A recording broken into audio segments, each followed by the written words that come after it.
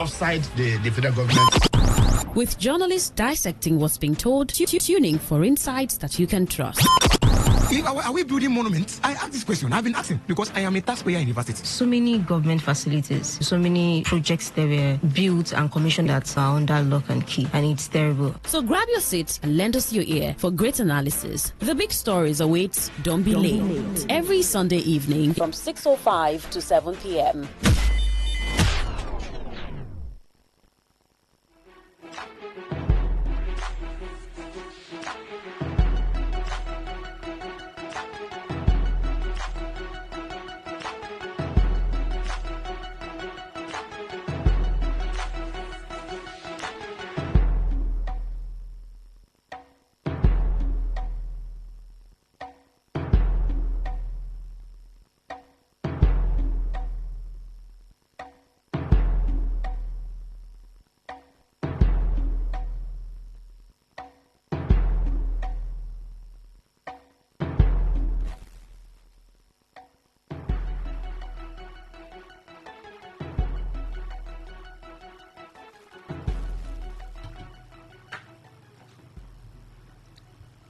Good evening and welcome. This is Big Stories on Today95.1 FM. And with me here is...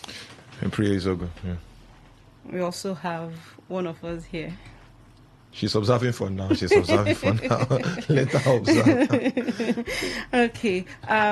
Big Story is a news department program where we come on live every Sunday from 6 p.m. to 7 p.m. to talk about the major stories that made the bulletin, that made headlines over the week.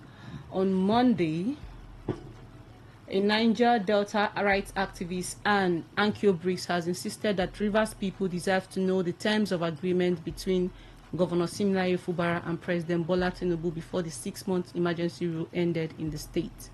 Briggs, who stated this during a television program, warned that Fubara might find himself in a situation where residents will begin to doubt his credibility if there is no accountability.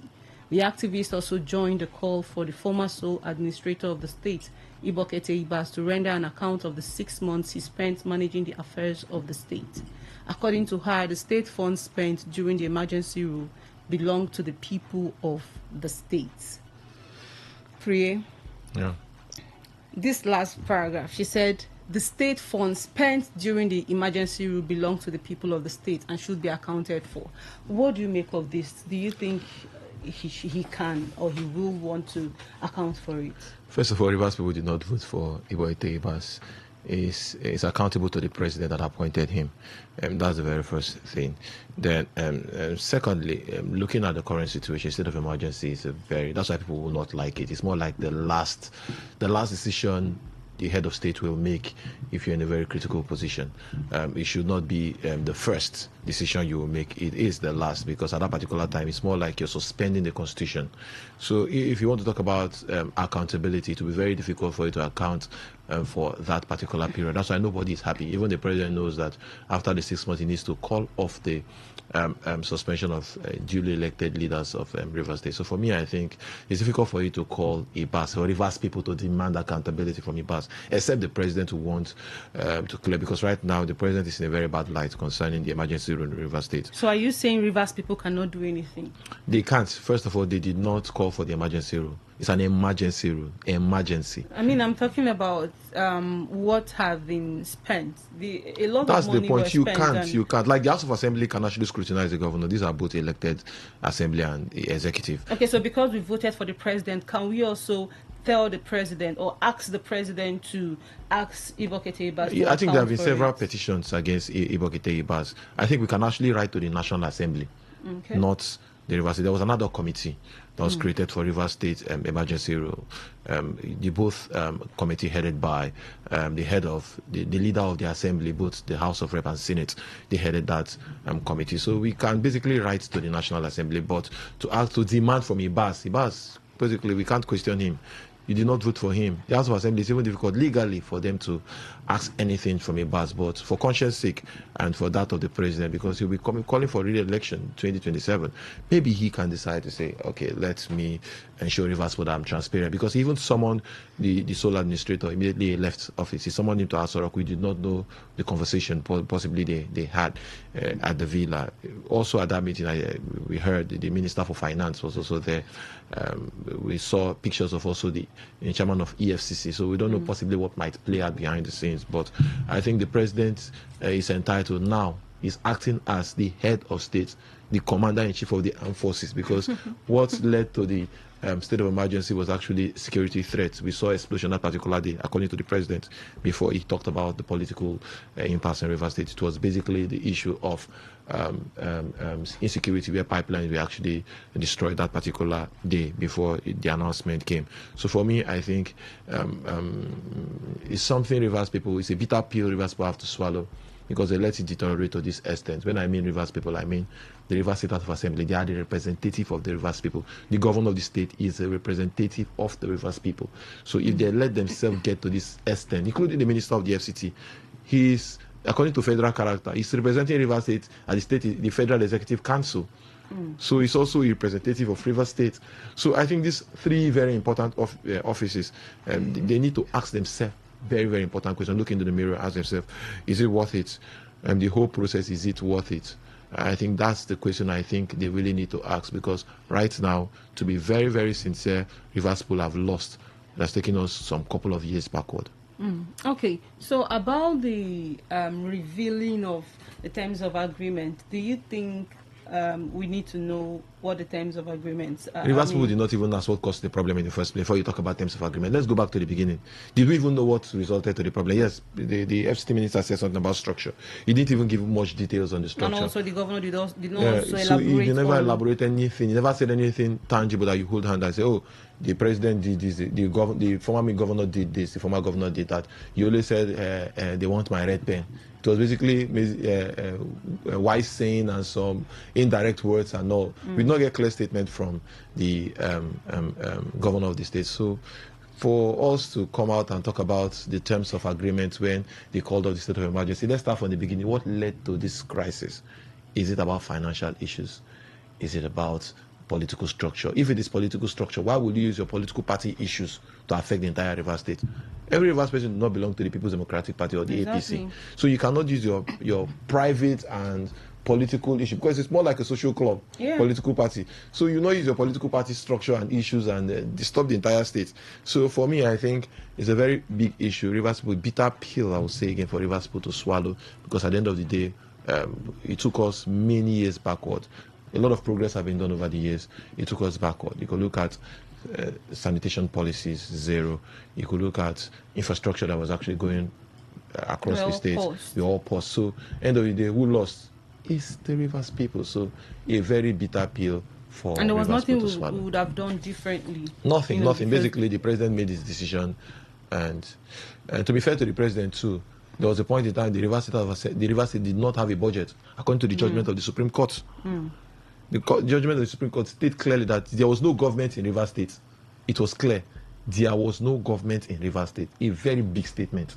If there's no government in Rivers State, then what are we doing? And we should not forget that, ideally, or should I say ideally, it almost looks like our judiciary are also working in sync with the president. So if they are saying, you can't say that you are not behind the scene for you to know if the judiciary are working in sync with the president. That's why I said that's how it looks like, because, I mean, why would you say there is no government? The Supreme Court, according to the case before the Supreme Court, the case of the Rivers State House of Assembly, Martin Ameole versus the governor. Remember, there was a lot of technical issues. The governor pulled off his case in the federal court. Because we heard he was asked to due to the former peace pact. Exactly. So it is basically a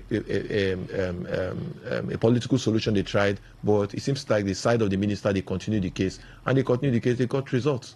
Now, you were saying something about taking us back, if we must seek for accountability and also seek for agreements and all of that we have to go back to know what caused this problem. But another thing is, Ankyo Briggs also said this settlement will affect Rivers people. Do you think that these settlements will affect Rivers people? Do you think, the resumption of the governor... Effect might be two sides. Is it positive effect or negative effect? She said it's going to affect Rivers people negatively. That a lot of people actually survive via crisis. That's one thing. What I mean via crisis is that if there's crisis, a lot of people will make money from the system.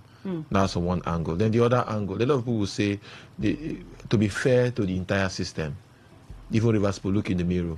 Did you even know Siminalayi Fubara before the PDP primaries? Let's go back to the beginning. Most times we like jumping things. Okay, because he won the election and he has been sworn in as governor of the state. Was he popular? I remember when we had this conversation in the newsroom. We saw only one image of the Accountant General online. Yeah. One picture, one. It's not even a social media person. Somebody that wants to become a governor that possibly have been prepping over the years will have only one picture online if he has that intention of becoming the governor of the state. Even the FCT minister said if the election was done free, possibly no interference, no conversation with anybody, the governor will finish below 5th. So you ask yourself, are you saying elections in Nigeria is compulsorily a popularity contest and not about what you have, not about your ideas, not about your ideology? You will sell your idea to be popular. Okay. A lot of people started following a very obscure party, Labour Party, because of what Peter Obi said. So you have to sell your idea to be popular. So they both work together. None work in isolation. You cannot be popular without selling ideas. Okay, but did he at least sell some of his ideas? People did not even hear him during the campaign. Did you hear him?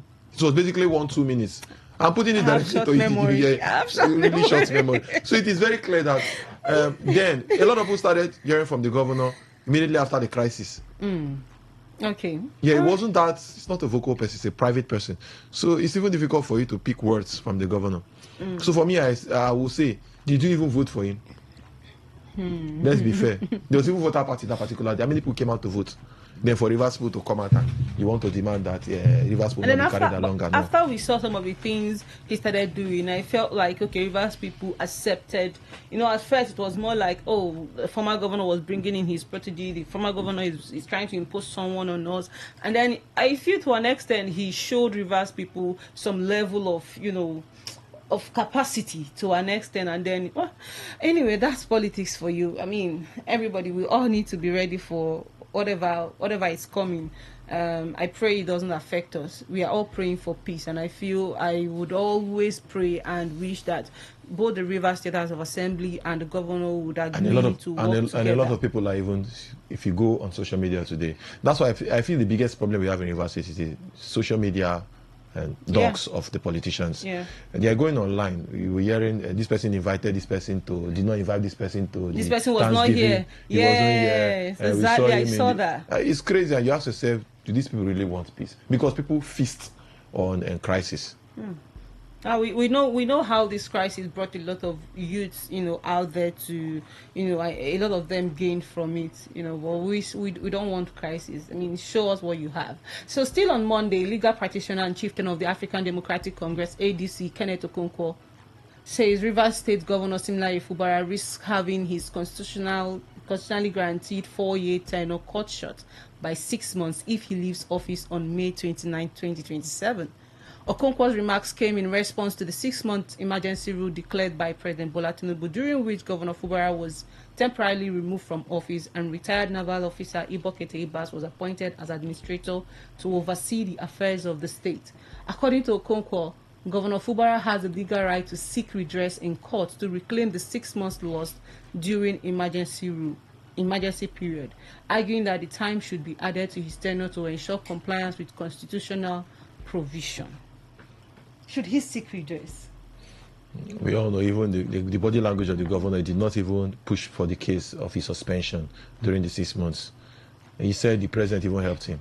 I feel some of what is advice. I feel like, before you start advising people, you should look at the nature of that state. You should understand the state. I understand what Kenneth Okonkwo is trying to... What he's saying, see, in most times you don't really need to, fight things the way you ought to fight them. I feel like some things should just be left that way.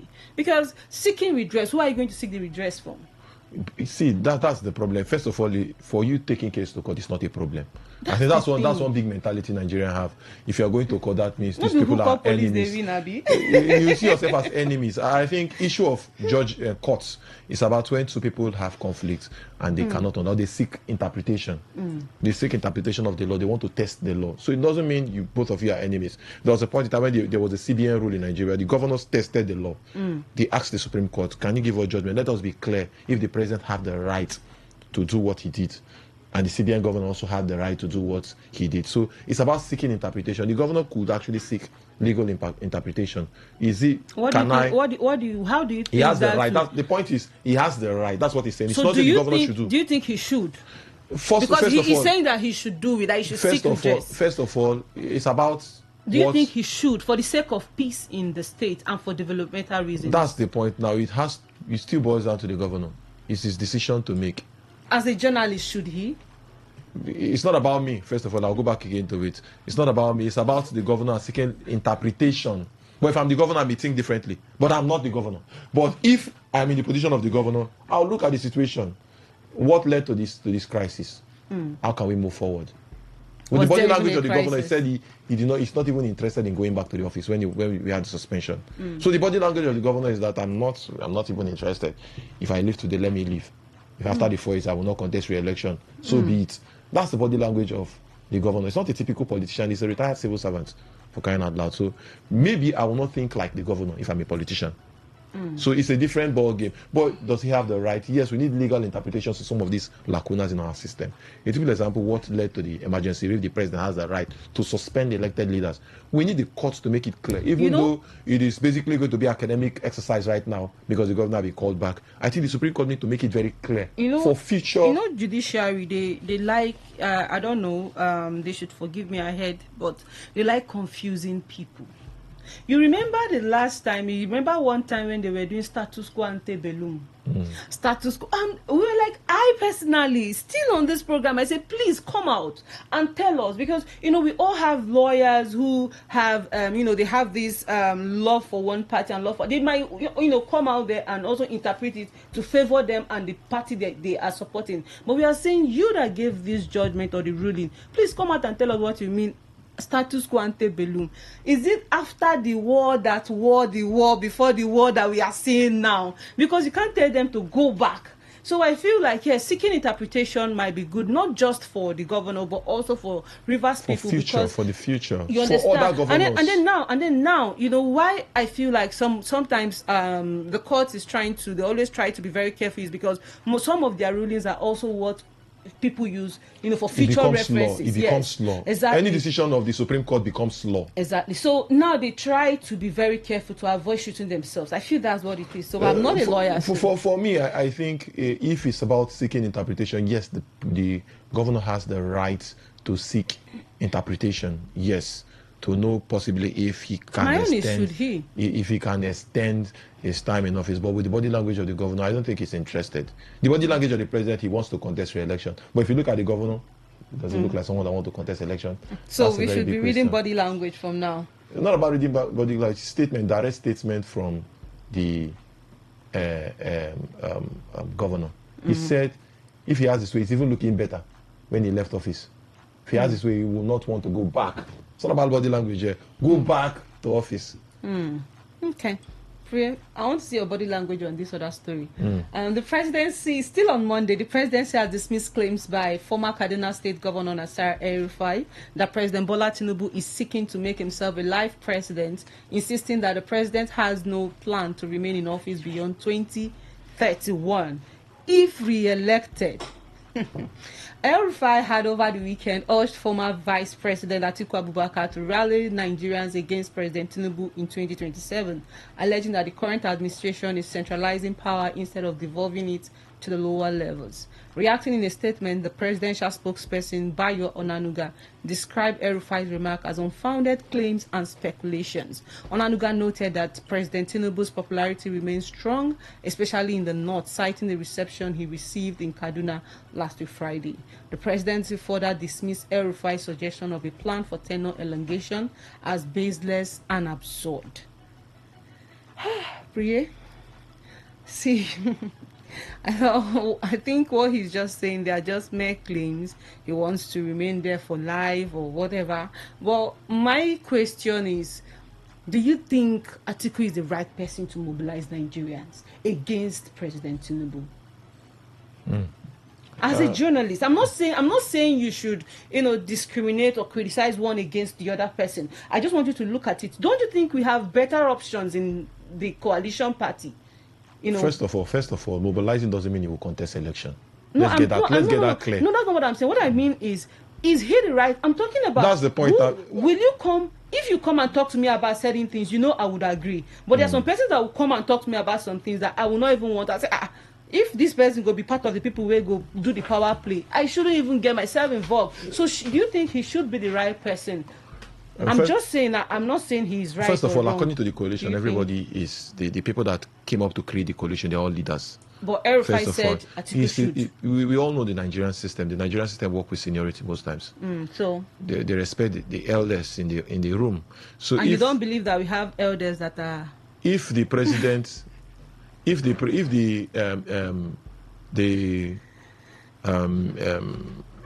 vice president, former vice president has the capacity to rally leaders around. It's about rallying leaders first of all before you talk about the people. The leaders needs to believe you. The leaders needs to understand you. That's the very first thing. Does he have the capacity to rally people around? And I think he has the capacity. Okay. He has been there. He has been a governor. I think then later became a vice president. He has served he's a customer immigration. He has been in the system for a very long time.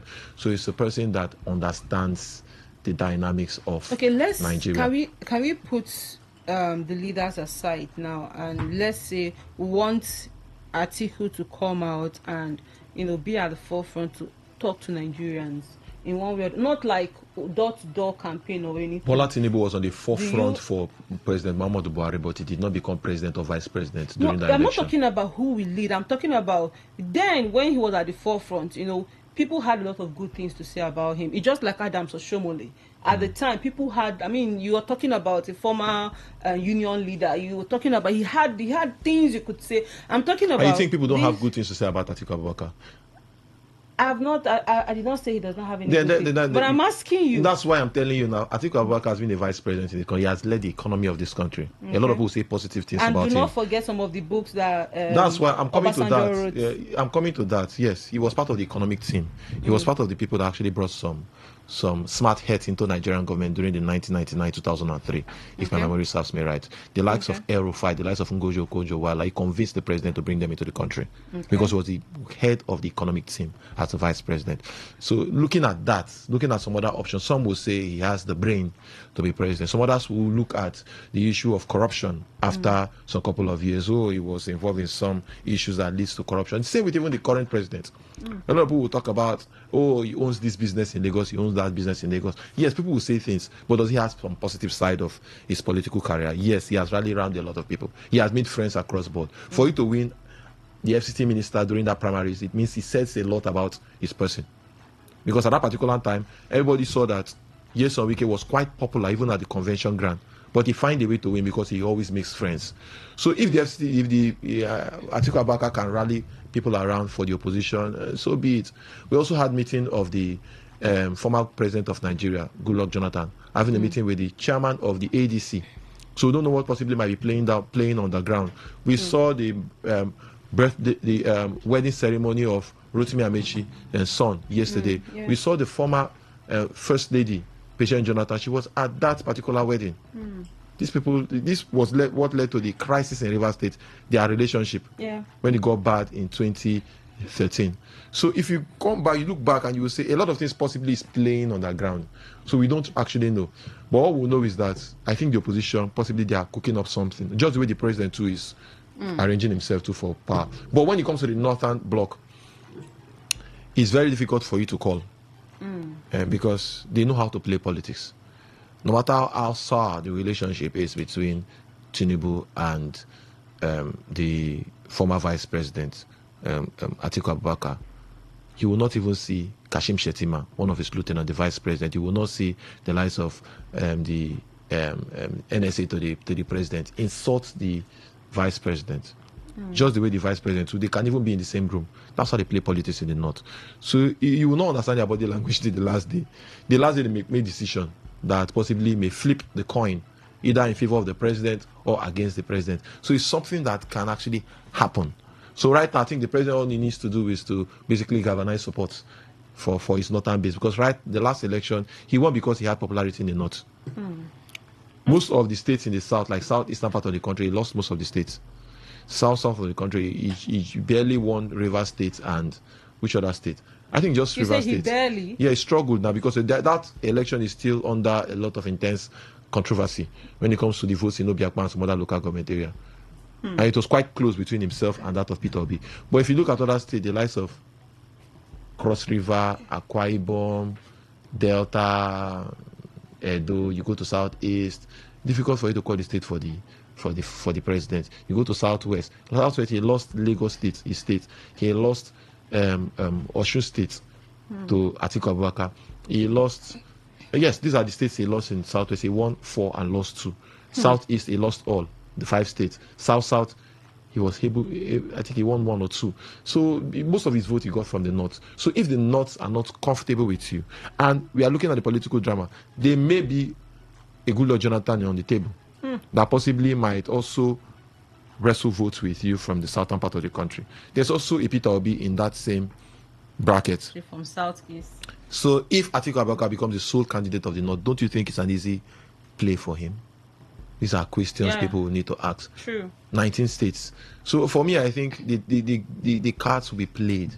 And good thing is that these are all experienced politicians, from Atiku Abubakar to the former vice president. I think we should be tired of experienced politicians right now. They're all experienced. I'm talking about playing the politics in the context of politics. Not governance. Not the context of politics. These are experienced men that can actually change the game if they want to, and play the politics right. We saw what happened in the presidential primaries of the PDP and also the APC. We saw people stepping down for people. So it is politics. A lot of things will still play out. Nobody should step down again. So on Tuesday, Rivers State Governor Siminaye Fubara says his administration is committed to the development of the state seaports, promising to partner with the Nigerian Port Authority (NPA) to create jobs and stimulate economic growth. Governor Fubara gave the assurance in Port Harcourt when he received the chairman and board members of the NPA led by Senator Adedayo Adeyeye, who paid him a courtesy visit on Monday. The visit marked the governor's first official engagement since the end of emergency rule in the state. Fubara welcomed the NPA's call for synergy, stressing that state governments must be involved in interventions to ensure they address the genuine needs of the people. He recalled how his predecessor, Nyesom Wike, had insisted on similar collaboration with the Niger Delta Development Commission, NDDC. The governor underscored the importance of seaport to national growth, but lamented the underutilization of the facilities in the state. There are several questions to be answered in terms of Rivers Port, and Rivers State is closer to some of these Western countries. Closer in what? Like, when, how do I put it now? I spoke with some of these, I spoke with some professionals, and they said, when you're bringing, if a ship is coming or something, entering Nigeria, I said they go through Rivers water before they get to Lagos. That was the explanation. Now, the governor is talking about underutilization. He lamented underutilization. Now, we share border with, is it Guinea? Yeah, via the water, you can see, it's water we are talking about. Yes, even via Bonny Island, you can get close to Fanandapo. That's what I'm saying. So now, you're talking about underutilization, but the people are complaining of high tariff. Lagos is cheaper than Rivers State. You're talking about underutilization. Yeah, I mean, the place, I spoke with the NPA workers, and they said the last time they had any form of repairs or anything was in 1967. In 1967 was the last time they had any. So I feel like, the government, River State government, in synergy with federal government, to an extent, I feel they need to do more in, looking at their policies, let's know why we have increased tariff in Rivers State. Let's know why it is being underutilized. Because you won't tell me that Rivers people are jobless and there are opportunities and you feel they wouldn't want to, go into that. So, Priye, what do you think? How do you think our ports can be utilized? First of all, we have two ports in Rivers State. We have the Onne Seaport and we have the Port Harcourt port. I've gone to both ports, and if you look at the activities on those ports, it's clear that a lot needs to be done. A lot of secrecy are in that particular industry. Who are the major players in that industry? These are questions we really need to ask. And why is the port not being utilized? And I think Rivers people just need to look inward and actually blame themselves in some of these things. What do I mean by this? In 2003, the former secretary to Rivers State government, Abia Sekipo, was appointed Minister for Transportation. What were the policies put on ground to actually revive Port Harcourt ports and non-airports? That's one. Then in 2015, former governor of Rivers State, Rotimi Amici, was made Minister for Transportation. The port was also under his jurisdiction. What policies did he put in place to make sure that Port Harcourt ports are revived? These are questions I think we need to answer. Now we have the Minister of Blue Economy. I have the Minister for Blue. But I'm looking at somebody representing Rivers State in the Federal Executive Council. At that particular point in time, it was under their jurisdiction. What did they do to improve Port Harcourt ports and, of course, on airport? We were talking about shallow nature of Port Harcourt port. It's not true. We've seen big ships actually. I was there when. So for me, I think it's about Rivers people being sincere. First of all, if you are kept in such position, you drag development to your place. You are representing the federal character of the Federal Executive Council. I will say this: you are representing Rivers State first in that ministerial appointment. They cannot have 3-4 ministers from Rivers State. Possibly, maybe if there is a political, maybe you can have 2-3 if the ministerial position is like 36 or 37. But every state is entitled to a minister, and you are representing the state. So what did you do differently to make sure that Port Harcourt port becomes big? Sometimes it's even above the ministers. That's where I'm going to. Sometimes the cabal in that system, just like the cabal in the oil sector, it's even bigger than the ministers, bigger than the Minister for Petroleum, bigger than the Minister for Transportation. These are bottlenecks. These are areas we need to look into. Which people are controlling this port, and why are they making the tariff high for people in Rivers State? For them not to, because logically, southeastern part of the country is the business hub of Nigeria. So if the Port Harcourt port, the Onne port is functioning, and some other ports functioning, logically you will know that the place will boom. Now ask yourself, we have been crying for them to do this West Road. Where would they even bring out the goods from Onne down to other parts of the country? When the route that's leading to Onne port is even bad. These are questions we need to ask. Why is the federal government not serious when it comes to growing? Is it strategic so that Rivers State will not compete with them? Because we have now the new Lekki deep sea port. We still have other ports to springing up even in the south. I saw the governor of Ogun State having a conversation with the mayor in China, I think so, where he was talking about creating the ports in Ogun State. People are looking at expanding other regions, but look at Rivers State, 2 seaports, 2 refineries, 2. It's not working. That means you see that people within the federal cabal, federal system, are making sure that Rivers State do not grow. Because with this, should we even expand it to South? You can even do we have any working seaports in South? That's the point. I think Akwa Ibom, they are working on one in Akwa Ibom. I don't know if they are done. We have waters, we have water everywhere. We have seaports. That's the point. Not just waters. We are close to the ocean, the Atlantic Ocean. So it is a natural port.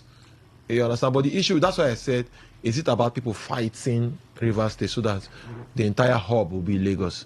Because if you look at Lagos right now, basically everybody is moving to Lagos. Exactly. Majority of the businesses are moving, closing their head office crowded to Lagos. Yes, very small space. Now, instead of them to still look at other cities, they are thinking of even expanding to neighboring states. Instead of the congesting. They are moving to Ogun State. Now, instead of moving to Rivers State, moving to Kano, some other part of the country, moving to Abia State, Enugu, they are even expanding to their border. Yeah, so I think for me, we really need to ask, who are the major players in this industry?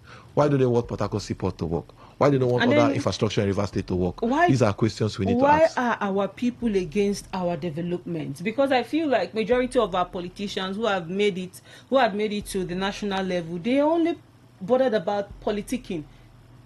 That's what I feel. That's the point. That's why I said I mentioned names. I mentioned this. Now, will not, to be fair to the FCT minister, the minister of the FCT, just more like a state governor. When he was minister for state, I mean, education. he did state education. He did something. Yes. So he's sent out to a particular location. Now let's look at the minister for transportation. Abiy Sekibo has been there before. Former minister for transportation.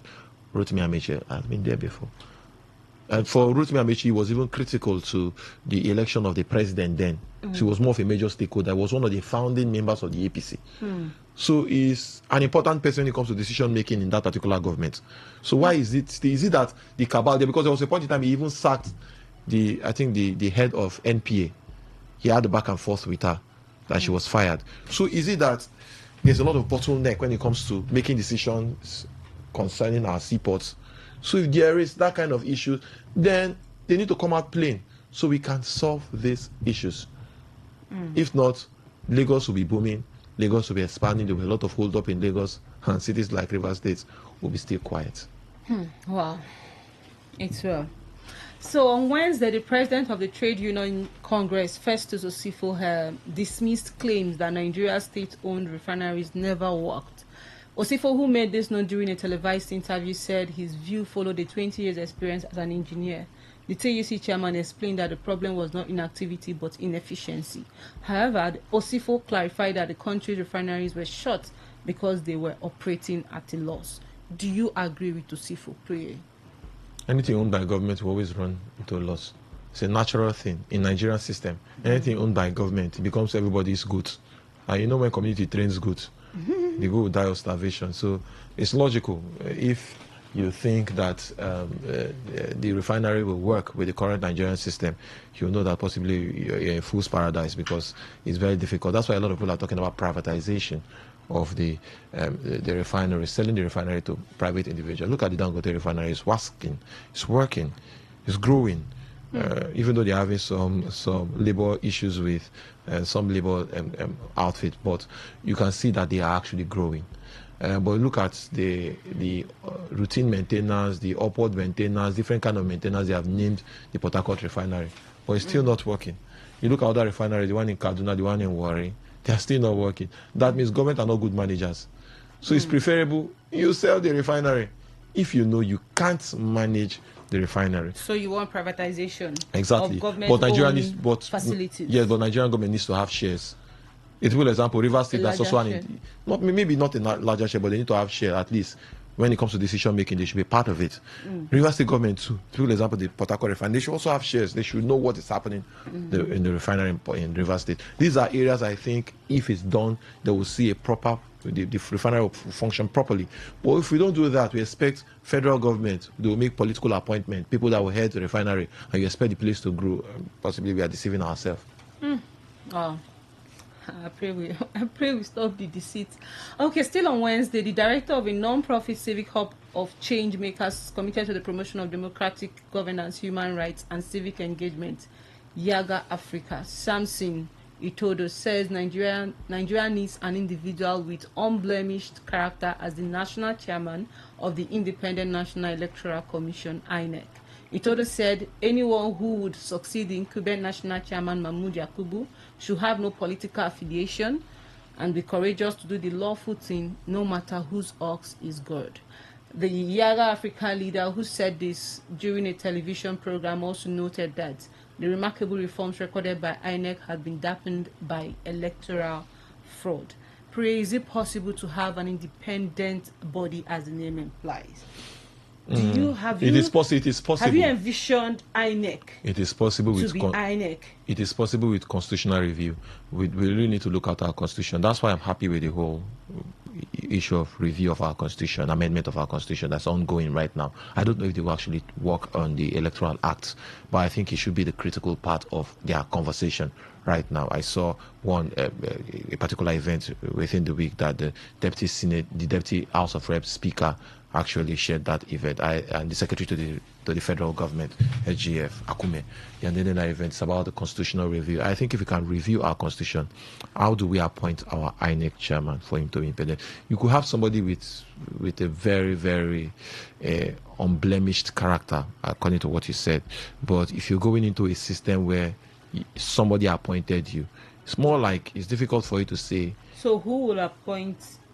That's why people are looking at constitutional amendment. Should it be the judiciary, or should it be a conversation between the judiciary, the Senate, and the president? Should it be a direct collaboration, not the Senate screening what the president have appointed? Shouldn't it be? Some are even talking about voting. Don't you think, aside voting, don't you think some civil organizations that have good repute should be the people that could, according to the presidency, always when the Nigerian president want to appoint an INEC chairman, they say they ask from that conversation with civil society. So for me, I think that's even out of it, because we've seen a lot of funny civil society organizations. Because I feel some persons who claim that they are not politicians, go into a system and become even a better politician. That's the point. That's what I'm saying. My point is, we need to have a system that the man knows is independent, that he was not appointed by the president, solely by the president. How can we have this system? Is through constitutional amendment. And how can we do this now? We need to tailor a way that we know that the INEC chairman is not accountable to the president. So can you undo yourself if you were there? It's not about undoing. It's not about undoing. It's for Nigerians to ask questions. It's for Nigerians to push. If Nigerians push, definitely the Senate, they are the representative of the people. If they push, they will have no choice but to amend it. And if it passed 30 days, it becomes law. So can you remember the last time Nigerians pushed for anything that actually came out positive or came out in their favor? No, I want us to be realistic. That's why I'm saying Nigerians have not asked the question. They tried pushing during the EndSARS. We have seen different times Nigerians have pushed, but then at a particular point you see that they derail or something funny will happen. So it's about Nigerians asking the question. If they want electoral change, they will get it. Really? Yes, we have seen it happen in other African nations. Because if we don't have electoral reform, say we are joking. If the president will solely appoint an INEC chairman, it's very difficult for you to even win the election against the president. Remember, Goodluck Jonathan said in one of his memos that he had the chance of even firing Jega. He's the president. He appointed him. He can fire him. Wow. So it shouldn't be that way anymore. It shouldn't be that way. Wow. Okay, let's see how it goes. I pray we keep pushing, and one day for electoral reform. And funny enough, this electoral reform, it should even affect state electoral commission. That's the biggest fraud. For me, that's an open fraud. Appointment of local government chairman. I will not call that election. Appointment of local government chairman across the country is a big fraud. No, it's not about allegedly. That's your thought, not the thought of the station. It is clear. That is prayer saying it. I've covered elections. I've covered local government elections. Yes. See, it is actually fraud. First of all, we have a working system where we use the BVAS in the last election, where we use other means of verifying voters. The last election, we did not even see something like that. The last two elections in Rivers State, we'll tag them by the political party. The APP election and the PDAPC election. We did not see anything like that. Oh my God! So for me, I think we need urgent electoral reform. If not, we're just moving in a vicious circle. We'll not achieve anything in that election. And we may not get what we want. I'm talking about the governor we want, the president we want, and the legislative, our representatives. Okay, I pray we get it. I mean, that's the only way our voices will be heard, when the person that is there knows and understands that he was actually voted into that position by the people. Not because he has friends in some states that can bully other people to do what they don't want to do. I mean, back in the day when INEC was even in charge of local government elections, we see opposition party win. Yeah. But right now, we'll do dash monkey. Nobody dash monkey. Okay, on Thursday, the chairman of the People Democratic Party (PDP) in Rivers State, Nnamewo Robinson Ewo, has decried what he described as high level of alleged conspiracy on Governor Siminalayi Fubara by the presidency, National Assembly, and the judiciary. Robinson Ewo, who spoke to newsmen in Port Harcourt, said the governor was going through a lot at the moment and needed to rest, criticizing the suspension of an elected state governor for 6 months without any crime. Reacting to the continued rumored plan of alleged defection by Governor Siminalayi Fubara, Robinson Ewo opined that the governor was democratically elected under the platform of the PDP and is still serving under PDP. He noted that if for any reason the governor decides to defect to any political party, it will be done in public glare, insisting that for now the governor has not informed him as the party chairman about any plan to leave the PDP. Nnamewo Robinson also maintained that Rivers State is a PDP state, even though he said some individuals had sold it to the APC because of personal gains, which he said will not last for too long. Do you believe in this alleged conspiracy theory as described by the PDP chairman? Even the PDP stand for the governor? They did not support the governor during the emergency. To be fair, the PDP national. What did they do? The likes of the chairman, the national chairman of PDP. You know, they had their own internal crisis. At that time, they Yes. were still struggling. That's why I say that the PDP, first of all, they're in shambles. Like, they're not a serious party. So you don't expect the governor to even expect anything from the PDP as an opposition party. Individuals in Nigeria are even more vocal when it comes to opposition voice than that of the So you don't PDP. believe in the conspiracy theory? You said there's a conspiracy theory, from the presidency, the National Assembly, and the judiciary. Do you think to suppress the governor? Yes, something like that. Do you think that they are trying to suppress, or they have already suppressed the governor? First of all, see, as a governor, a sitting governor, if the assembly is not behind you, it's difficult for you to gain and to get any victory when you're fighting national force, especially if you're part of the opposition. If you don't have your state assembly, it's more like you're fighting a lost war. What do I mean by this? Majority of the Rivers State Assembly members are not loyal to the governor. So politically, even though you're fighting, you may not win. That's exactly what played out. So if he doesn't have his assembly, he just has to wait till 2027. Because any decision he wants to make, from appointment to budget, it must pass through the assembly. It's very difficult it is for the governor. So even though he wants to appoint a chief judge today, maybe possibly in the future, definitely Justice Chibuzo will retire. If there's an appointment, he has to send that name to the River State House of Assembly. So if the assembly are not working with you, it's very difficult for a governor to survive. And I think that's exactly what possibly political leaders, I would say, and power players across the country are doing right now. They want to get the assembly so that their governors will be loyal, especially governors leaving office.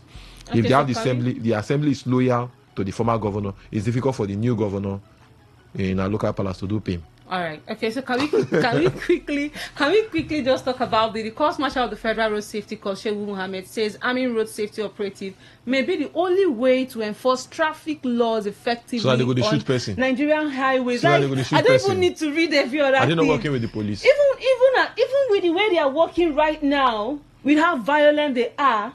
I mean, how would you? I don't think this. I don't think this is advisable. Nobody should even listen to this. I don't think they should even have. What do you think, please? For me, I think if they even want to train them, hypothetically speaking, they have to be retrained first of all for them to know how to use firearms. That's on one angle. Then the other angle is that we have too many people with guns and assault weapons because of how the society has been, with the low level of employment, high level of insecurity. Normally, they call police Olokpa. You know why they call them Olokpa? Carriers of stick. That's the direct translation of Olokpa, I think, in Yoruba. It means people that carry stick. Normally, you don't see a policeman carrying assault weapon like AK-47 and all. But we now see them in our society due to the fact that there's high level of insecurity. Normally, even a police officer, traffic warden, they are not supposed to be moving with guns and all. It's because of the state, the country is insecure. You are moving from one state to another state, you can be kidnapped. So that's why people are even thinking of harming everybody. Sometimes they will talk about harming even man of war, because we are in a situation where the country is in a state where the unemployment rate is alarming.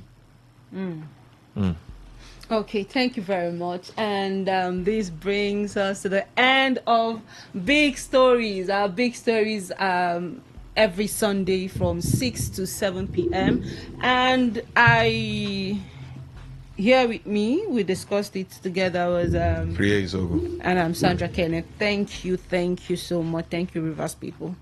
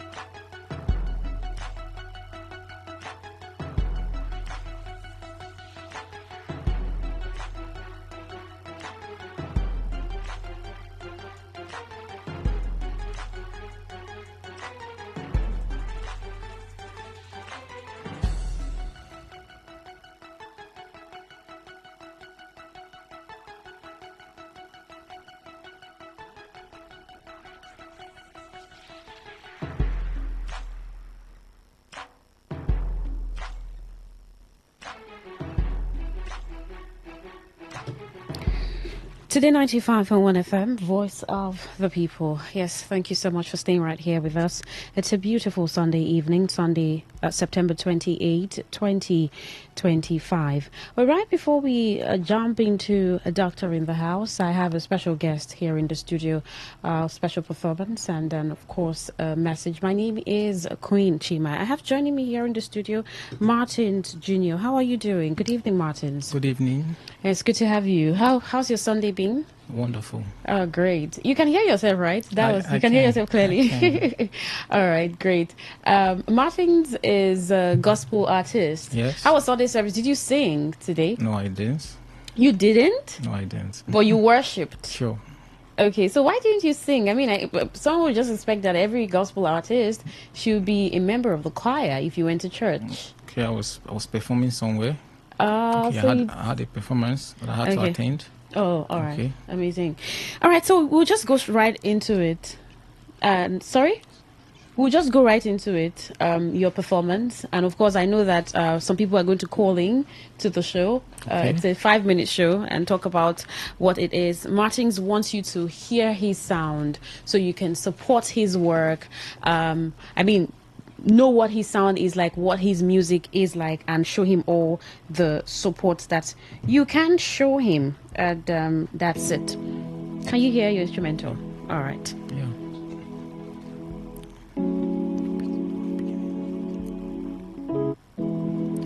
Sea and the snow. Oh, sea and the snow, yeah.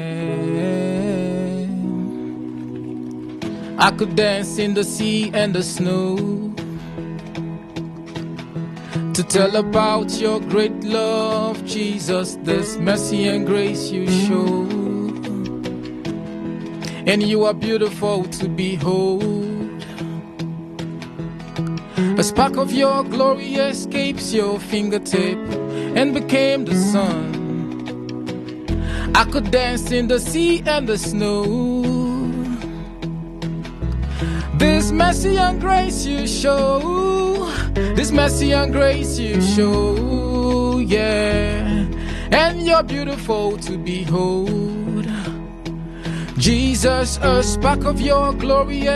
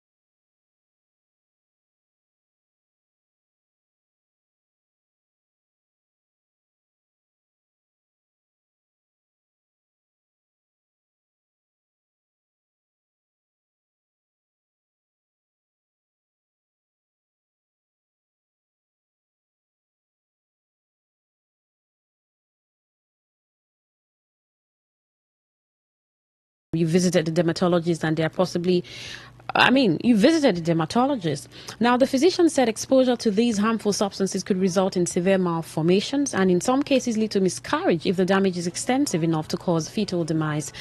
She also highlighted that some miscarriages are maybe caused by exposure to these harmful substances in cosmetic products. Now, pregnant women need to understand that skincare is not without consequences. If any of these toxic substances get absorbed in sufficient quantities, they can reach the unborn child and interfere with its development, he warned. Now, the gynecologist advised that any skincare products containing heavy metals or bleaching agents should be completely avoided during pregnancy. Instead, he recommended simple and natural alternatives such as petroleum jelly, olive oil, or coconut oil, which he described as safe, gentle, and non-harmful to both mother and baby. He added that expectant mothers should take care that any skincare products they use while pregnant do not contain any chemicals that may be harmful to the developing fetus. Or even when the ingredients look harmless, it's better to err on the side of caution. Now, Kinde also observed that skin changes are common during pregnancy, with many women experiencing conditions such as hyperpigmentation and acne. He explained that these are usually temporary and tend to resolve after childbirth, and urge women not to resort to aggressive cosmetic treatments that might endanger their babies. Pregnancy is a season of change, and some of those changes, especially on the skin, will fade on their own after delivery. That is a small price to pay for the honor of bringing a new life into the world, he added. Now, similarly, a dermatologist at a Lagos hospital, Dr. Abiola Oduyemi, stressed that many women often underestimate the risks associated with everyday skincare products during pregnancy. Now, she noted that pregnant women are naturally more vulnerable because of the physiological changes their bodies undergo, which can make them more susceptible to the adverse effects of chemicals absorbed through the skin. Oduyemi explained that the hormonal shifts of pregnancy not only change how the skin reacts to external products, but can also alter the body's detoxification mechanisms. The skincare specialist warned that certain products, especially those marketed for skin lightening, anti-aging, or acne treatment, may contain strong active agents such as retinoids, salicylic acid, and steroids, which can have teratogenic effects and can interfere with normal fetal development. Because the skin is the largest organ of the body, anything you apply on it can find its way into your bloodstream. And when you are pregnant, your body becomes a shared system with your baby. So if you absorb it, your baby is also likely absorbing it, she said. Now, she further highlighted that many pregnant women tend to use multiple cosmetic products at the same time without checking the ingredient labels or consulting their doctors. Now, according to her, the cumulative effect of using several products could result in high chemical exposure over time, which increases the risk of harming the unborn child. The specialist also expressed concern about the lack of regulation and oversight in the cosmetic market, noting that many skincare products sold in open markets and online platforms do not meet safety standards. Now, she called on regulatory authorities such as the National Agency for Food and Drug Administration and Control to intensify monitoring and enforce stricter controls to protect vulnerable populations, especially pregnant women. She advised pregnant women to seek professional guidance before introducing any new skincare product during pregnancy and urged them to embrace simpler routines. She stated it is safer to keep skincare minimal during pregnancy. Moisturizers, mouth soaps, and natural oils are usually enough. You can return to your normal regimen after delivery when your baby is no longer directly exposed to what you use. And that's the report that necessitated this conversation that we just had with Dr. Ujile. And well, you did listen to her clearly about protecting the baby. And I don't think that people stigmatize pregnant women. I mean, your look. I mean, while you may see some people who do that, maybe out of jokes or even a lack of caution, right, and information. When a woman is seen as pregnant and you're probably dealing with acne or hyperpigmentation, I mean, some pregnant women light skin and then pregnant, they're just looking all dark, and you're wondering what's the connection. People just look at you and admire the fact that you are you're housing life. And that's what's most important to people. So while it's for your aesthetics, why it's you trying to look presentable and look beautiful, well, research is saying your baby is important. The first trimester, the fetus development is also dependent on the cosmetic products that you use on your skin.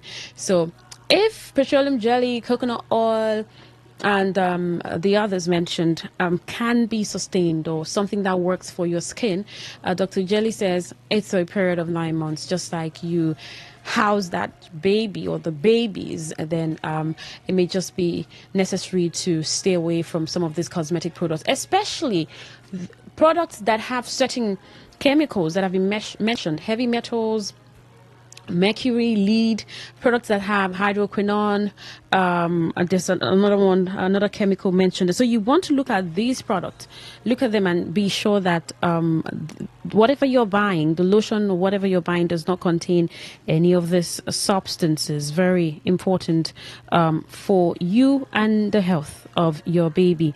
And for skin conditions, right, acne, hyperpigmentation, you want to speak to your health provider, to your doctor, and then of course you're directed to a dermatologist that can make recommendations to you, just so that you stay safe. That's our show, Doctor in the House, on Today 95.1 FM, Voice of the People. I'm sure it was quite informative for you. 8 o'clock, I'll be back with the cruise control team, and we'll be discussing something very important. And then it's going to be fun. Remember the game segment of the show last week? You don't also want to miss that. I'm Queen Chima. Good evening. And if you really try, you'll find there's no need to cry. In this place, you feel there's no hurt or sorrow. There are ways to get there if you care enough for the living. Talk radio. I listen to a lot of talk radio. 95.1 FM. Hello, it's Hannah Gelbart here. This is What in the World from the BBC World Service. And today, I'm talking to my dad. Hello, good morning. Morning, Dad, it's me. Oh, hi. Hello. Hello. Dad, I'm calling because I've got a question for you. If you were a dictator, would you trust me to take over your country one day? No offence, but why shouldn't I choose Katie first, the firstborn? I don't know, maybe because I'm your favourite? Okay. So, look, I mean, there's a load of things I'd have to think about. What experience do you have in running a country? You're intelligent, you're hardworking, you're very loyal. I don't know if I've seen any of your skill sets in economics.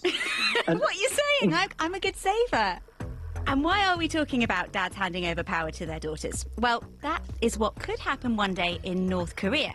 Now, you might have seen some pictures of Kim Jong-un's teenage daughter on your socials. Her name's Kim Joo-ae, and she is often pictured suited and booted, standing next to her dad, who is the supreme leader and a dictator. And this has got people wondering if he's preparing her to take the lead. So could Joo-ae become North Korea's first female leader and inherit the world's most secretive dictatorship? North Korea is a military dictatorship, and people there are facing extreme food shortages. There's hardly any access to outside information, and you can't leave. So understandably, people around the world are fascinated by it and who might eventually take over. And we're going to hear more about this now from the BBC's Rachel Lee, who's in Seoul in South Korea. Hi, Rachel. Hello.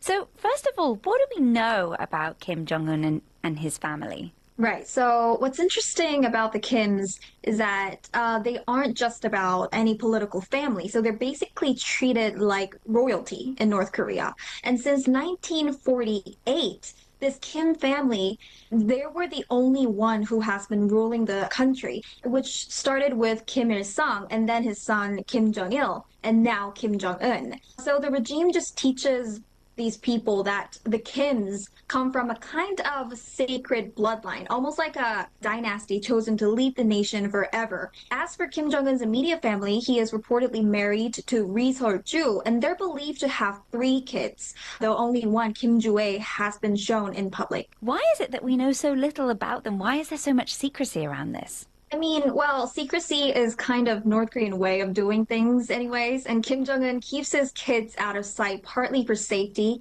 also because this mystery gives the regime more control. And now it's worth remembering that he was treated the same way and his own childhood was hidden too, and people in North Korea barely knew who he was until right before his father died. And Kim was reportedly revealed as successor to his father Kim Jong-il when he was 8 years old, but only in private to military leaders and elites. And he only got the title respected comrade just a year before Kim Jong-il passed away, which was basically the sign he'd been officially chosen. So with his kids, it's the same playbook to keep things under wraps until the exact right moment to roll them out. You said that he was called respected, which is one of the terms that's been used to describe his daughter, Kim Ju-ae. And we think that she's 13 now, right? Age speculation aside, what do we actually know about her? Well, even age is just a speculation, you know. North Korean media haven't really revealed anything about Kim Ju-ae. They only call her the daughter of Kim Jong-un. No age, no school, nothing, not even her name at all. I mean, even the spelling of her name, it's not the exact spelling. We never know what her real spelling is. And that said, we can piece, some things together. She's believed to have been born around 2013, which would make her about 12 now, as you said. And South Korea's intelligence agency has also said she's not attending a regular school, but instead she's homeschooled in capital Pyongyang, and that she enjoys horse riding, swimming, and skiing. And she also has 2 siblings, as I mentioned before, reportedly an older brother and a younger sibling whose gender we don't even know, but neither of them has ever been shown in public. It's also possible that the son is being groomed quietly behind the scenes, while Ju-ae takes on a more visible propaganda role. And even U.S. intelligence has been split, as some sources saying that the boy is receiving succession training too. So honestly, it's murky at the moment, but the fact that Ju-ae is the one appearing with generals and foreign leaders suggests, for now at least, she's the public face of succession. I want to find out a little bit more about succession and how that works in North Korea.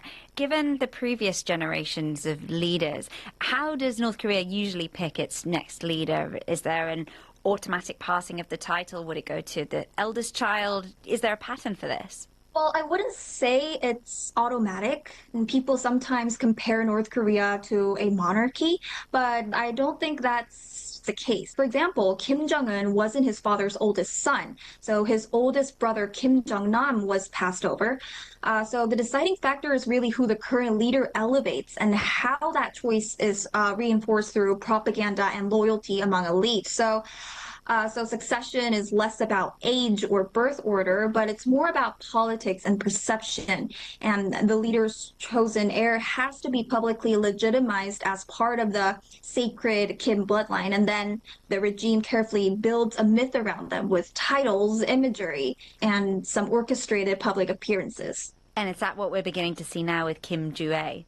Right, exactly. I mean, she visited China to attend a military parade, and that is a really, really big thing, She was more seen domestically in military parades, even, some factory visits, but it was the first time for Kim Ju-ae to appear in international travel. At the same time, it's also a way for Mr. Kim to project himself as a family man, a father figure, not just a dictator, which softens his image in propaganda terms. And it's interesting now that Kim Ju-ae is in the spotlight, because people had thought that it was going to be Kim Jong-un's sister, Kim Yo-jong, who might be next in line. Do you think that has changed, that she's now been replaced? Experts still believe that Kim Yo-jong is in the picture, but if you weigh her against Ju-ae, the bloodline factor becomes decisive. So Ju-ae is Kim's daughter. She's a direct heir. And in North Korea, that sacred lineage carries more legitimacy than political resume. And it's worth noting that state media has escalated the language around Jue, calling her respected daughter, which is the same kind of phrasing Kim Jong-un got when it was clear he would succeed his father. But Kim Jong-un is only in his 30s or 40s, right? I mean, we don't actually know his age, but given that he's quite young, he's probably not going to be succeeded for quite a long time. So why are people talking about this? Why is there so much interest in his successor?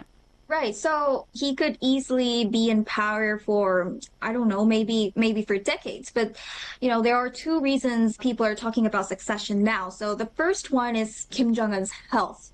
So he has had recurring rumors about problems, weight gain, heavy smoking, even possible heart issues. And that makes analysts watch succession planning more closely just in case.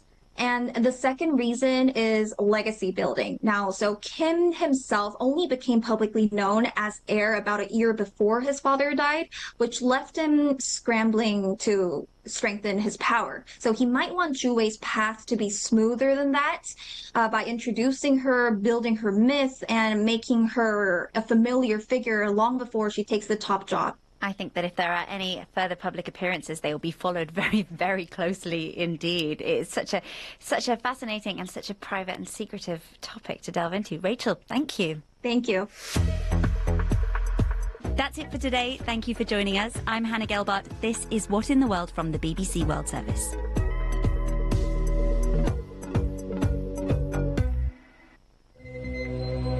And there's much more on the BBC World Service app. Your home for live radio and where you can listen to your favourite BBC programmes and podcasts.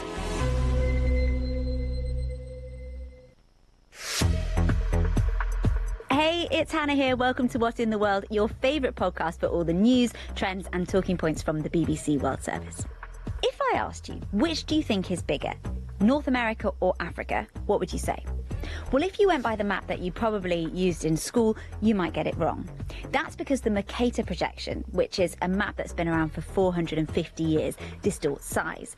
It makes Europe and Greenland look so much bigger, and Africa and South America are shrunken. And now campaigners want schools and governments to use a different map, the Equal Earth projection. And they've got the support of the African Union, which represents all 55 states on the continent. So today we're asking, could a new world map change how we see the world? Let's hear more about this now from BBC Africa reporter Makwachi Okafor. Hey, Makwachi. Hi, Hannah. So this really taps into some big sentiments and big feelings at the moment. A push for equality, equal representation, equality on a world stage. And there's this big campaign called Correct the Map. And it's been backed by the African Union. So that's pretty big, isn't it? Mm-hmm. You're right.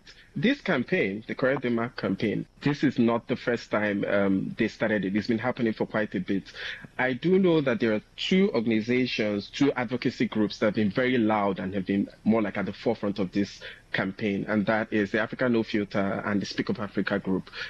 Both are advocacy group who have sort of always fought for everything Africa, So now that they've sort of pushed enough for the African Union, which represents all 55 states, countries in Africa, to sort of hear their voice and adopt this map itself, it actually seems like they have made a mark. In fact, I remember the founder and lead of the Africa No Filter spoke with a BBC team recently, and she said she felt like the world has heard them, but she doesn't want that to be where it will stop. They want schools, global organizations, and even countries to start, and governments to start adopting the use of the Equal Earth beyond just the African Union saying that they would like for it to be adopted. Yeah, we actually heard from Moki Makura, the executive director of Africa No Filter, about why this campaign is so important to her. I think the most important part of this is that we're actually showing something that is incorrect. I've referred to this as the world's longest misinformation campaign because it's just wrong. Africa is made to look smaller than it really is. The distortion matters because it literally shrinks Africa's power and our place in the world. The size being smaller than European countries, when in reality you can fit all of Europe, China, India, America, and other countries into the continent, it makes the continent look less important, less powerful, and less full of potential. And we internalize this. And for me, this is really about truth and accuracy, but it's also about dignity and symbolism. I'd like to see the equal Earth projection used everywhere. So in school textbooks, online, on Google Maps, in PowerPoint templates and Canva templates. The Mercator projection has been the default for 450 years, and we need equal Earth to become just as ubiquitous. Everywhere I turn, I should see Africa depicted in the right way. And that way, everyone, everywhere, sees the world to the real scale. I want to get into the geography here. So the map that we've mentioned, that we've been talking about, the Mercator projection, it was designed in 1569. And it's what loads of our digital maps and textbooks are based on, but it was originally designed for sea navigation. So why does it depict Africa and South America smaller than they actually are? Well, we got in touch with YouTuber Geodiode, or Edwin Rickyard, to get a better idea. The Mercator projection is probably the best known world map. It was created in the 16th century by Gerardus Mercator. He was Flemish, a cartographer, and one of the pioneers in modern map making. And his idea was to make a map where compass courses show up as straight lines on the map. On Mercator maps, one could easily navigate with a compass back in the days. All the lines on the map pointed north, east, south or west, and all the distances on the lines on the map were the same everywhere. No one ever paid attention to the maps because only a small group of people used the maps, like sailors for example. But then came the mobile phone, and we all started using Google Maps or another navigation app. And Google uses the Mercator format because it's easy to navigate. There are maybe 40 to 60 different map types in projections. The reason there are so many projections is that a map is just a way to show the curved Earth on a flat surface. And you can't flatten a sphere without distortions. So people keep on inventing new projections for different purposes. Each one emphasizes something different and is used for a different purpose.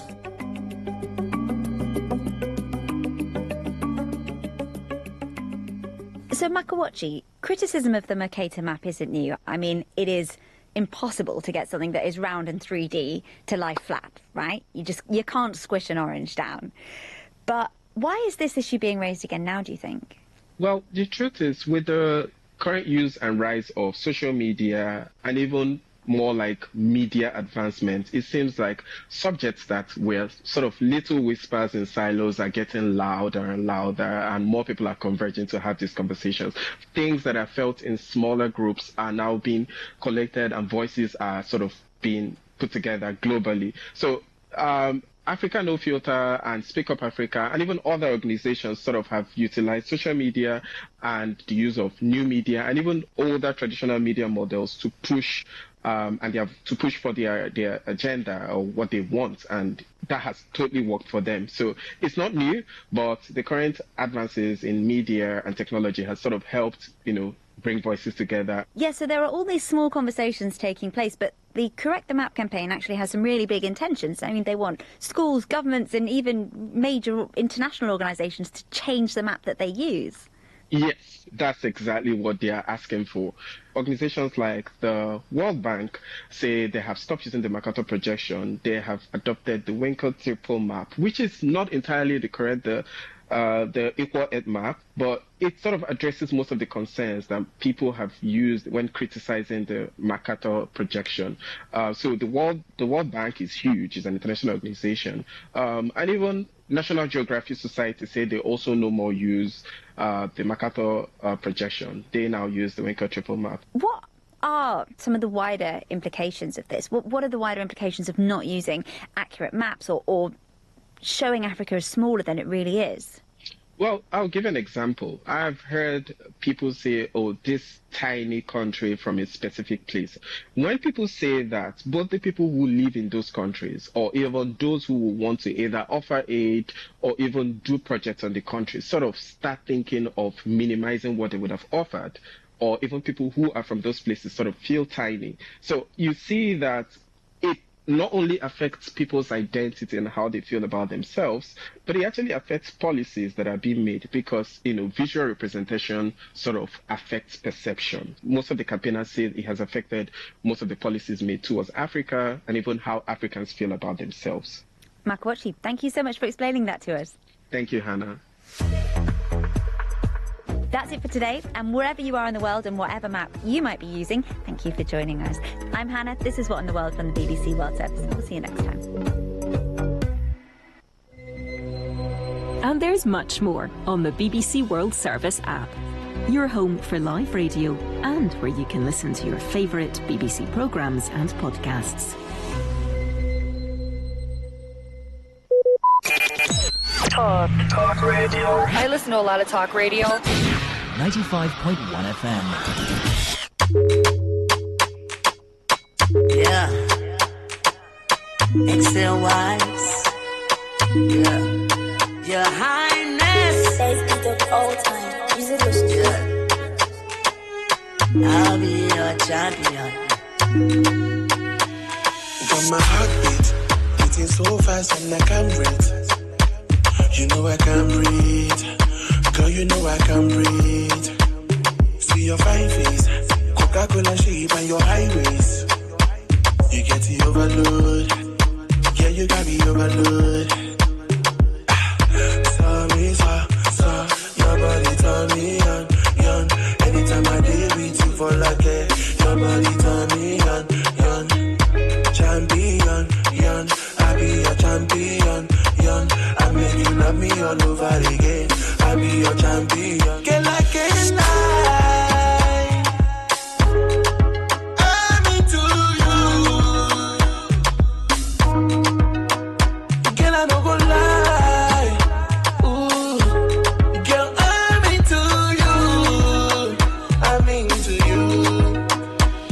Oh, you bend it. The way your body bend it. Me, I can explain it. I can explain it. I say bend it. The way your body bend it. Me, I can explain it. Me, I can explain it. Got me all up in the mood. Feeling that vibe from across the room. Two hearts beating all loud and rude. Let me tell you, boy, that I'm feeling it too. Heart so nice, what you set in a flame. I already know you're the king of my game. Whisper in my ear and you drive me insane. Little way you be calling my name. Like that moonshine cutting through the night. You got my back, homie, you my guiding light. And when you come through, you stay up for the night. And I'ma be on it like I'm riding a bike. And I'ma take my time, no need to rush. And I remember when you used to be my crush, but now we in love, move past the lust. And I love, we trust, no lie. Girl, I can't lie. I'm into you. Girl, I don't go lie. Ooh, girl, I'm into you. I'm into you. Oh, you bend it. The way your body bend it. Me, I can explain it. Me, I can explain it. I say bend it. The way your body bend it. Me, I can explain it. Me, I can explain it.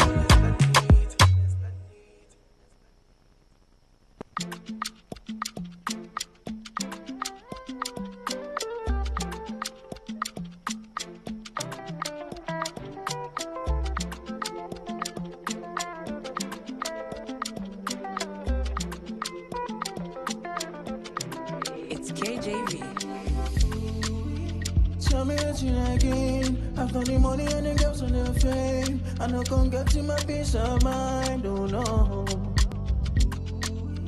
Tell me that you again. After the hustle and the work and the pain, if I no get, I go chop plantain. If I get, we go pop champagne. You see, life no difficult, I dream.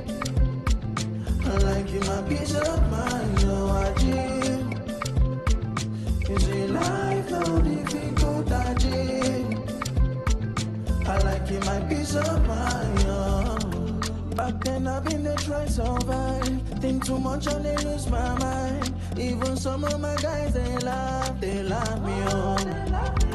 I've been the sports for my class for school. Boys so broke and they sleep for cool. Me and my guys on a bag of dreams, You see life, how difficult I dream. I like you, my peace of mind, now I dream. You see life, how difficult I dream. I like you, my peace of mind.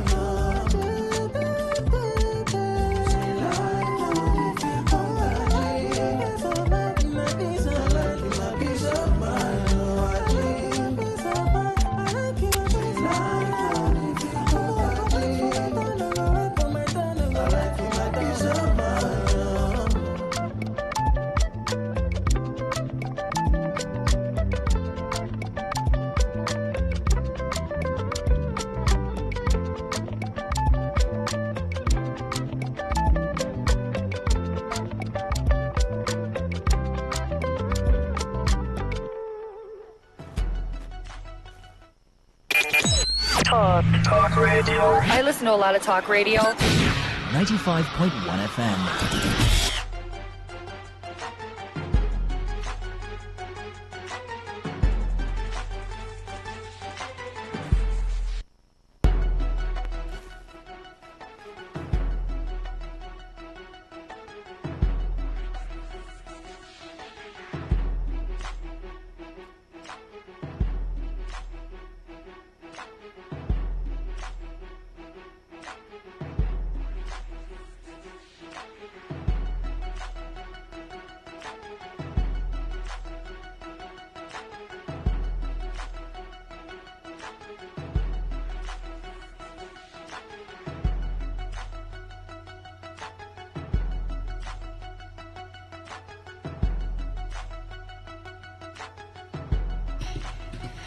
Alrighty, thank you so much for staying right here on Today 95.1 FM, Voice of the People. Okay, so somehow I just remember what show it is, and I don't try to put myself in the mood, but I just understand who's listening. I don't want people to tell me that. I don't want Gen Zs to tell me that I'm boring.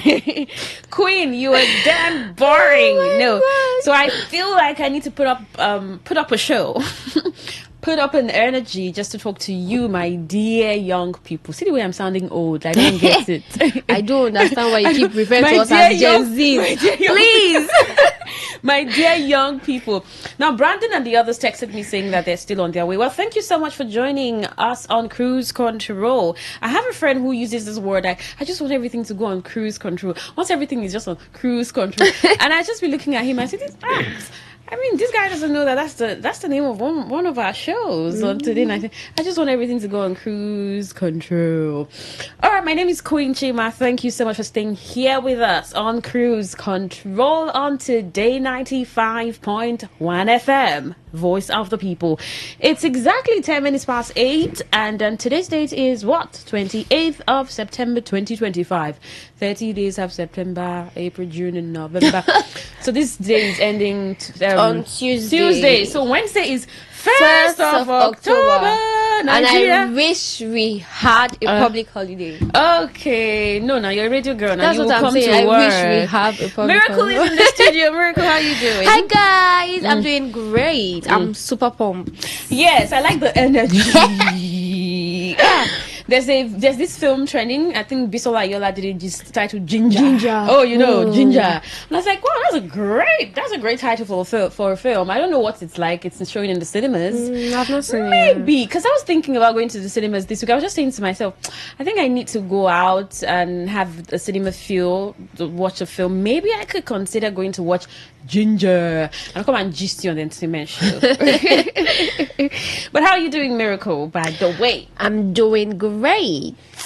I'm super excited to be here.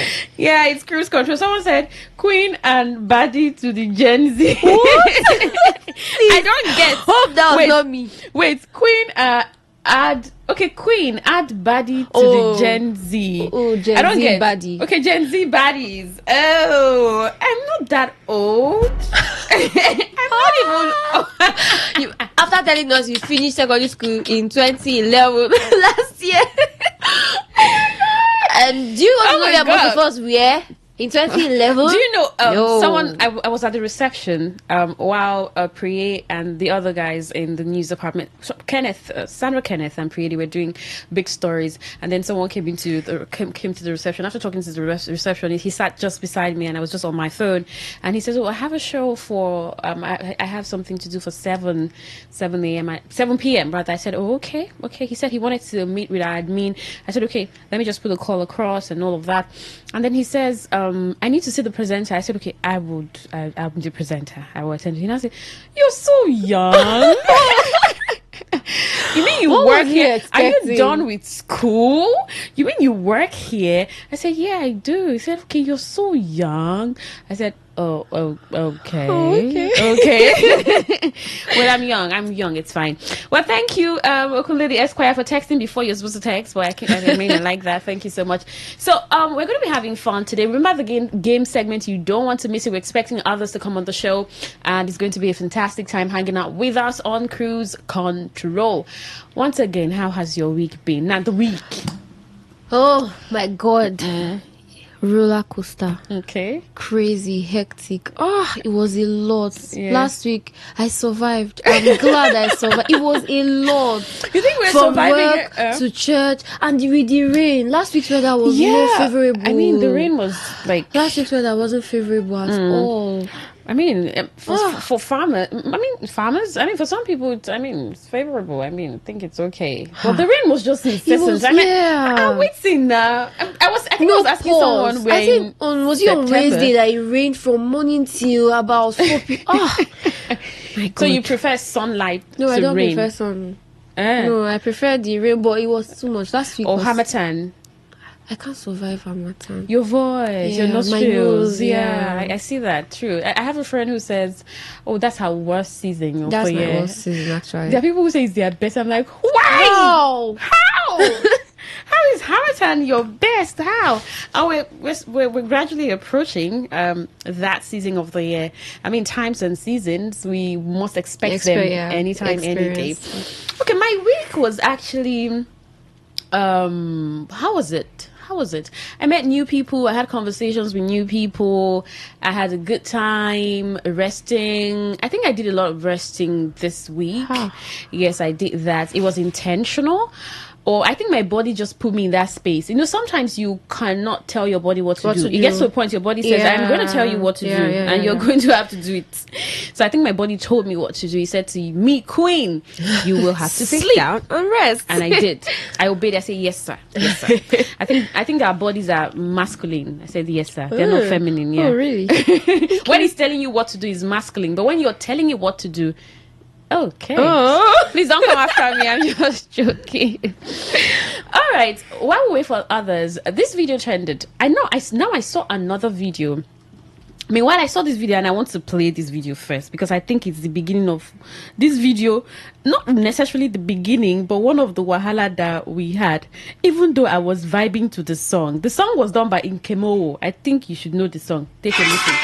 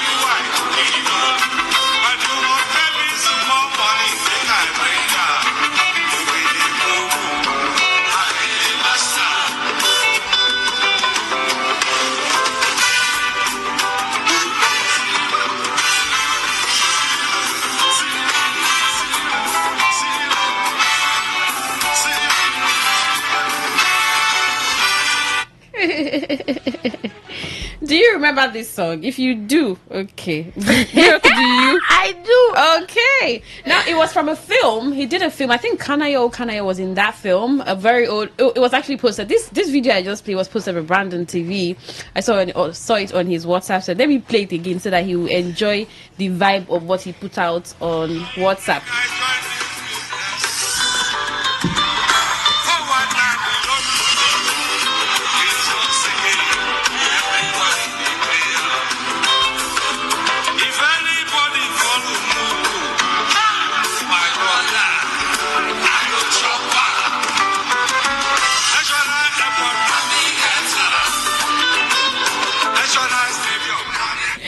All right, I think I remember a bit of that film. Now, the film was actually was put out to preach against advance fee fraud. I think Kanayo was in the film and all.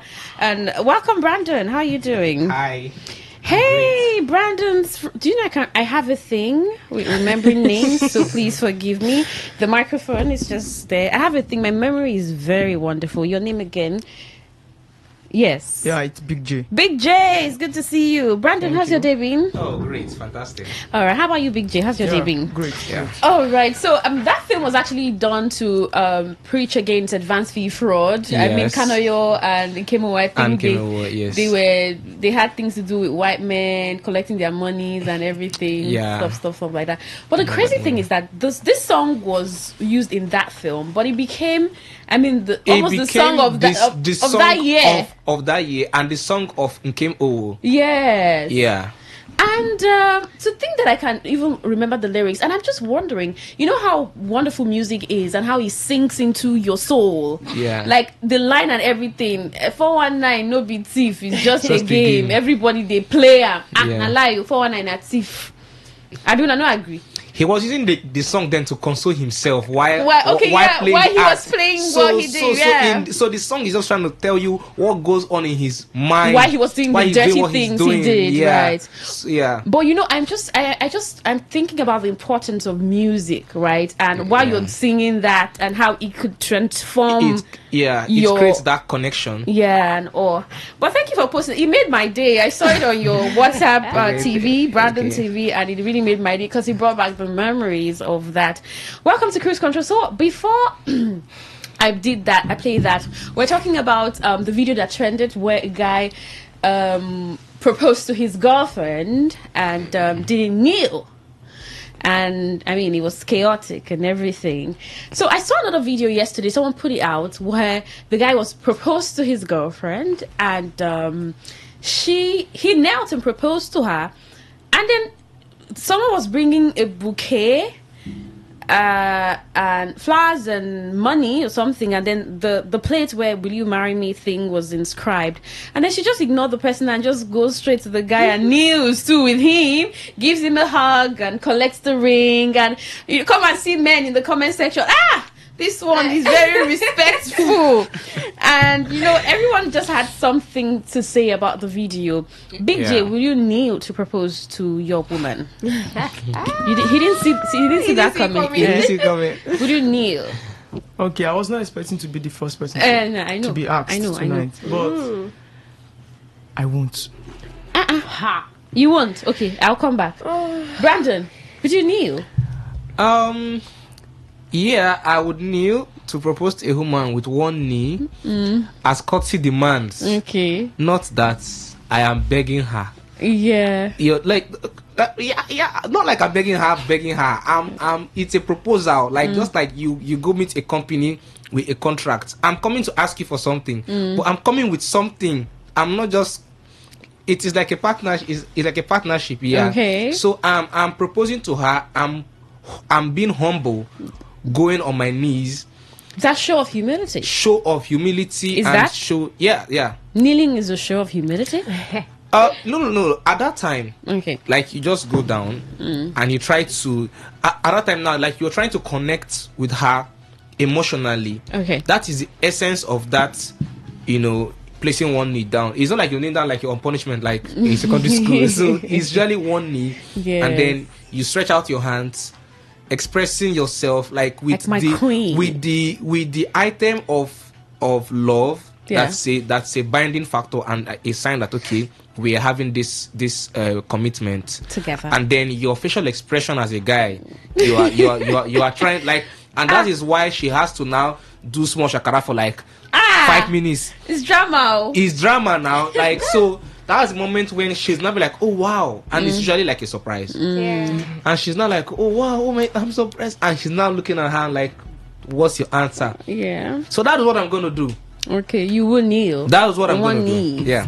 Bended knees. How about you, Miracle? If he doesn't kneel, would you say, can you just take back your ring? I'm not interested. No, that's a very senseless thing to do. I would say a big fat yes. Whether he kneels or not. Okay. Because I don't know. Girls are so dramatic unnecessarily. Okay. I mean, you've been with this guy for say maximum 3 years. He doesn't kneel to propose, and that's a problem. Okay. That's not supposed to be an issue. Okay, even if you have a problem with it, collect the ring and save him the embarrassment. Go home and say everything you want to say. That was very unnecessary. But personally, I don't have an issue. Whether he kneels or not, I'll say yes. So long, I've been with you for the longest. I want to be with you. Okay. So why is kneeling or not kneeling important? Concern. What if maybe maybe she's always sensed that he's not someone who identifies to that, and it's always been a problem and all. I remember we had this conversation I think 2 weeks ago or last week on Sunday Family Special. I mean, the foundation of marriage and everything, it's a different perspective. But do you think that I saw a video where someone said, oh, why are we using white gowns for our weddings and all? Can't we do something different? Can't we glorify our traditional marriages more than we do the church weddings, the reception, and all of the razzmatazz that we do? And so some people also think that the kneeling thing, going down on one knee, is not also African. Yes, right. It's just something that's a different angle. Okay. But right now, we are not even. People say that's the white man's thing, but it doesn't even matter whether or not it's the white man's thing. I mean, they colonized us. The English we speak is theirs. So why shouldn't we borrow one or two here and there? It's not that's not a big deal for me though. Yeah. And after watching the video, she kept saying, you have to. At that point, I just felt it was pressure so that she can post and her friends will see that, oh, he actually knelt. You know, when she posts and they see that he didn't kneel, they'll be like, But do you think he should have just knelt? I mean, it's not at some big point, deal. I felt he should have just knelt. Yeah, just go down and just. So, Big J, why wouldn't you kneel to propose? First of all, I'll start with that guy's post. I think that guy is a hero. Okay, he's a hero. Yeah, to me, I think he's a hero. He's someone who stands by his principles. Okay. See, before I will even think of proposing, man, you should know my type of person. Okay. Like, that's you should true. know what I would do. See, and what you wouldn't. If I should kneel down to propose to my girl, she would even laugh. Okay. She would be like, man, is there camera somewhere? Are we shooting a movie? Okay. Is this the real proposal? Or what? Because I'm this type of person who, if peradventure I'm to go into a relationship, I will just tell you the truth now. Since I know that yes, we are going for you may not even forever. do a proposal. I mean, a proposal is compulsory. True. It's not. It's not, but I will do it. I will do it. Do you know how I will do an it. Igbo man proposes? How? Next weekend, tell your parents I'm coming to see them. Some of them. Look at your link there.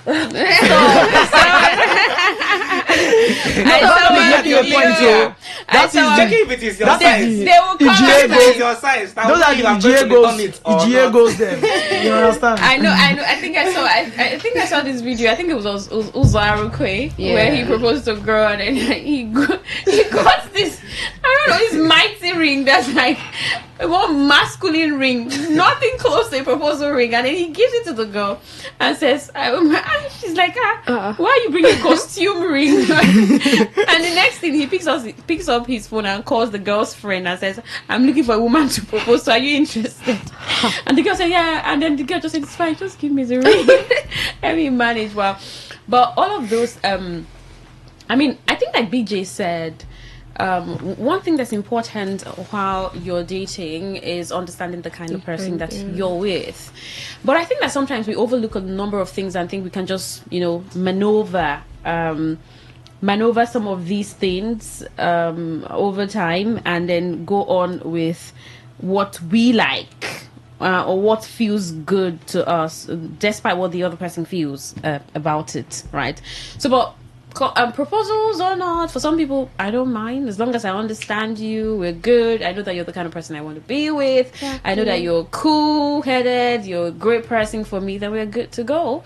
But for some people, no, that is part of the spice, right, Brandon? It's the spice for you. Yeah, of course. I want to address those guys that propose to a girl and the girl tells them no. Okay. I want to drag them now. Okay. If you are a guy, and you propose to a girl and she happens to tell you no, I think it's the guy's fault totally. Why? Because as a guy, you should know, if you're dating someone, you should know if this person is most likely to accept to marry you or not. What if the person is not ready at the time? Or the person wants to get married to you should know as a guy. You It should is know not a because probability you should course. have done your homework. Yeah. True. If you have done proper homework, you would not have to the proper homework. Yeah, proper homework. Like, you know, when you're in secondary school or primary school, there's classwork, there's homework. The one that you go and sit or take your time to prepare is homework. So the girl tells you no, it's your fault, bro. Because there are some guys that are even more dramatic than girls, that are in just a friendly relationship with a girl. They are not yet deep, they're not even intimate at all, but they just have so much confidence in themselves, you know, and they go there and try to, and they'll always do it in a public place. They won't even want to even take this matter to a lounge to sit down, maybe on a dinner date and talk. Mall. They will want to the mall. In that area of the mall. That's the lobby of the mall where people are passing.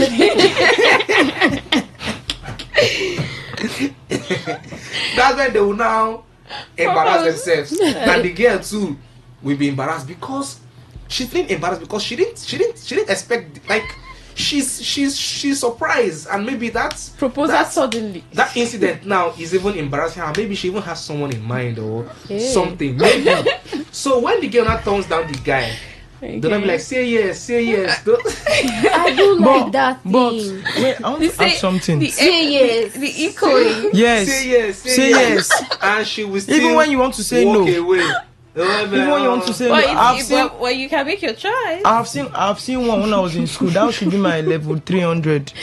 That should be my level 300. Yes, proposal. This one happened at I think Wimpy. Okay. So after the guy is my classmate. So after the say yes stuff, the girl said yes. Then when we got home, the girl was like, babe, what happened there at the eatery? Was it real? Exactly. And we all of us were students then, and we're just one bedroom apartment also. So when the part we self, we became shocked.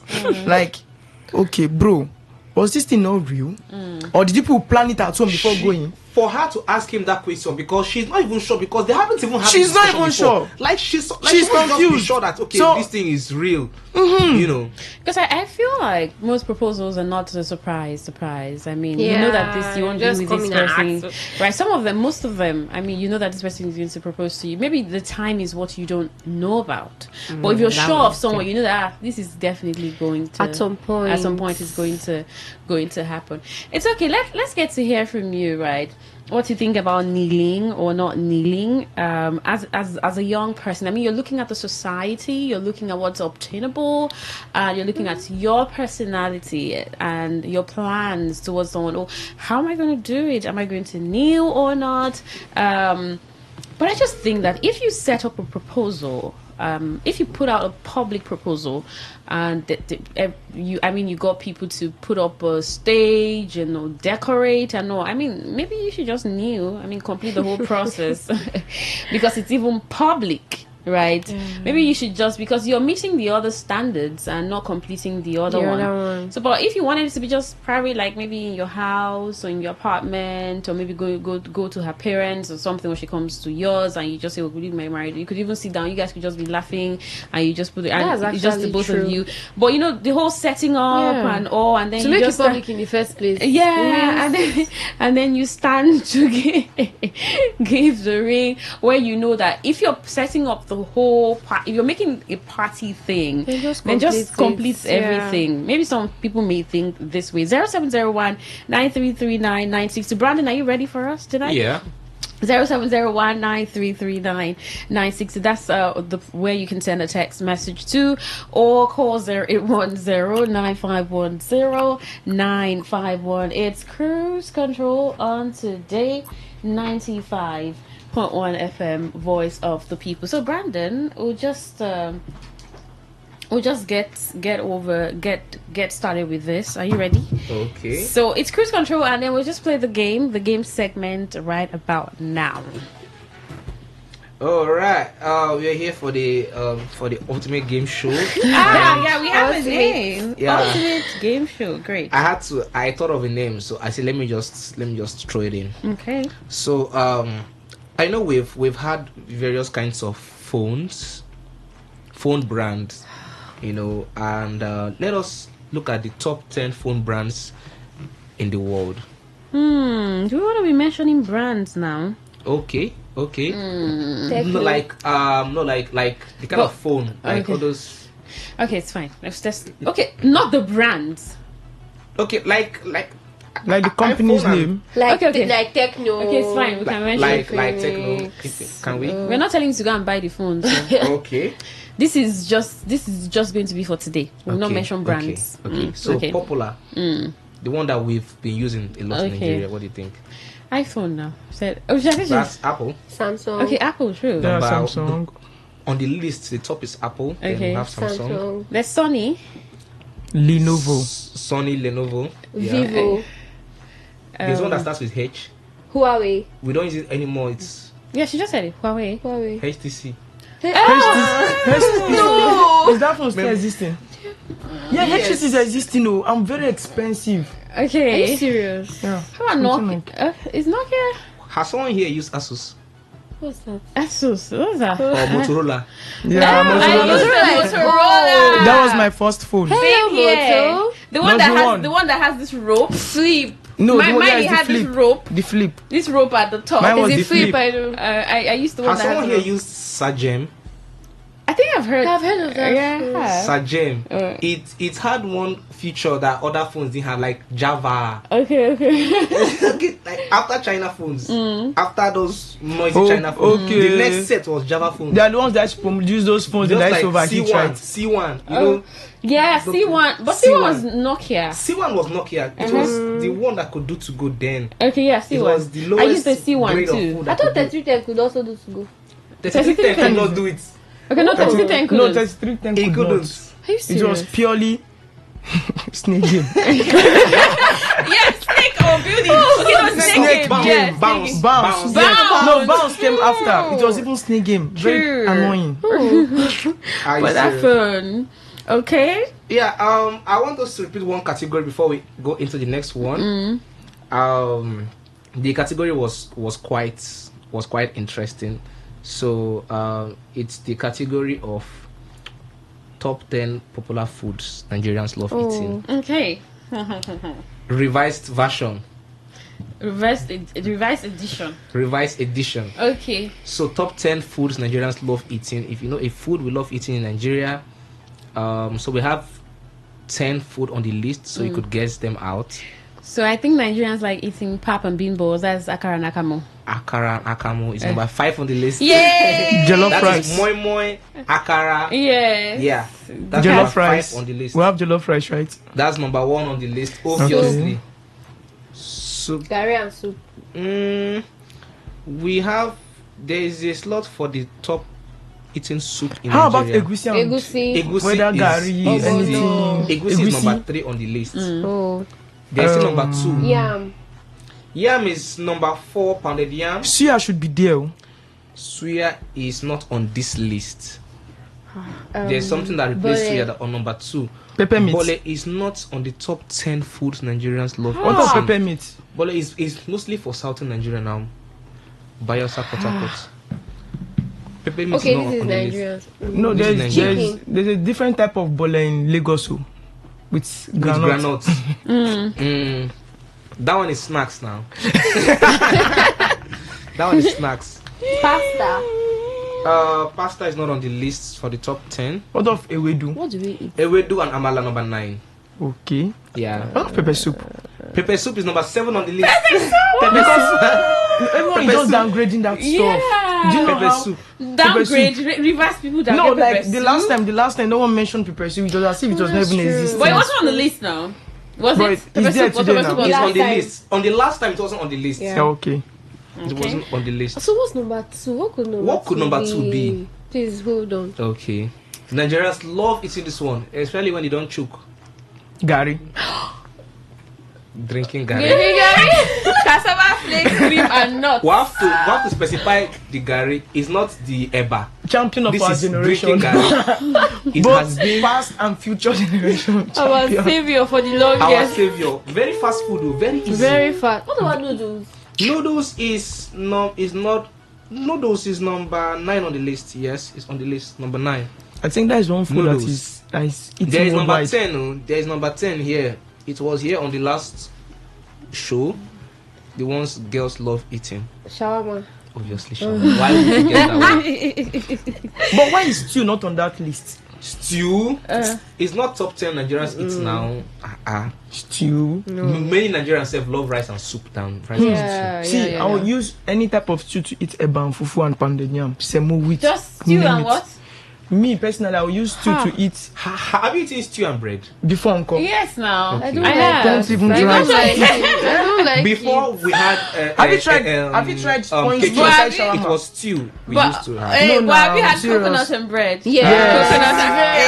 Very delicious. And it's stressful. Your teeth will pain you.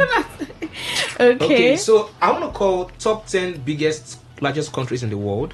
Okay. Top 10 largest. And the person that wins highest points on this game is going to go home with data.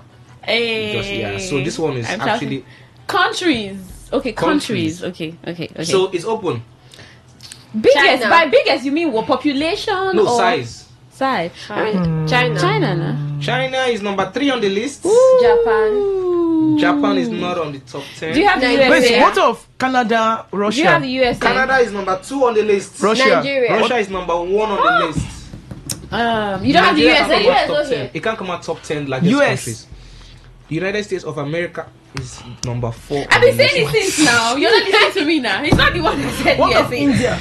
India is number 6 on the list. I'm sorry, it's number 7. Number 7.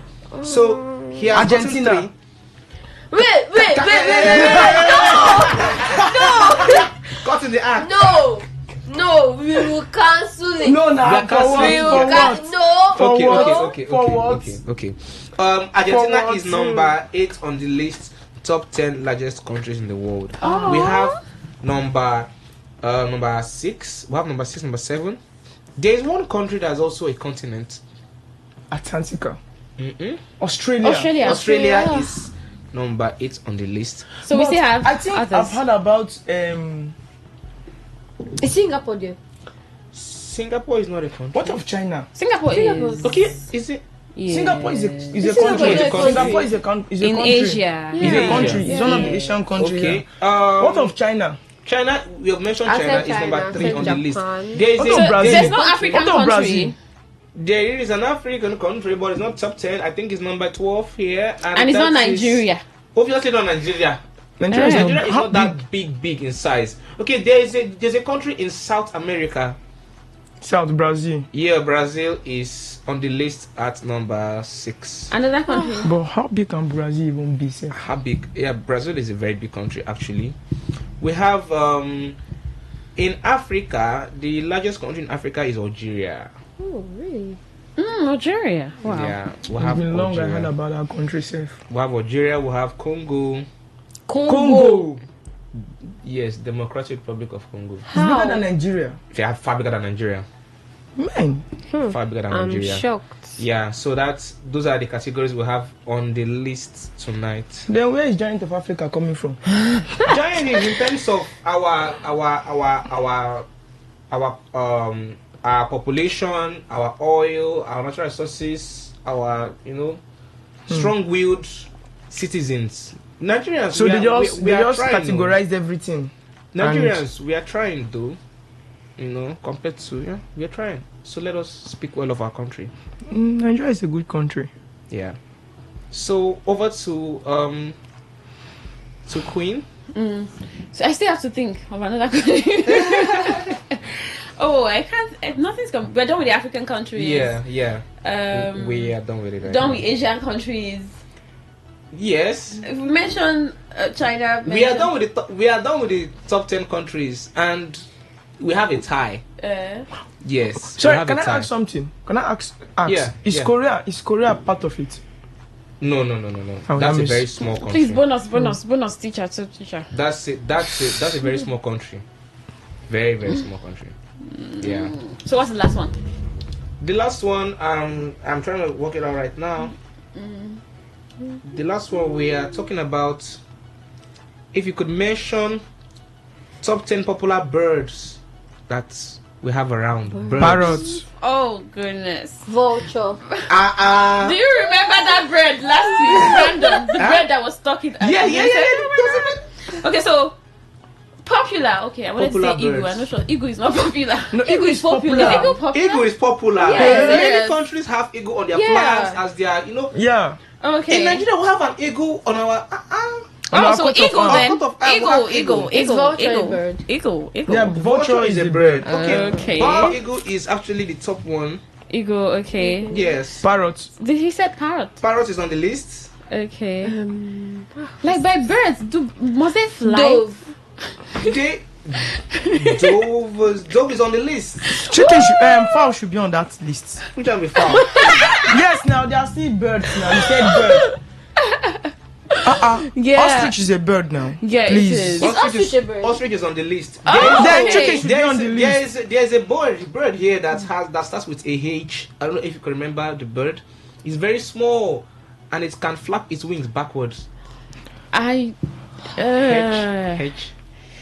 Is the hummingbird. Oh, the hummingbird. It's a popular bird. It's not those birds that flew in high school. No. Those are weaver birds. Oh.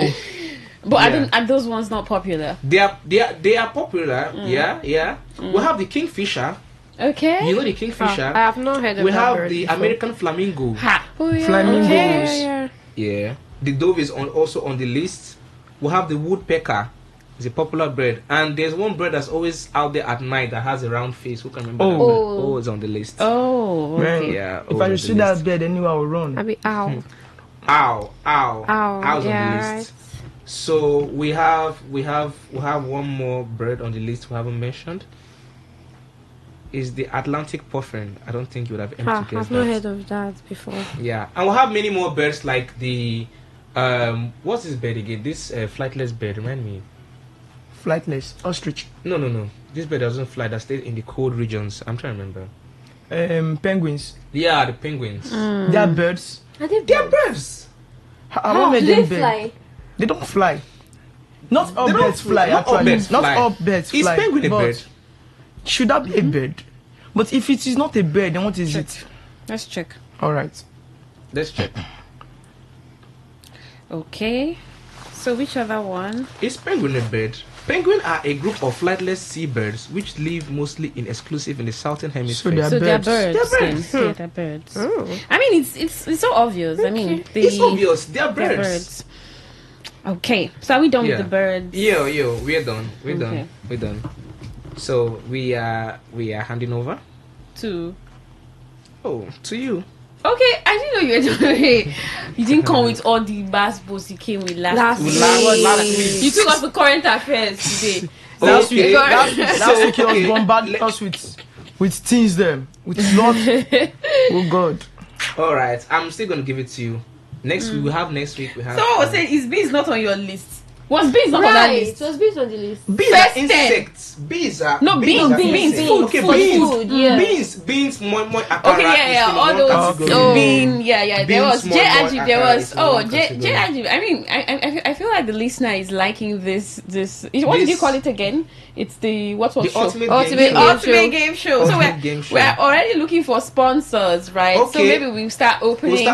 Yeah, opening the phone I have line. one more category here. All right, we're gonna mention the top 10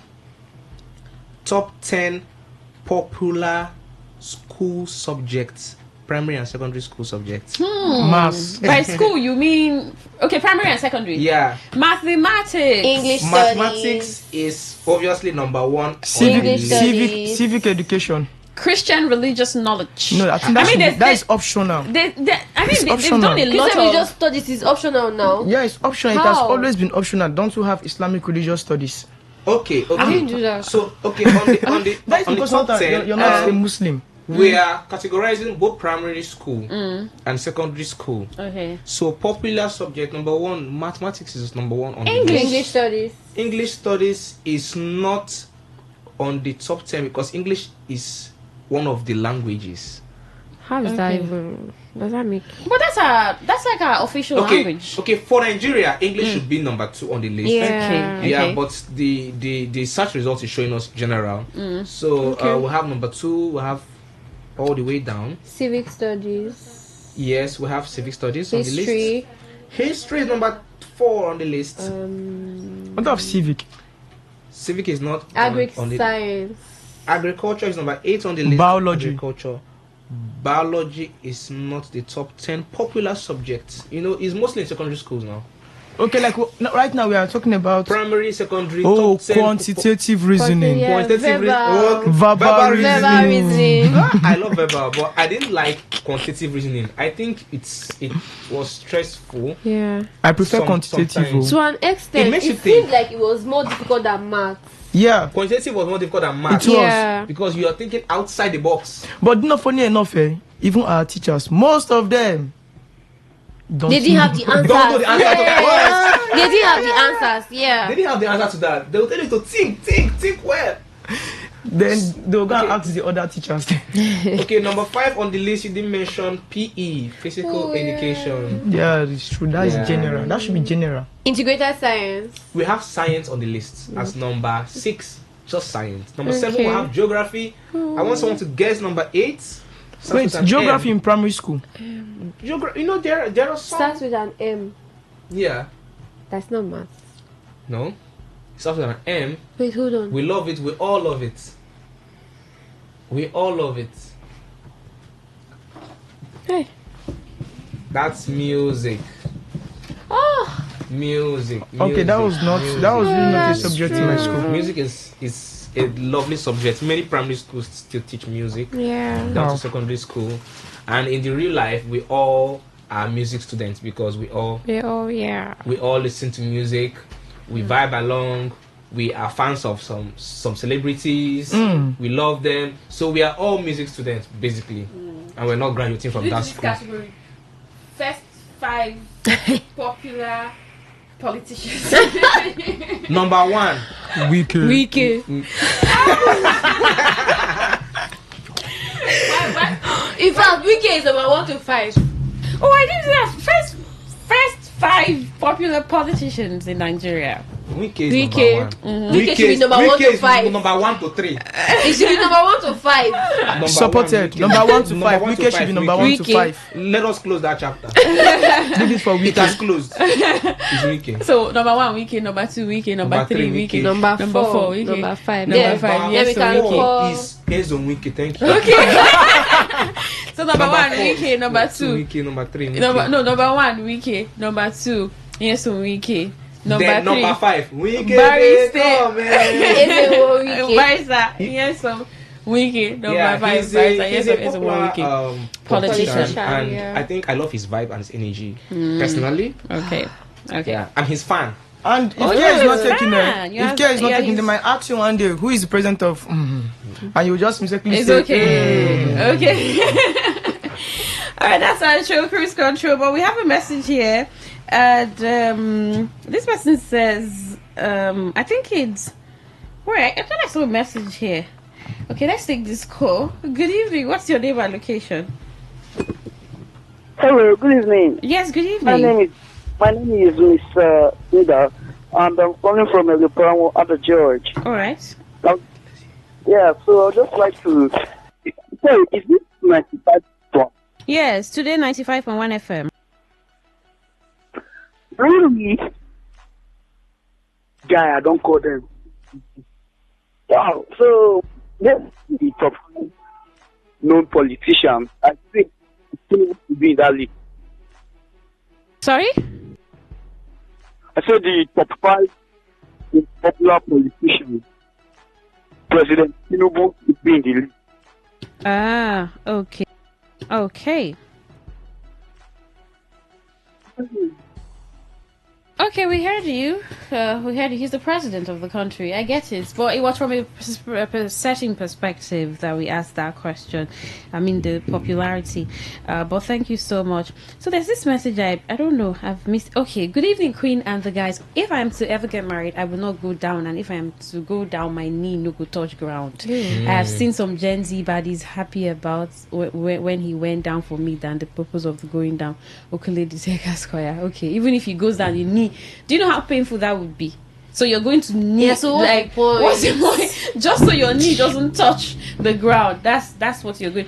So Brandon, next week, please. We need let's have a lot of categories. A lot of categories, and maybe we can even open the phone line and get people play. So within a duration. So we could say 5 of this, and you're mentioning within a minute. Dan. But most popular food. Dan. Tap. If you win, if you win, we give you something. And so our ultimate search show, ultimate game show. Ultimate game. Yeah. Not good at ultimate search. Ultimate game show. All right, what's your plan for this week, Brandon? This week or this weekend? Today. This week, so from tomorrow, new week, this week is from right now. Today. I have 2 events to attend tonight. One event, one comedy event, and one party. Okay. Tonight, and then this week is going to be a great week for connecting, building my network, reaching out to family and loved ones, and just trying to make sure that I keep up to things. This week is going to be great. I'm going to have some video shoots this week. And I think I'm going to have fun this week. Oh, great. What about you, Big J? What's your plan for the week? Are you going to get married this week? Not at all. Marriage is far away from the... Still ahead, in the future.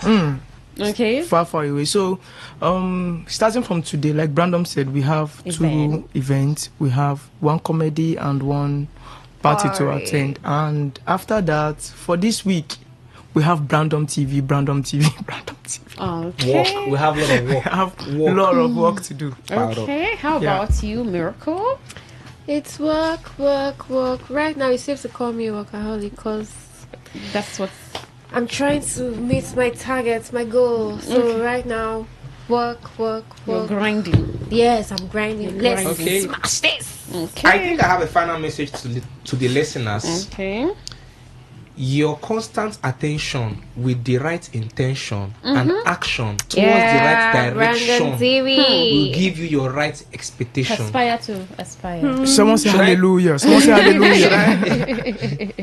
Okay. Can you say that again? Let me come again. Yeah. Okay. Let me come again so that people would actually get this message. Your constant attention with the right intention and action towards the right direction will give you your right expectation. Sean.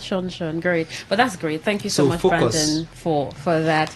All right, that's our show. I'm still here for Sunday Family Special, of course, the news.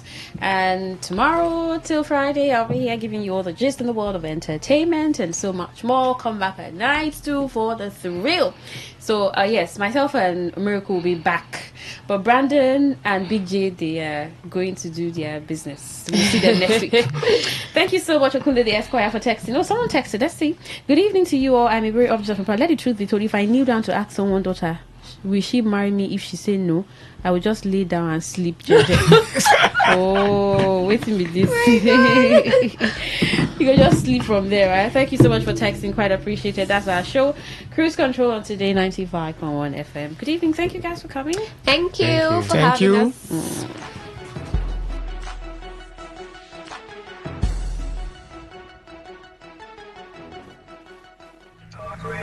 I listen to a lot of talk radio. 95.1 FM.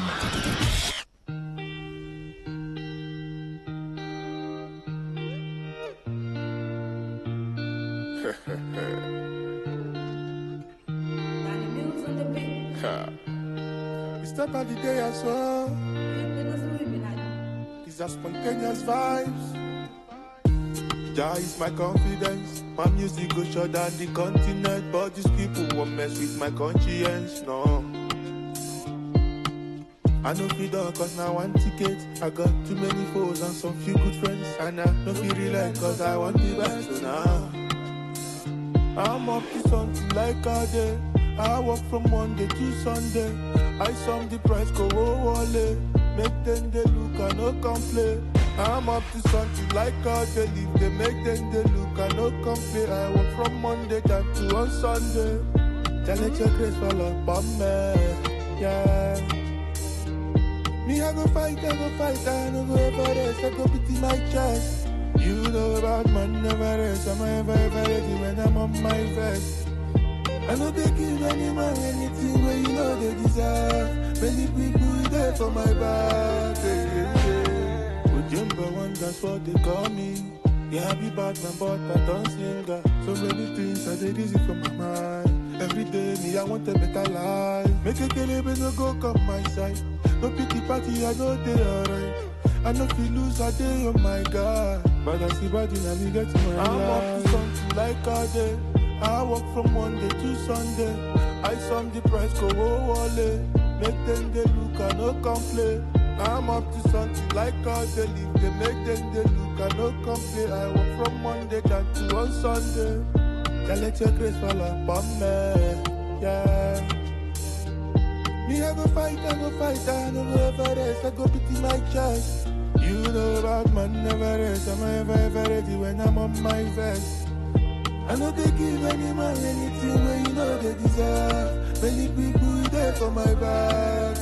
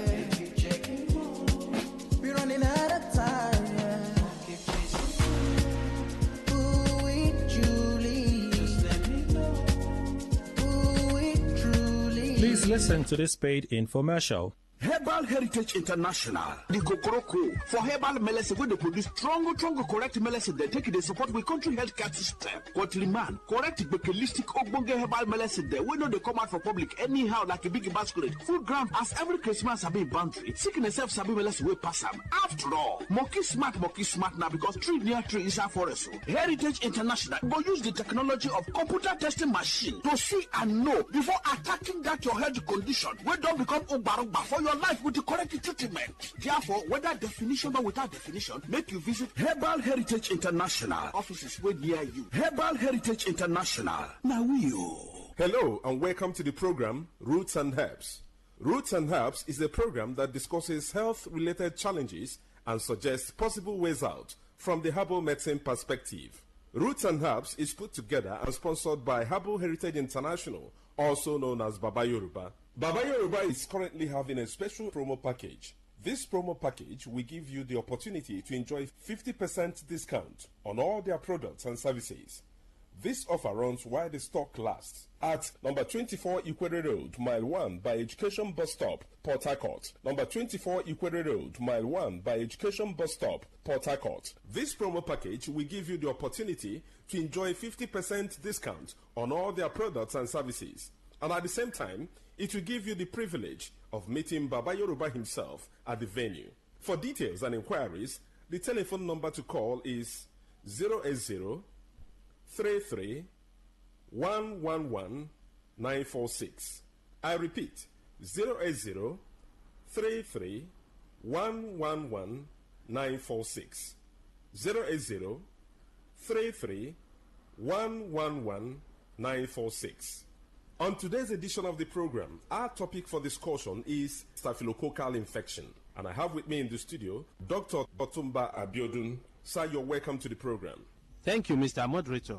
Staphylococcal infections do occur in the body system when Staphylococcus bacteria enters into the body system and spread within the body system, destroying body cells. Staphylococcus bacteria are majorly of three types that can afflict men. But of these three, the most pathogenic in nature, that is the one that is capable of causing diseases easily in men, is the Staphylococcus aureus, because it is capable of invading body cells, destroying them, causing different pathological changes in the body. When Staphylococcus bacteria spread in the body system, there are a number of changes that one can experience. This can result to burning sensation within the individual, and this can be seen as fever from time to time, or a situation where there is certain hotness coming from within. There can be skin manifestations in staphylococcal infection that can be given one periodic boils or rashes all over the body. In some people, such rashes can come around the pubic region, or even leading to boils that can lead to blisters or even ulcers on the skin. It is possible for one to experience persistent headache in staphylococcal infection because the body fluid is already contaminated. Staphylococcus, as we know, is a form of bacteria. Any bacteria that is capable of spreading in the body system can lead to reactions in the body that can further damage body tissues. And when this occurs, it is possible for one to experience joint pains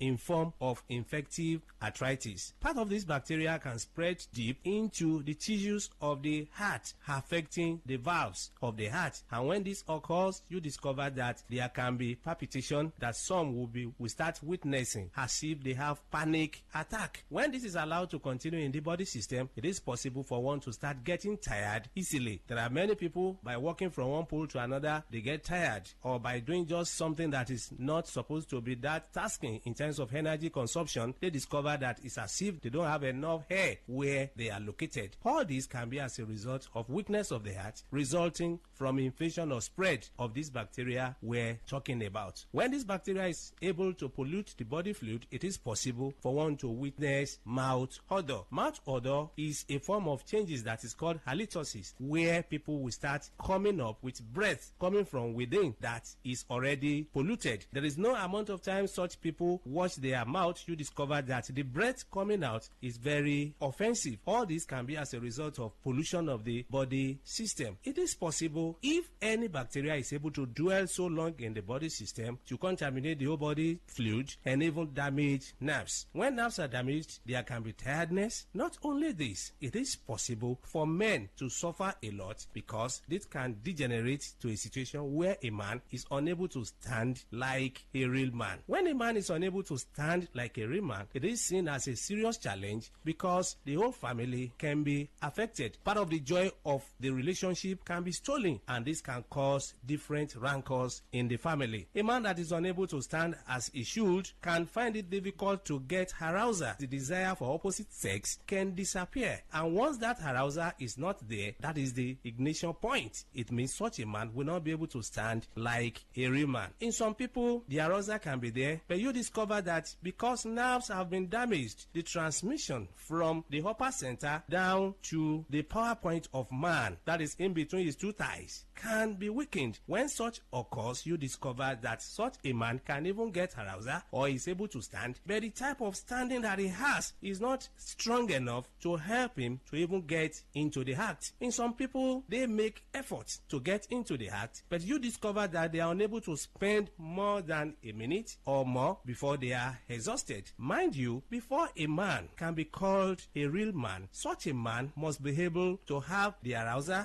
as desired and also be able to sustain the energy he has been able to gather for a considerable length of time. That is when such a man can be able to make his partner happy when it comes to man-to-woman interaction. So such men do suffer from this from time to time. It's after knowing the root cause of the challenge that one will be able to know the right step to take for one to be totally free. Whenever you experience anything that we have been able to mention or other things, it's very important for one to visit a competent healthcare giver who will be able to run tests on one and pinpoint where the problem lies and provide solution. For more enlightenment and advice, the number to call is 080-33-111-946. I repeat, 080-33-111-946. Thank you all. All right, you've been listening to the program Roots and Herbs. Roots and Herbs is a program that discusses health-related challenges and suggests possible ways out from the herbal medicine perspective. Roots and Herbs is put together and sponsored by Herbal Heritage International, also known as Baba Yoruba. Baba Yoruba is currently having a special promo package. This promo package will give you the opportunity to enjoy 50% discount on all their products and services. This offer runs while the stock lasts at number 24 Ikwere Road, Mile 1 by Education Bus Stop, Port Harcourt. Number 24 Ikwere Road, Mile 1 by Education Bus Stop, Port Harcourt. This promo package will give you the opportunity to enjoy 50% discount on all their products and services. And at the same time, it will give you the privilege of meeting Baba Yoruba himself at the venue. For details and inquiries, the telephone number to call is 080 33 111 946.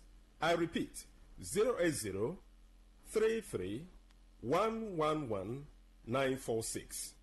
080 33 111 946. I repeat, 080 33 111 946. Let's take our sponsor's message. Don't go away. We shall be right back. Herbal Heritage International, the Gokoroko for herbal medicine where they produce strong, correct medicine. They take it, they support with country healthcare system.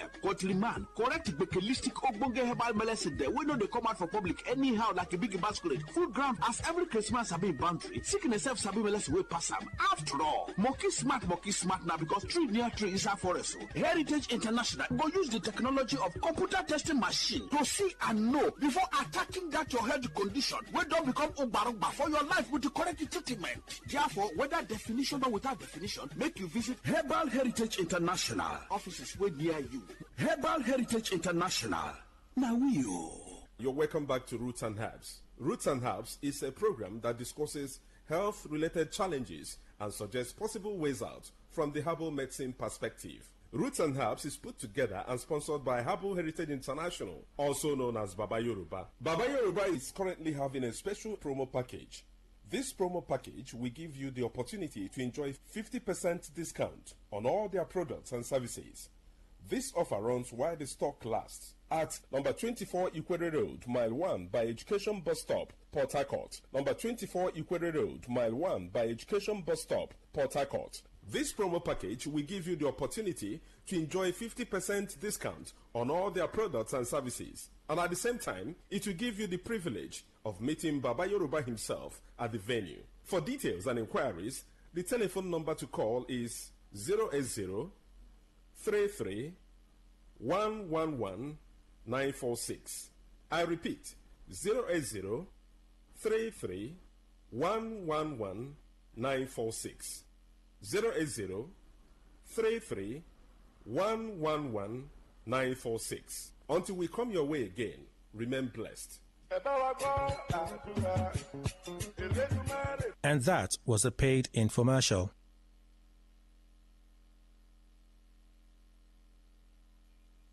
Talk radio. I listen to a lot of talk radio. 95.1 FM.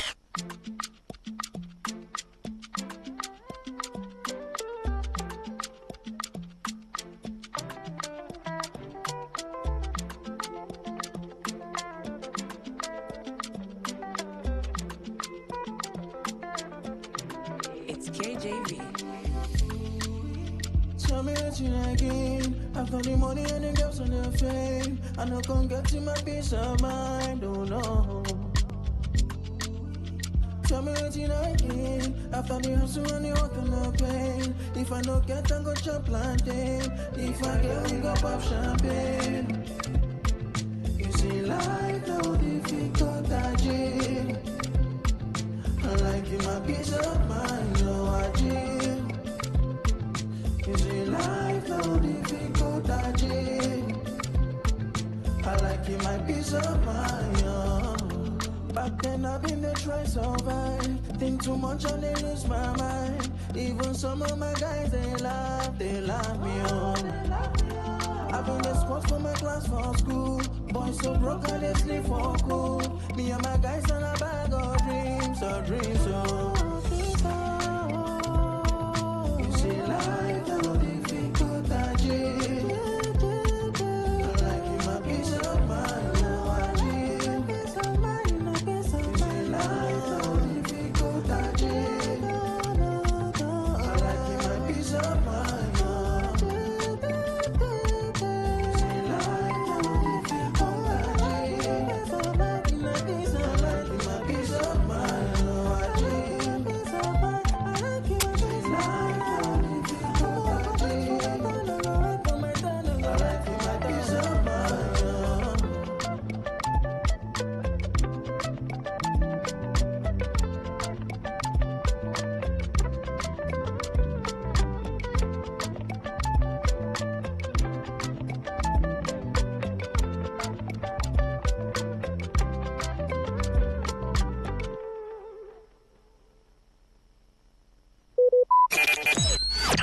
Talk radio. I listen to a lot of talk radio. 95.1 FM.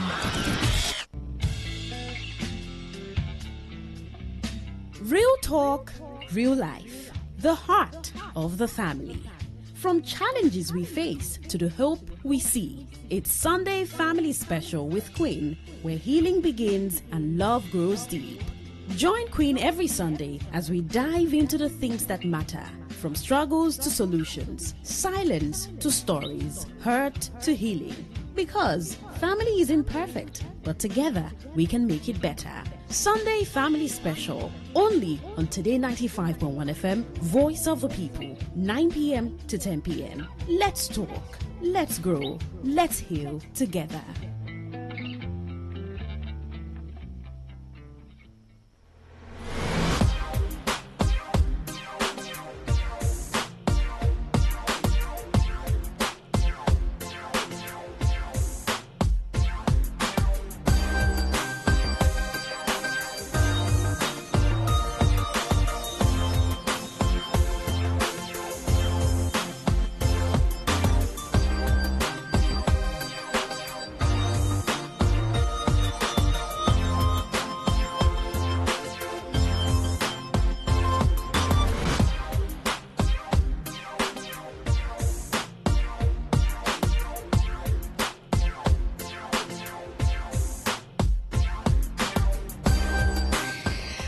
Thank you so much for staying right here with us. It's Today 95.1 FM, Voice of the People, 15 minutes past 9, and it's Sunday Family Special. My name is Queen Chima. Thank you so much for having stayed through this evening with us and listening to all that we have been doing here, from the news update to big stories to Doctor in the House, Cruise Control, and now Sunday Family Special.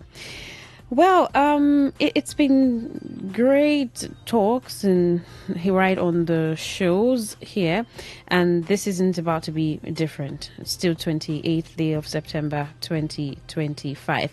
Now, last week when we were speaking to Daniel Washington, he's on his way, just a little on unexpected circumstance. He'll soon be here, and when we're talking, we did say that we're going to discuss boundaries today, boundaries in relationships, and dating relationships, and then in the family too. So we have we're going to begin with boundaries in relationships, and of course move to family and the boundaries. So I remember typing this topic and I said, I mean, is there something, should boundaries exist in families? Like, why? Someone will just be asking that question. I don't get. You're my brother, you're my sister, you're my mother. Why boundaries? All right. And then when we talk about dating relationship, you're also looking at okay, yes, I mean, I don't like this at this time, I don't like you do this. There are sexual boundaries, there are physical boundaries, and then all of that.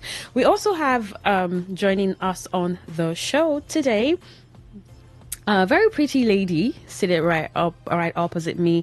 I have Jessica Ifenyua. Thank you so much for coming on this show, Jessica. Hi, Queen. Thank you. Good evening. Good evening. Today FM. How are you? Well, I'm fine. It's good to have you. You're pretty. Thank you. You too. Thank you. So boundaries. I mean, when you think about that, what comes to mind? What comes to your mind first? Privacy. Privacy. Okay. Yes. Okay. Respect.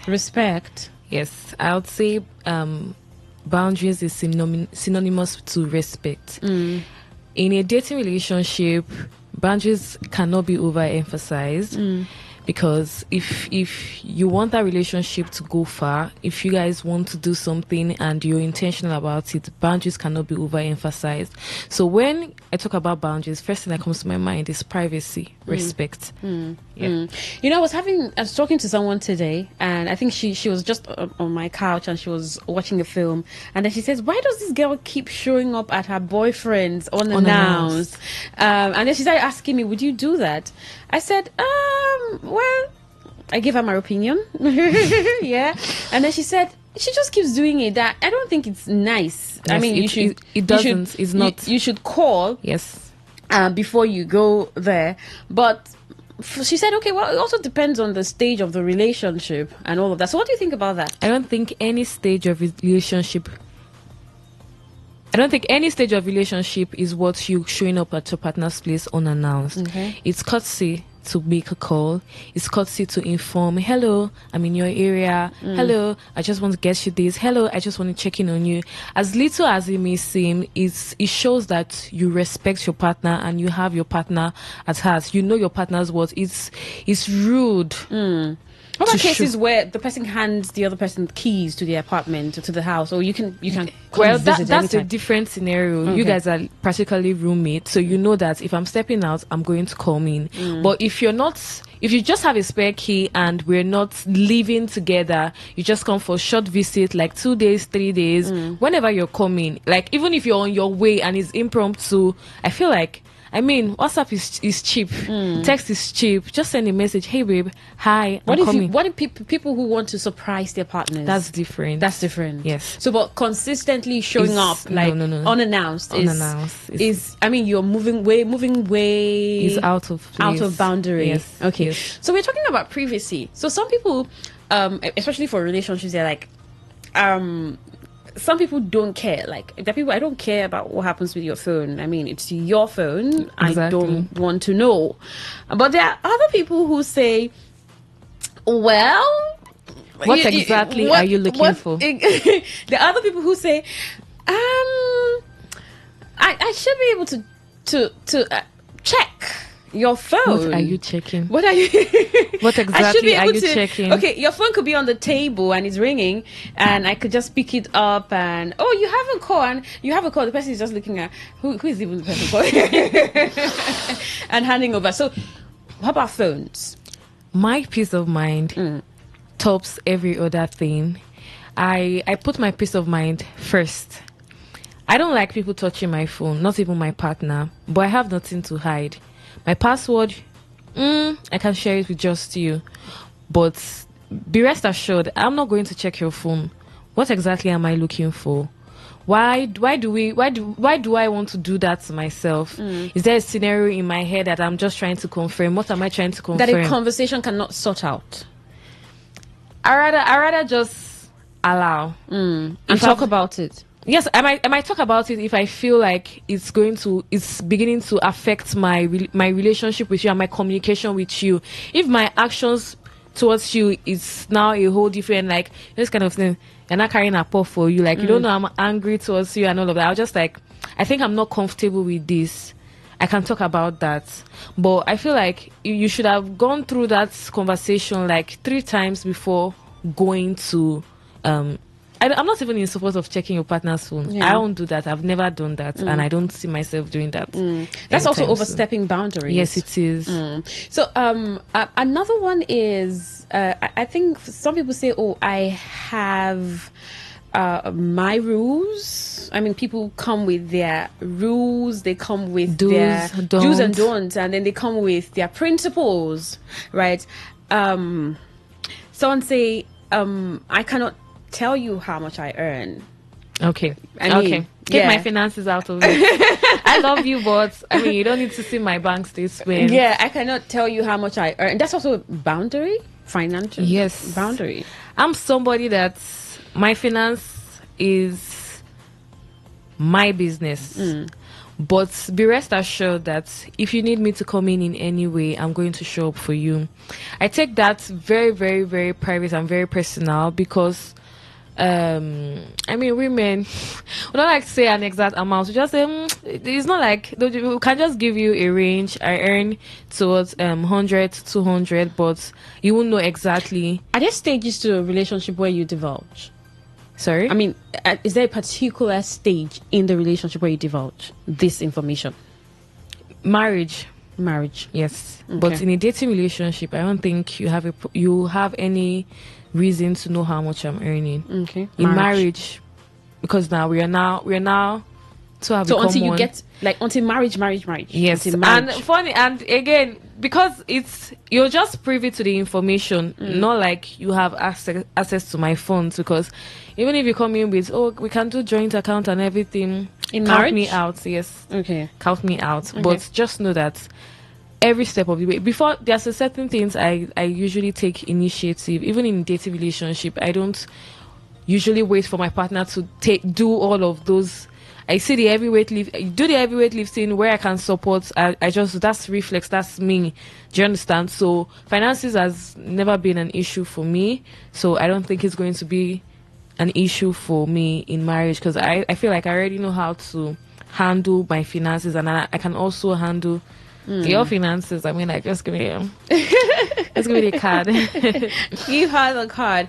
Now, I mean, I think we live in a time where the word boundary is overemphasized, but maybe not a number of people are actually practicing. But it also depends on your philosophy, right, of boundaries. Because I remember telling someone that I may not talk to certain people at a particular time of the night. Right. If I'm talking to you at this particular time of the night, then it has to be family or you're a very close person. Yeah. So you just cannot pick up your phone and call me randomly at a particular time of the night. Selective boundaries. Yeah. So, but how about sexual boundaries? We're still waiting for Daniel Washington. I mean, there's the family. I mean, the family core, right? He's our professor. That's his field. Yeah. We're still learning, and every time he speaks, we're still drawing from his well of wisdom. Sexual boundaries. My take. I'm not here to everybody, their life, their body, their rules, but I feel like that's one of the most important boundaries, even as women, that we should take seriously. Not everybody should have access to your body. Not every Tom, Dick, and Harry should have access to your boundary. I mean, you might be feeling a particular guy, but if you know and you feel like it's too early to venture into sexual activities, no matter how hot the person is, but keep yourself. Like hot, you mean physically hot? Physically like hot and burning. Yeah, burning. But you say, I burn for you. 6 packs and I mean, face. That's your nose. spec. I mean, his fair, his dark. That's the kind of guy you've been fantasizing about. And if you think that it's too quick, I don't even know what's quick and what's slow. You both of you know when is time and when is not, but sexual boundaries, I feel like not everybody should have access to your body. And if you're engaging in sexual activities, make sure that you're doing it because you want to. Because you want to doesn't make you want to sleep with everybody. But if you feel like it's right, if you feel like you like the person and you want to build with the person, is somebody that you want to be in a relationship with, that's okay. But you meet somebody today on the road, just say hey, hello, hello, and that's not your line of business. I feel exactly, yeah. I feel like not everybody, we should respect our bodies and be very, very strict. Like you said, we have selective boundaries and selective principles with people. There's some kind of calls I'll see by this time I'll be very angry. What's this person calling me? And then a particular call pops up and like, you want to take that call. Yeah. So if we women, we already know who we like. I feel like a woman knows who she's going to give in. When she meets a guy, she knows the guys that she's going to give in sexually along the line, and she knows she knows that person that you're not going to see me like any way and any time. So it's not even a matter of how long she has known the person, but I feel like women know that thing. So if you're giving guys this kind of privilege that you already know you're going to engage in sexual activities with this person, I feel like then you should that's opening shouldn't be that vast. It shouldn't be that big that everybody has access to you. Then I mean, like, I don't know. Access is gold. Access is gold. Yes, access is gold.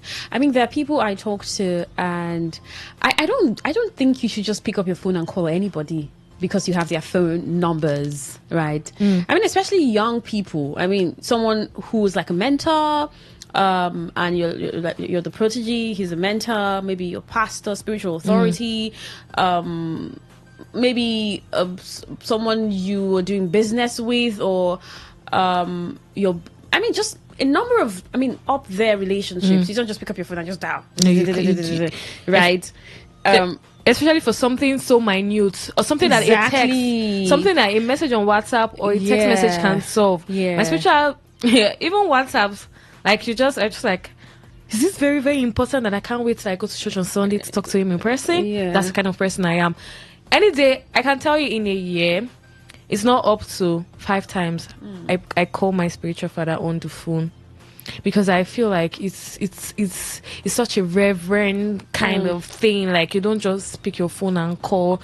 WhatsApp has made life easy. I don't know, I'm giving WhatsApp too much priority this evening, but WhatsApp has made life easy. There are some kind of people, not everybody, you don't have a phone relationship with everybody, and it's not bad. I feel like it's better you have a talking relationship with the person before you move to phone establish a relationship with the person, texting, or anyhow you got in contact with the person at the first time. Don't just think that it's comfortable for you to call me. No, it's not. That I gave you my contact because of something. For instance, a part of my life, something happened recently that I needed help from people, trying to get help with different people. So I gave her my contact a lot this past month. And that I gave you my contact, does it give you the right to call me anytime, or you feel like you can call me every day? No, it doesn't. We got connected because of a particular issue. If that issue has not been sorted out, or the issue is not going to be sorted out by you, or you no longer have the capacity, I don't feel like you should now deviate from our first point of contact to something else. Yeah. Then you've overstepped the boundaries. Very true, because I think I figured this about 3 years ago, right? So the fact that this person is authority over you, you don't just pick up your phone and just dial because you have the phone number. So you could do a text message. So they could suggest, can we pick up? Except it's an emergency. Oh, okay. So these are exceptions. Yeah, these are exceptions. And maybe you've dropped like 3 messages at different times, no response. So you then want it's to okay to want to call, right? So, but you do a message, because there's a way that you hit on people's boundaries and you're disrespecting them. They'll cut you off. yet they would even cut you off. But let's come back to family. Okay. So we're looking at brother-sister sibling relationship in the family. So, and I think with boundaries is understanding uniqueness, because what is your boundary may not be mine. True. What you think as disrespectful may not be what I think or perceive to be disrespectful. So for sibling relationship, I mean, you know my sister. Why are you wearing my clothes? Why? Stuff like Why that. are you taking my things? I mean, I think in a family where you have girls, there's usually that clothing, cologne, conversations, comb, hair, stuff like that. I don't know what it is like for boys, right? But you see sisters, I mean, it's my comb. Why did you use my cologne? I mean, why did you use my body spray? Why use my perfume? Typical example, me and my younger sister, we're just two. While we're younger, I was so strict that I didn't want her touching my things, because I'm like, these are my things, like, use yours, let me use mine. So it happened for a very, very, very long time. We were just at loggerheads as kids, and then we got separated, and then school brought us back together. After many years, we got the opportunity and the privilege to stay together. So times have changed. I'm now older, I'm now matured. I now know that, well, you can't keep being like that. Do you understand? It's time for us to be better. I mean, like, these are material things, these are clothes. Like, you're not going to, if your sister doesn't wear your clothes or you don't wear your sister's clothes, what are you going to do? Like, who else will wear it? Yeah. So now, boundaries, this is where boundary comes in. This is a new dress that I got, or that my sister got. It's a new dress, it's a new hair. The best thing you should do is allow the person wear it first. Okay. Before you do. It's a new hair, it's a new wig. I mean, before that wig, there were other wigs. Even if you love it, give the person the courtesy to launch it first. Before you do that. I realized that before you start bringing the sibling narrative. Exactly. You know my sister. Yeah. I intentionally did that for a year. I made sure I allowed her launch her things first. Even when she was the younger one, I was the older one. I took it upon myself. So I think she also realized that, and it wasn't an issue anymore, because unlike before, we'll be like, but I just got this. But But that respect, that I respect you as my sister, because this is something that I would be pissed off because I just got something. I mean, like, allow me to use it first. It's not up for launching. Yeah. So after that 1 year, I just realized that it's no longer an issue. Yeah. Because now, fast forward to like 2 weeks ago, I got a new dress. I mean, it was so beautiful. It was a new dress. I had this event I was going for, and then last minute I got the second option. So she was just praying like I go along with my second option so that she can wear this dress. I'm like, my new dress. So say, what are we sisters for? And that's how we laughed about it. And it died there. So now, subsequently, it's a new dress. Oh, you're going for somewhere. I'm going for somewhere. Going somewhere, and then, okay, take this. I'll just wear this one. You just like, and it's no longer an issue. Because I also think it depends on the position of the sibling. When we have like first child, first daughters, or first girls, or first sons, then you have like the last girl. So the relationship is usually different. So I don't want to say some siblings are entitled, but I mean there are siblings who are entitled. True. Right? So they just feel, and they bring the blood narrative. If you don't, some of them even want to conscientize you. Like, if I don't do this, you say an outsider, I'll deal with and off. So the boundary thing for family becomes quite questionable. But this thing you just said about understanding, I feel some people say it's common sense. Yeah. Someone bought something, let the person use it. And when you're wearing the person's thing or you're taking the person's thing, know how to handle it. That's important. Know how to handle it. In fact, handle it better than the person would have handled it. Yeah. I feel like it's not going to be an issue, because one of the things that these are real life issues.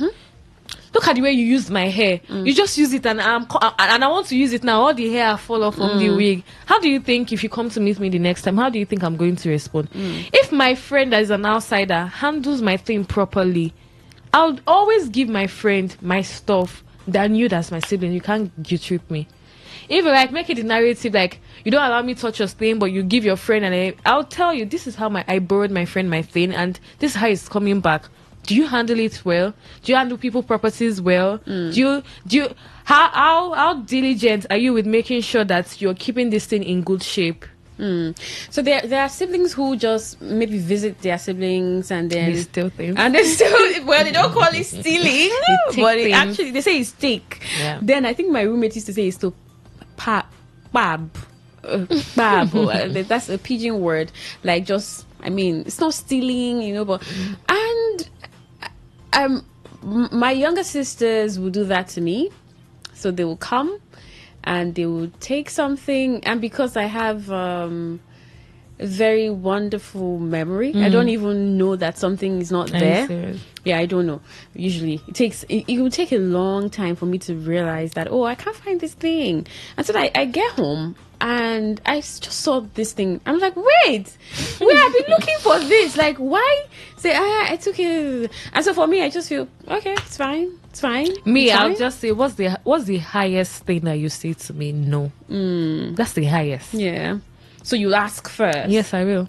Yeah. So it's and I think this is really common among girls, especially with these things we mentioned, the hair, clothes, and I don't know what it is like for boys. Maybe their games, or what. I don't know what it is like for them, how they exchange stuff. I don't know, I can't say how they exchange stuff. But how about boundaries with parents?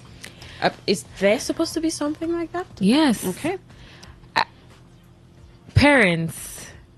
Some parents don't know how to respect the fact that their children are no longer kids. They find it difficult to come to that acceptance that their children are no longer children.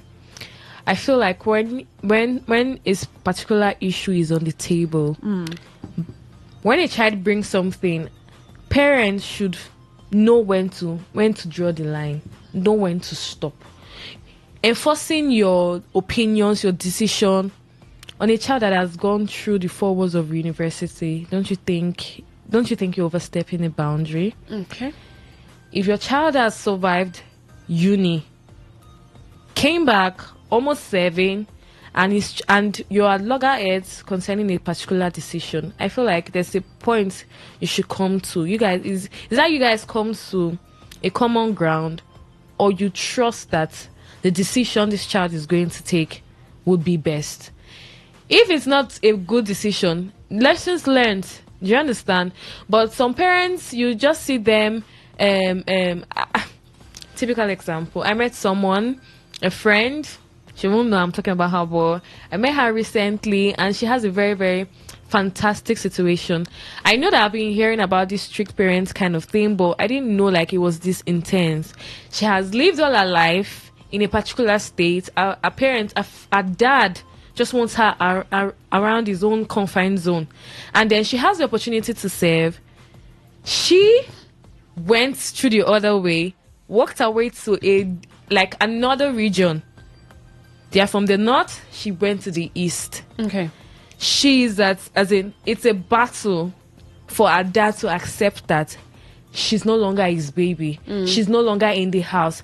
He's no longer seeing her every day. Like, what gave you the right to make that kind of decision for yourself? And she's like, wow. Dad, wow, I'm no longer a kid. I'm no longer a child. Like, this is what I want for myself. I want to see other parts of the country. I want to explore other things. Yes, you have everything mapped out for me, but I want to try my own path. I mean, I think some parents don't know when to let go. Yeah. And by letting go, it's not like you're saying you're no longer my child. It's just that you need to begin to trust that the person can make decisions for themselves. And that usually brings chaos and trouble in the family. But I also think that the child should have been able to show some level of responsibility. Well, there are parents who don't even see. True. If you show 100% responsibility, they don't care. But if you also haven't got to the point where you're showing some level of responsibility, your track record has been reckless. Yeah. That's another reason. And again, this thing you said, obvious, that's the truth. I remember when I was in my 300 level, I left home. And I mean, I left home, I was 2 years. It was 2 years I wasn't with my family. trust me, it wasn't easy, but I was trying to correct something. I was more focused about my life after school. I knew I didn't want to go back. And it's not after school like that I will now start saying I'm not coming back. It's going to be difficult dealing with African parents. So I started early. It took some kind of a lot of shaking, but they saw that during that 2 years, they saw the kind of things I was doing.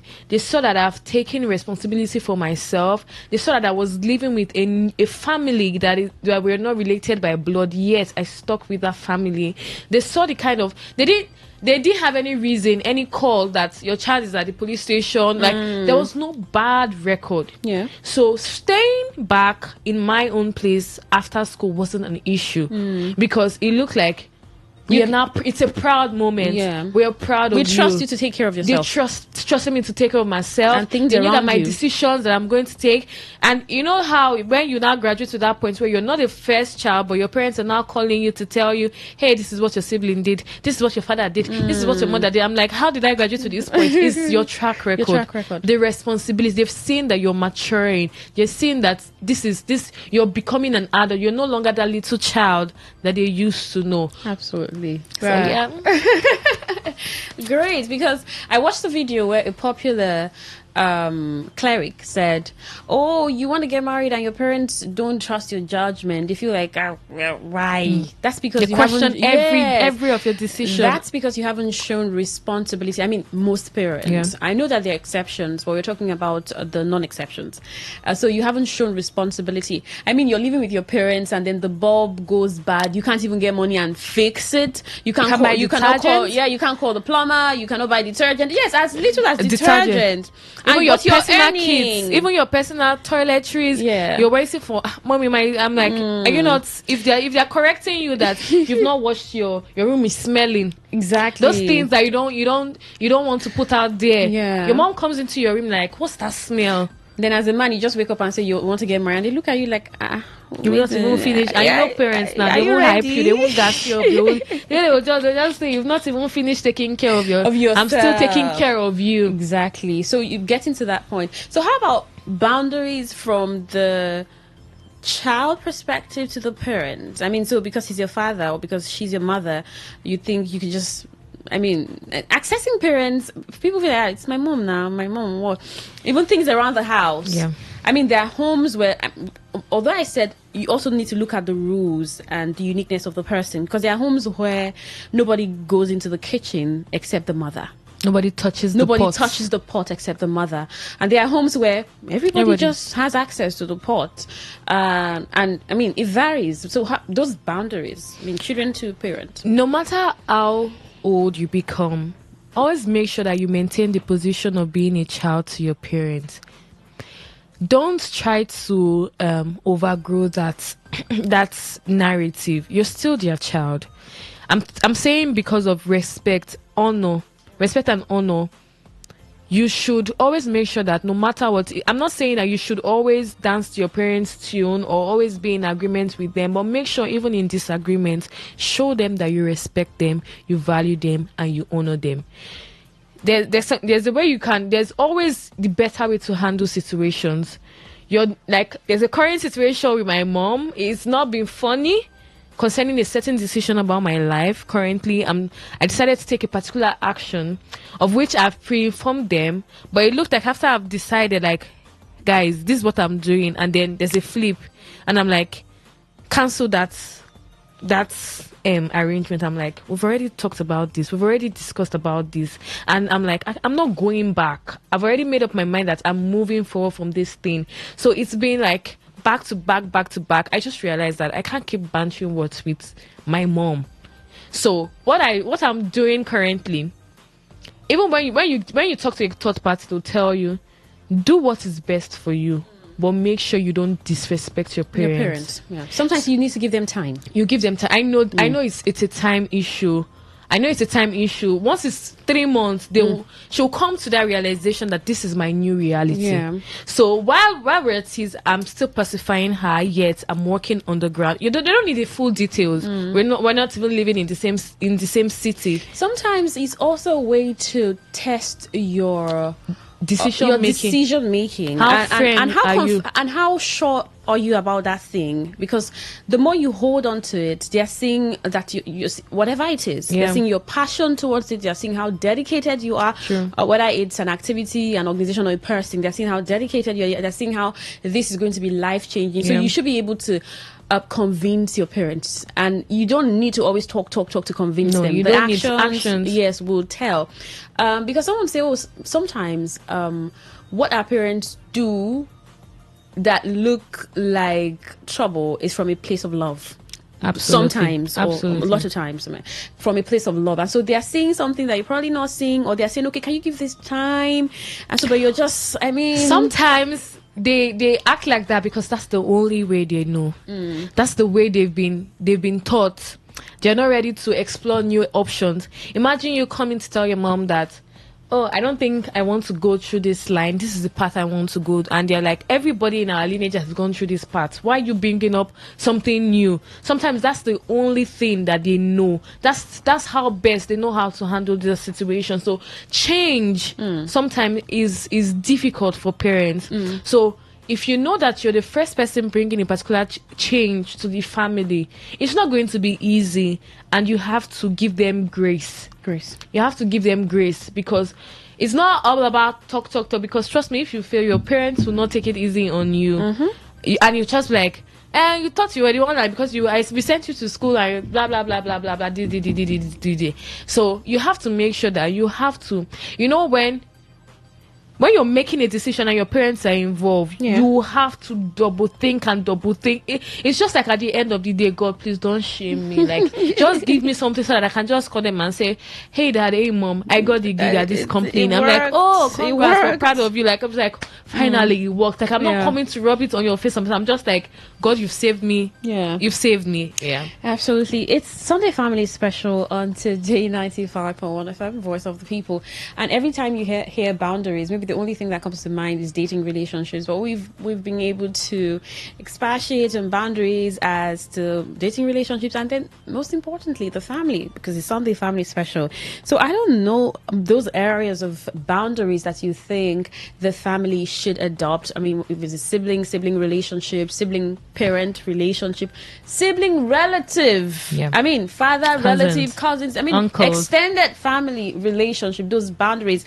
And I've been speaking with Ifenyua Jessica, it's been amazing hanging out with her. I mean, it's brilliant lady. So, but what are those boundaries you think should be observed in the families, in your family? Has there been a situation where you just felt used, you just felt disrespected by your sibling or by your parents, or what they call see finish, like say, oh, Abi, because I be your sister, Abi, now make you treat me like this?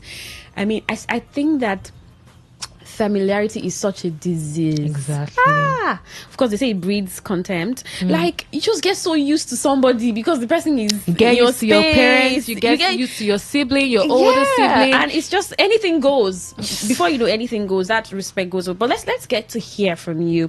0810-951-0951. That's the number to call.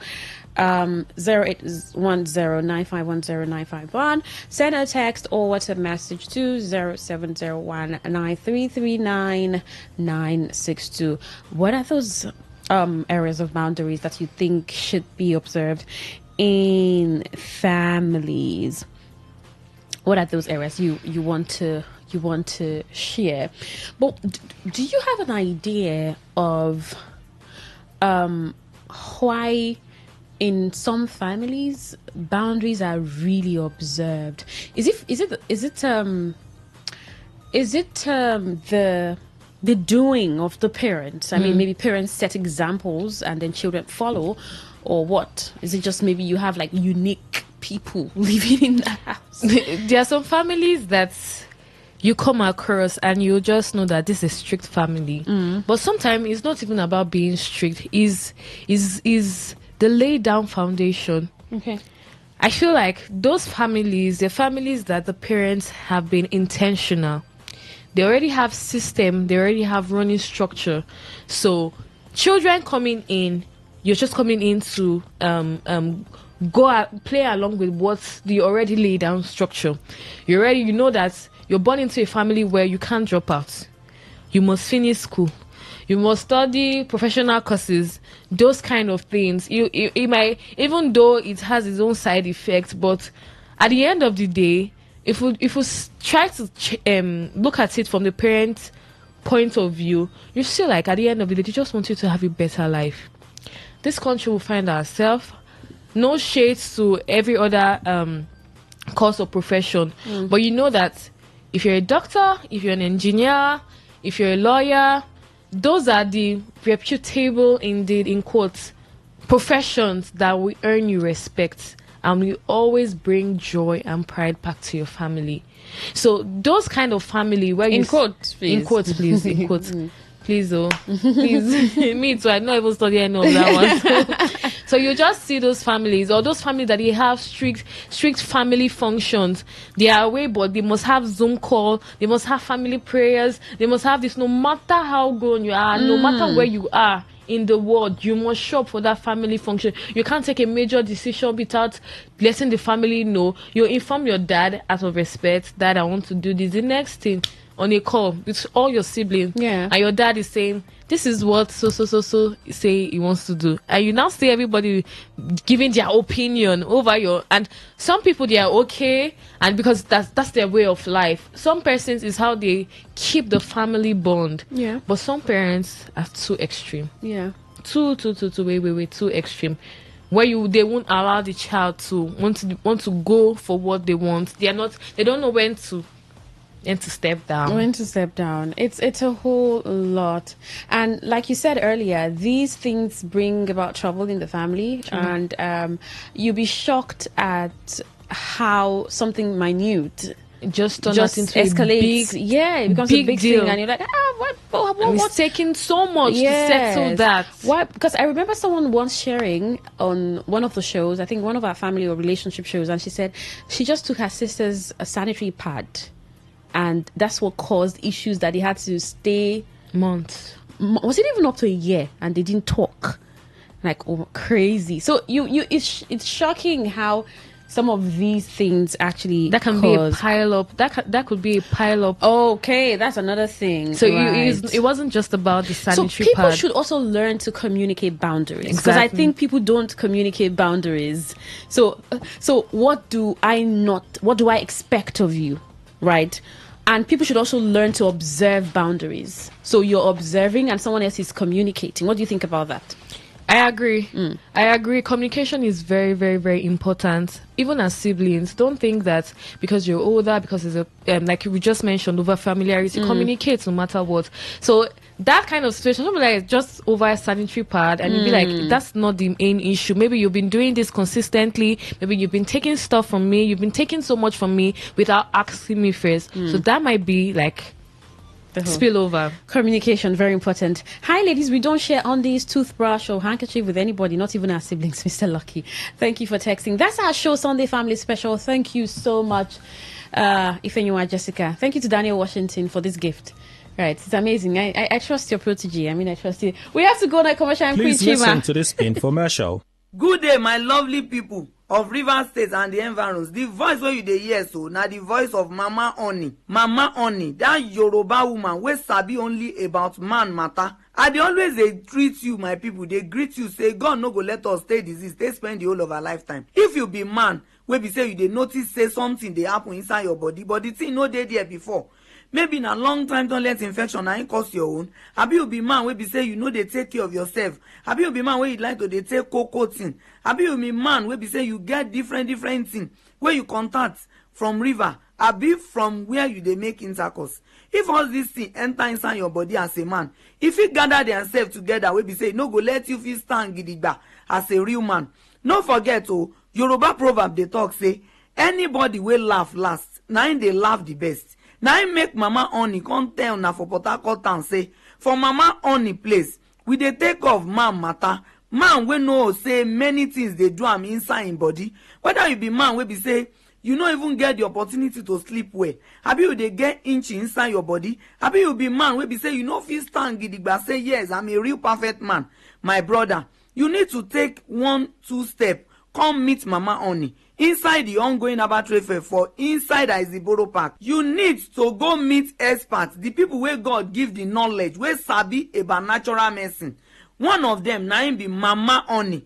If you be man wey be say you dey notice say to waka from one pole to the other na wahala, abi if you dey waka you go dey feel like say somebody dey push you, abi if you dey waka you go dey feel like say dem put something inside your leg, abi you be man wey be say your waist dey pain you all the time, your waist dey pain you all the time. No forget say na waist gangan na im man dey o. Man wey waist dey pain, you no go fit talk say I'm a real man. Abi you be man wey be say all the time if you dey talk among people, you then go dey perceive odor from your mouth. Abi your body go dey inch you like say you take yam water take rub body. Abi make your body dey pepper you like say you take yam water take rub body. Who tell you say na only woman na im dem dey put blame for the happiness of the home? Anything wey concern woman, anything wey concern the happiness of the marriage, then go carry all the wahala put for woman head. Man gangan na im be the giver, na im dey give us wetin we go carry. And no forget say Mama Honey, I dey always dey tell you say when you visit our stand for more information and enlightenment, we go tell you many things about man matter. You no forget say na we be una wife, na we be una mama, na we be una sister. Anything wey concern man, e dey inside Mama Honey brain. Use the opportunity wey dey happen now for inside Iziboro Park. Come visit Mama Honey for information and enlightenment about your health related matter, about your health related problems. No forget say God na im dey do everything, but God no go come from heaven. Now God go direct angels to us human being. Anything wey you dey do, just believe say you go do am well, because Oyinbo people say anything one doing at all is one doing well. Now I make Mama Honey dey always dey talk and say I no be God o, I only understand the efficacy of natural medicine. As you sabi your daily activity, na so Mama Honey sabi natural medicine about man problem. No forget na stand 17 I dey, stand number 17. If you be man wey be say until you take all these strong drugs, if you be man wey you dey think say until you take all this strong medicine before you go fit stand gidigba as a man, na im be say something don damage inside your body, something don happen inside your body. God don create man the way wey be say na easy way. Even though you dey think wetin you like, you must to fit stand gidigba as a man. But if you don reach the stage wey be say you go dey take many dangerous medicine, e fit give you stroke, e give you heart attack, e fit give you many problem inside your vein wey be say the vein go die patapata. But because of the power of God inside natural medicine, if it be say na because of you na God create me, na God make me understand the efficacy of roots and herbs. This work na the work wey I inherit from my father. My father na him be the abore of the whole of Egba land, and na this work wey I dey do since the day wey dem born me till as I grow rich like this. No forget Mama Honey Herbal Medicine, Mama Honey Herbal Home is a division of Abeokuta Woman Herbal Care Center. So just use the opportunity. You lovely people wey na don sabi Abeokuta Woman Medicine as e be, na this one still be. Use the opportunity, may come meet Mama Honey inside the ongoing Herbal Trade Fair. Only about man matter. If you be woman, just come purposely because of your papa, be your brother, be your husband. If na woman own, I go direct you to person where they do am. But man matter, na here I carry on this trade fair. I go dey expect all of now. God no go let us stay disease, stay spend the whole of our lifetime. You fit call me on 080 39 71 6022, 080 39 71 6022, or 090 27 74 67 37, 090 27 74 67 37. God no go let us stay disease, stay spend the whole of our lifetime. I go dey expect you. Bye for now. And that was a paid infomercial. Talk radio. I listen to a lot of talk radio. 95.1 FM. Whether it's happening in Port Harcourt, South South, Nigeria, or around the world, we've got you covered. On air, online, delivering balanced news and unbiased analysis. Today, 95.1 FM. This is Today, 95.1 FM, Port Harcourt. News.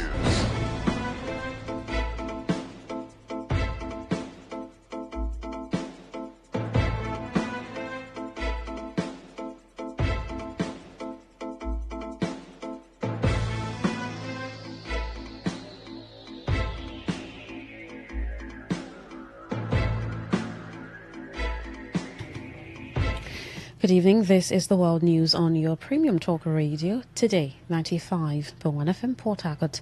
I'm Queen Chima. The headlines.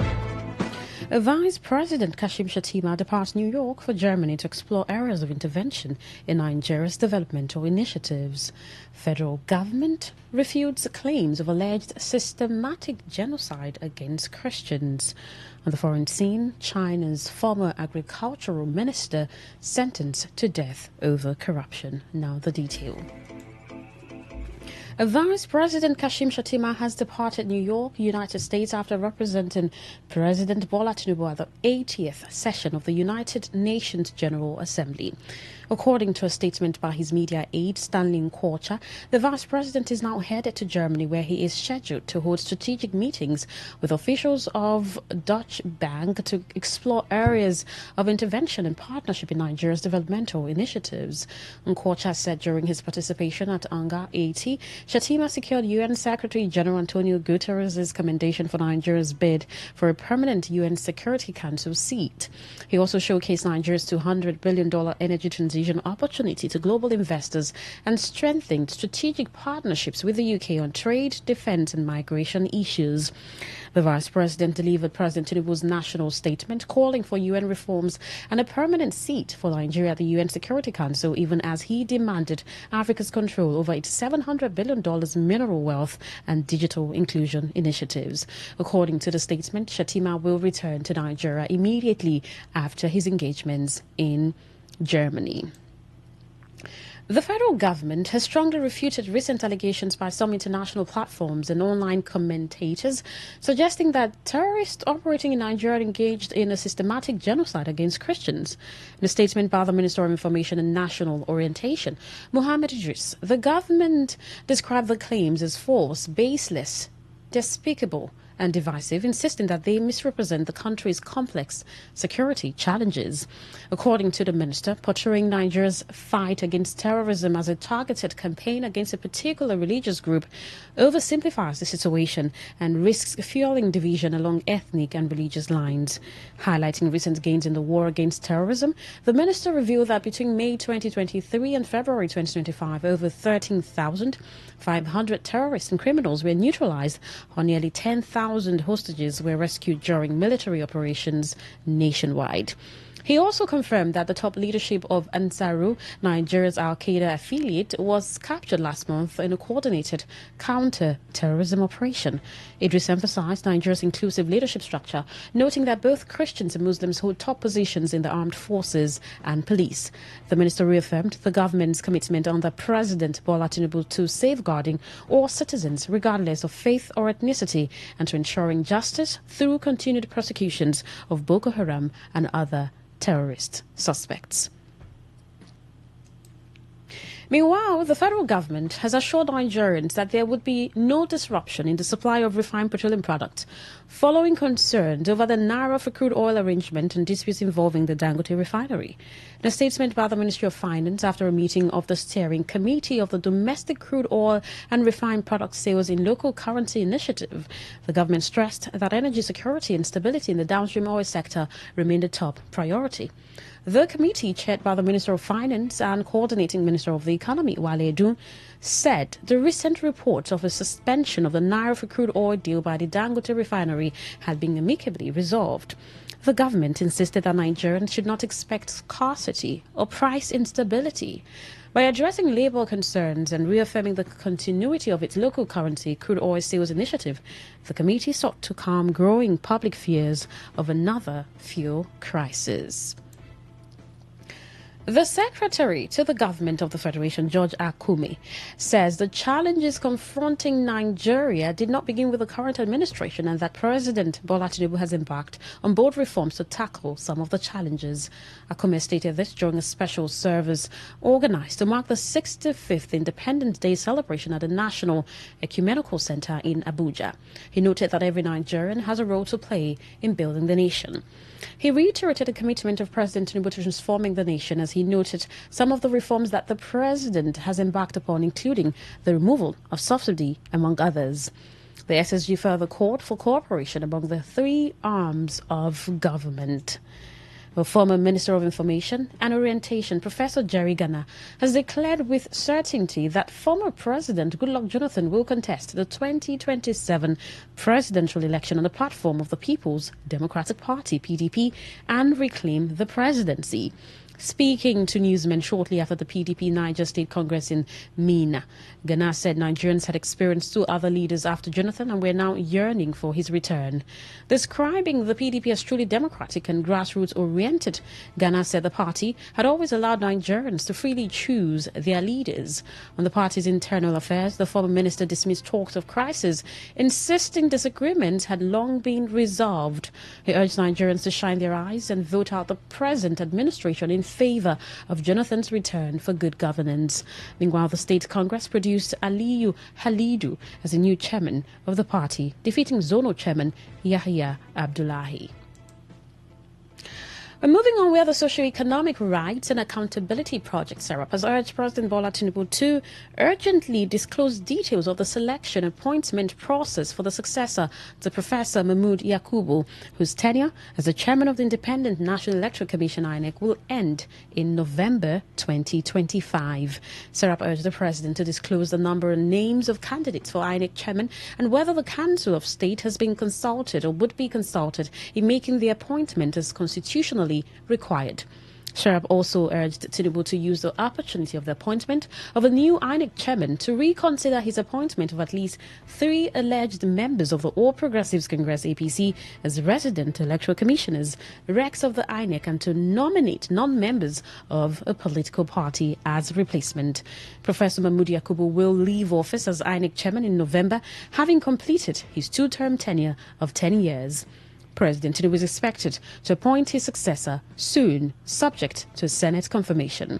In a letter by its Deputy Director, Kolawole Oluwadare, SERAP insisted that the selection and appointment process for Yakubu's replacement should not be a closed shop, adding that a transparent and accountable process would serve legitimate public interests. You're listening to the World News on Today 95.1 FM, Voice of the People. After the break, more news, foreign and sports stories. Do stay with us. Every day, every hour, when the big stories break, depend on our 24-hour news team to bring you the latest. Today 95.1 FM.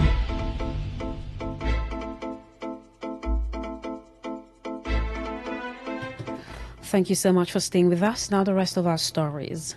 The Petroleum and Natural Gas Senior Staff Association of Nigeria, PENGASN, has directed its members to halt gas supply to Dangote Petroleum Refinery with immediate effect.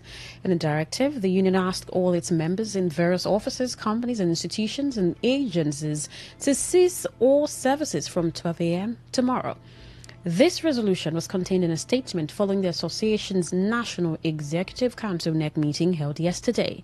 The association also urged its members stationed in various field locations, including all control room operations, panel operations, and outfield personnel, to withdraw their services beginning at 6 p.m. today and start around the clock prayer vigil. It said the prayer was a call to God to make those in authority to reign in Dangote and his co-travelers in the need to obey Nigeria's law. According to the association, during the strike period, no intervention whatsoever would be entertained across field locations except where the safety of personnel and assets is at risk, adding that such clearance must be obtained from the National Secretariat.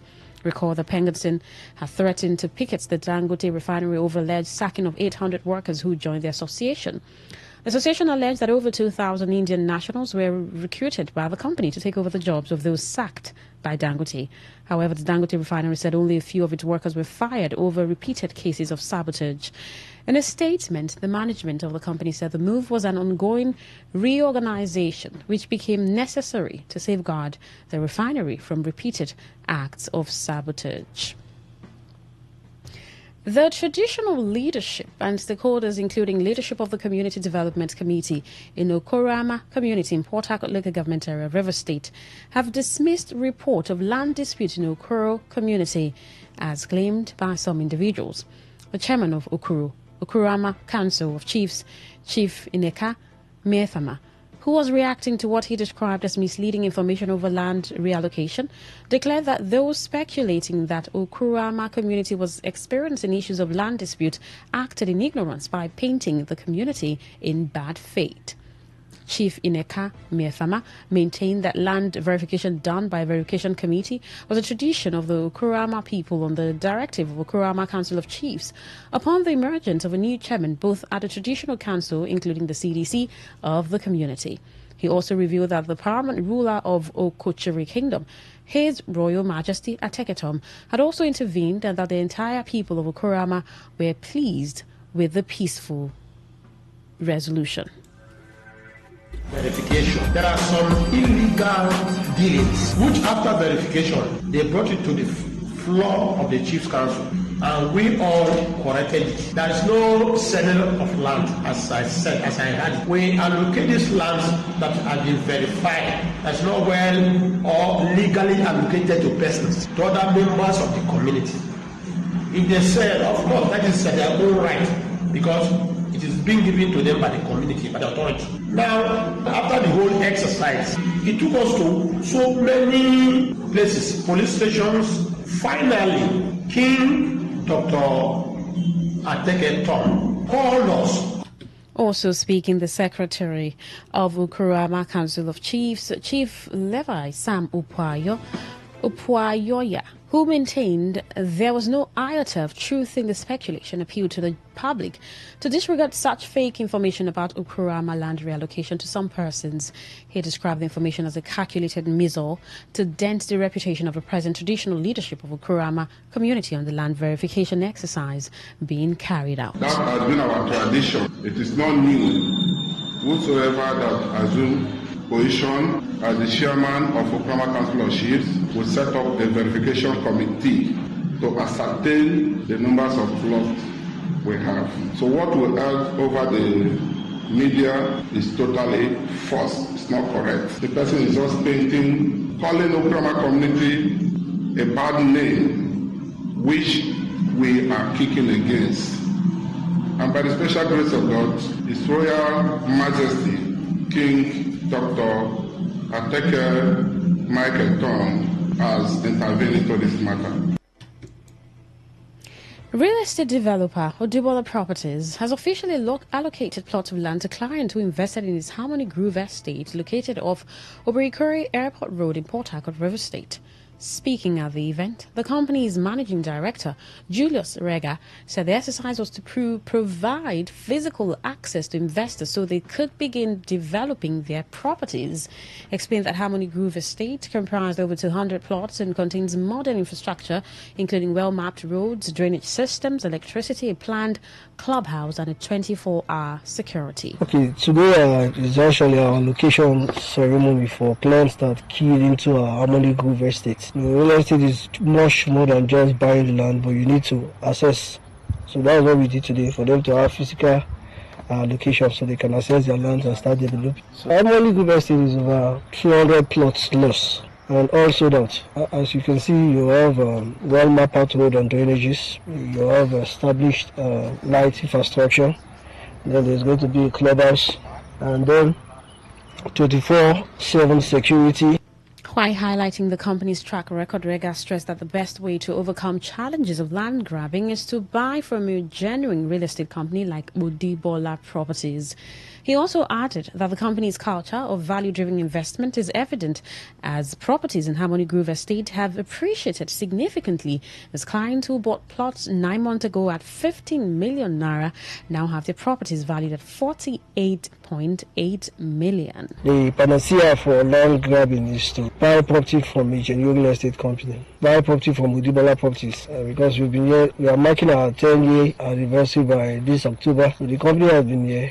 And this is not our very first estate. We have close to 15 estates in Port Harcourt. Where this ceremony you see today is something that is done regularly in all our estates. So if you're looking for peace of mind, if you're looking for a company where you can invest your money and you can have access to your property, I think Odibola Property is your best bet. Those that came to Harmony Grove 9 months ago at 15 million. Today, the property is valued at 48.8 million. Some of the newly allocated clients who spoke with Today FM correspondents expressed satisfaction with Odibola Properties, commending the company's sincerity and transparency in the land allocation. I started buying a property from a developer like 6 years ago, and since then I have never had any issue. So I will always encourage anybody that want to buy a property from anybody, go and do your own finding. I'm okay with what I'm seeing. 5 or 6 months back, when I came here, when we did our purchase, it looked as if nothing was. I was always surprised last week when I was passing here and I saw street lights all over. I'm very excited because I just heard that the value of the property has gone ×3, which is really good. So I'm very happy about it. I'm going to say that you can buy property from Odibola and go to bed. Yes, even if you face any challenges, he's not going to let you face it alone. That's the one thing I can tell anybody. I can guarantee anyone about Odibola Properties. On the foreign scene, China's former agricultural minister has been sentenced to death on corruption charges with a 2-year reprieve. The People's Court of Changchun in northeast Jilin province said Tang Renjian accepted cash and property bribes totaling more than $38 million between 2007 and 2024. The court ruled that the bribes caused particularly severe losses to the interests of the state and the people and therefore warranted the death penalty, adding that Tang had confessed to his crimes and expressed remorse. Tang's sentencing is the latest in President Xi Jinping's sweeping anti-graft campaign that has brought down several high-level figures. In sports, European Champions League winners Paris Saint-Germain will play their first ever Intercontinental Cup final in Doha, Qatar on December 17th. This was announced by FIFA, which said their opponents will only be determined 4 days earlier in the final playoff called the Challenger Cup. This will pit Egyptian club Pyramids, the African champions, against the winner of the match between Central American champions Cruz Azul from Mexico and the future winner of the Copa Libertadores. The South American tournament is currently in the semi-final stage and includes 2 Brazilian sides. Palmeiras are up against LDU Quito of Ecuador, while Flamengo takes on the Argentinian side Racing. The Intercontinental Cup was relaunched in its new form last year when Real Madrid beat Mexican club Pachuca. To end the news, here is a summary of the major stories. Vice President Kashim Shettima has departed New York for Germany to explore areas of intervention in Nigeria's developmental initiatives. We told you that the federal government has refuted claims of alleged systematic genocide against Christians.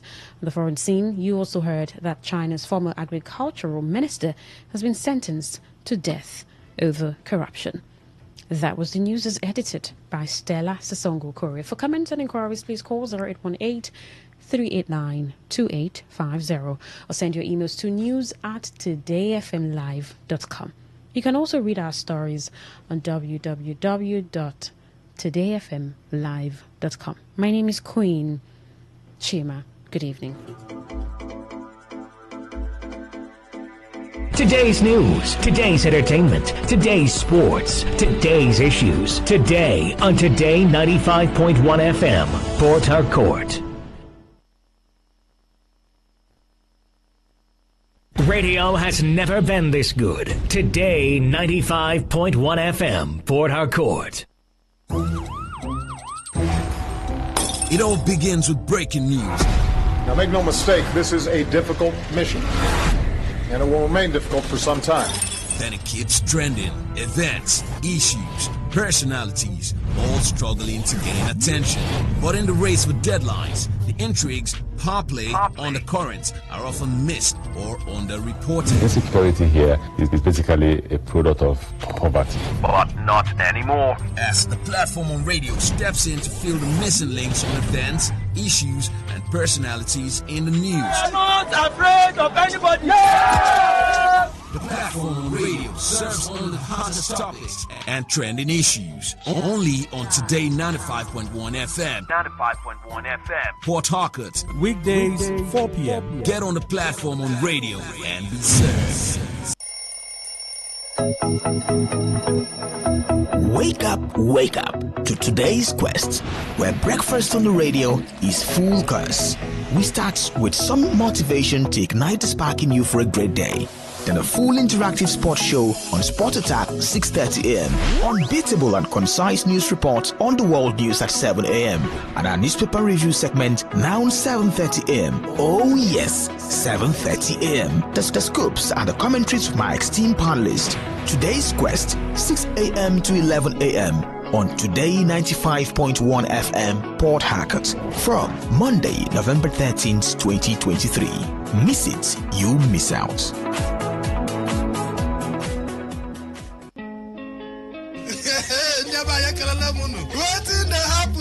They say wahala need Now this one wahala be like bicycle. Just waiting they happen. Now for Today 95.1 FM, 5 p.m. Monday to Friday, bomb quem. Now here you go here, waiting they happen for Niger and Obodo the world. Now that time where we they bring you Ogbonga to them, where go shock you. You go wonder say a person do like this. Now so we they bring them can give you acid the hot. Now where would they find way to sweep this country? Don't run. Because their blood in the chopper. You say this one, no worry. When time I reach, I'll say I want to take them. I see where they go. Homeland is homeland. Me, I go open gate for them. Now me go be get man at that time for airport. Waiting they happen. Make you know Miss Mazi Ike God Ike Machuku and MC Kuro for waiting they happen. You go enjoy yourself. No forget to say woman they chop our recharge card woto. I don't tell you say this place na education center. As you sit down here with us from Monday to Friday, you go enjoy waiting they happen. Waiting they happen. Make you no miss them at all.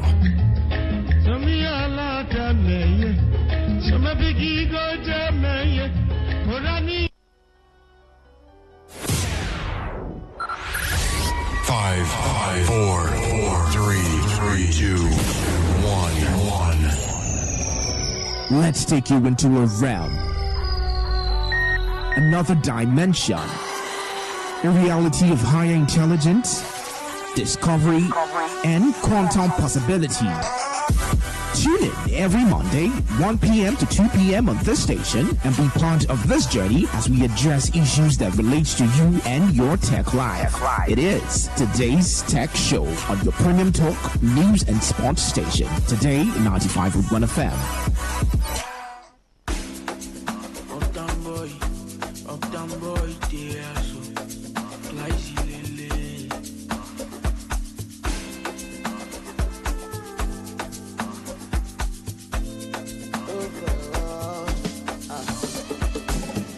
Also for my money from Monday to Sunday. If it no be money matter, no go call me. Hard times don't last forever, but still I'm grinding. I dey put in all my time for the money. Cause when my time go come, we go be like fire. Travel to the world, make a quench the fire. Shut down all the place, I dey see for movie. One thing is sure, I go job life for low. Carry God for heart, it's my superpower. From my Gorombe, I go buy Ferrari. Everywhere I go carry my G's. One thing is sure, we go job life for low. If I no benefit, I better take my leave. Plenty bills on me, it choke me up. But then I won't do it for you. I'm already plenty for my head. Tell me why I go get control when I don't understand myself. I'm on our own. We all know how we feel. So if you choke on, you just call on me. Silence if it kills. I'm on our own. Yeah, I'm chasing money. I go get this money. Papa do this for me. Oh, cause when my time go come, we go be like fire. Travel to the world, make a quench the fire. Shut down all the place, I dey see for movie. One thing is sure, I go job life for low. Carry God for heart, it's my superpower. From my Gorombe, I go buy Ferrari. Everywhere I go carry my G's. One thing is sure, we go job life for low. From my Gorombe, I go buy Ferrari.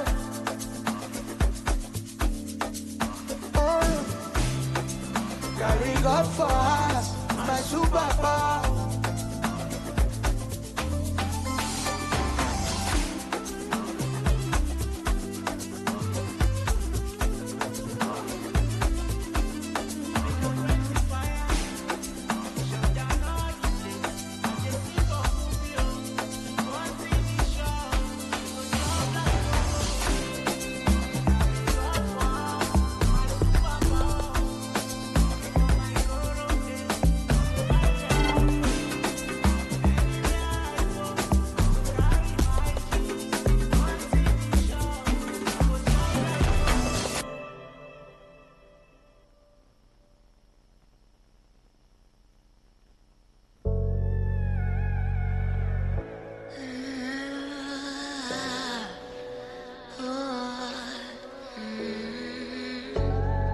flugo ngada fia kwada imakwa.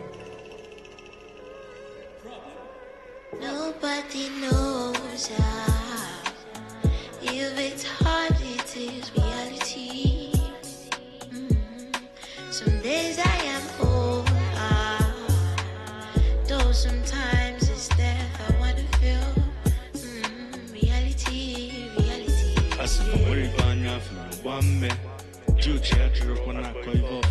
Depression sometimes comes with a smile. Heartbreak on many days, it could be like joke. You go cry and sneeze, it could be like whoa. When your pain smelt, they go turn to tears. They go start to run down through your cheeks. Down through your cheeks, you go down on your knees, starving yourself, hurting yourself, and asking your whys, and but nobody answer. You could lose your mind.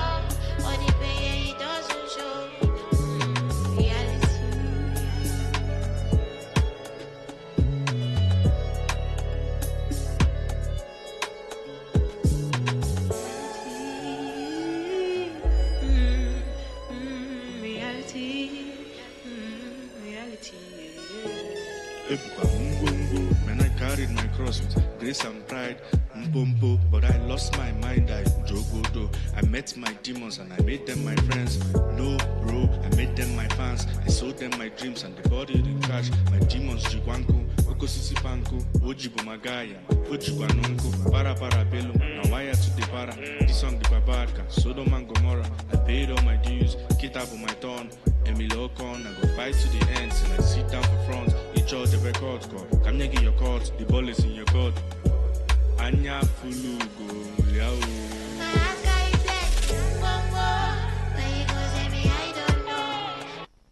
Hello, I'm Myra Anubi, and this is People Fixing the World from the BBC World. Talk radio. I listen to a lot of talk radio. 95.1 FM. Hello, I'm Myra Anubi, and this is People Fixing the World from the BBC World Service, where we explore clever ways in which people are changing our world. Now, People Fixing the World will be back soon, but until then, we are bringing you a special episode. In Front Yard Floods, we hear about the initiative in New Orleans, which is helping residents protect their homes from flooding. How do you flood-proof a city? It's an urgent question for hundreds of cities around the world as sea levels rise and extreme weather events become more frequent. I'm ocean physicist Helen Chersky, and I'm in New Orleans in the deep south of the United States, where the people know more than most about the dangers of floodwater. In some of the lowest income neighbourhoods, they're taking flood defence into their own hands, protecting their city 1 yard at a time. This is Front Yard Floods for BBC World Service. So the area we're standing in was actually one of the areas that was most affected by Hurricane Katrina. It was under about 10-ish feet of water. In some places you can still see the watermark. My name is Megan Williams. I am the Urban Water Program Manager for the City of New Orleans. I was 16 when Hurricane Katrina hit in 2005.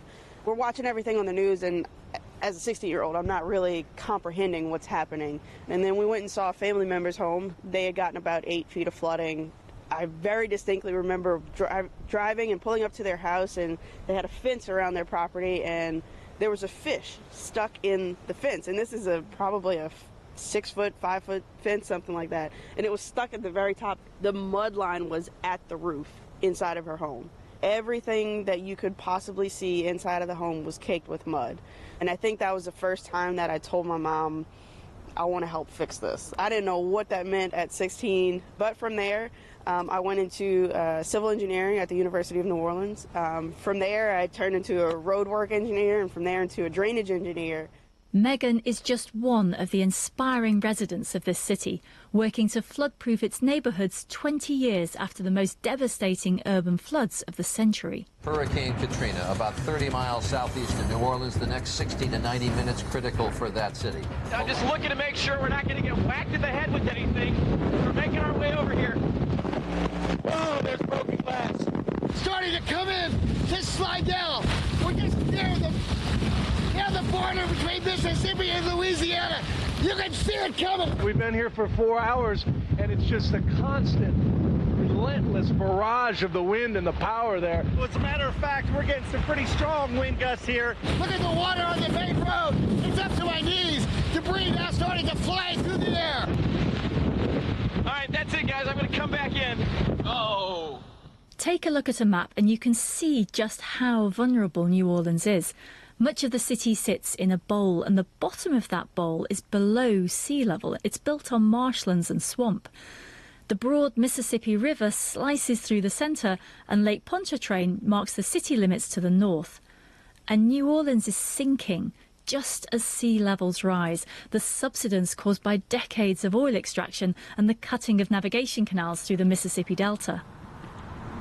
I'm standing a little way from the canal, right in front of a big sign that has a pelican at the top and a big title. It says London Avenue Canal Floodwall Breach. And it basically tells the story of what happened here. It says on August the 29th, 2005, tidal surge from Hurricane Katrina exposed design flaws in the London Avenue Canal floodwall, which is right behind me. And it goes on to talk about the floodwater killing residents and their pets. And it describes that this was just one small part of the disaster that happened that day.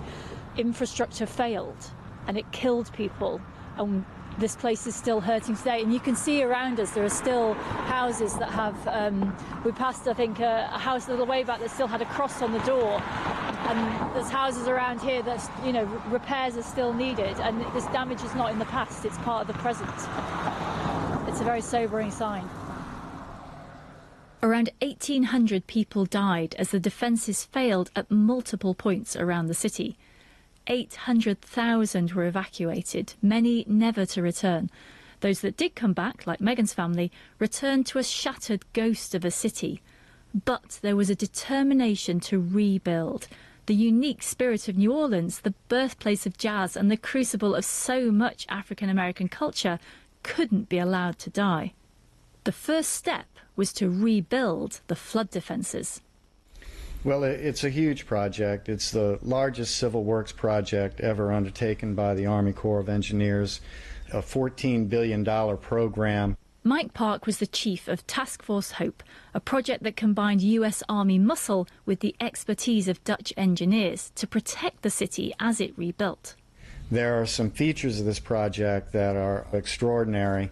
The Inner Harbor Navigation Canal Lake-borne surge barrier stands about 26 feet above sea level and spans a length of about 1.8 miles across.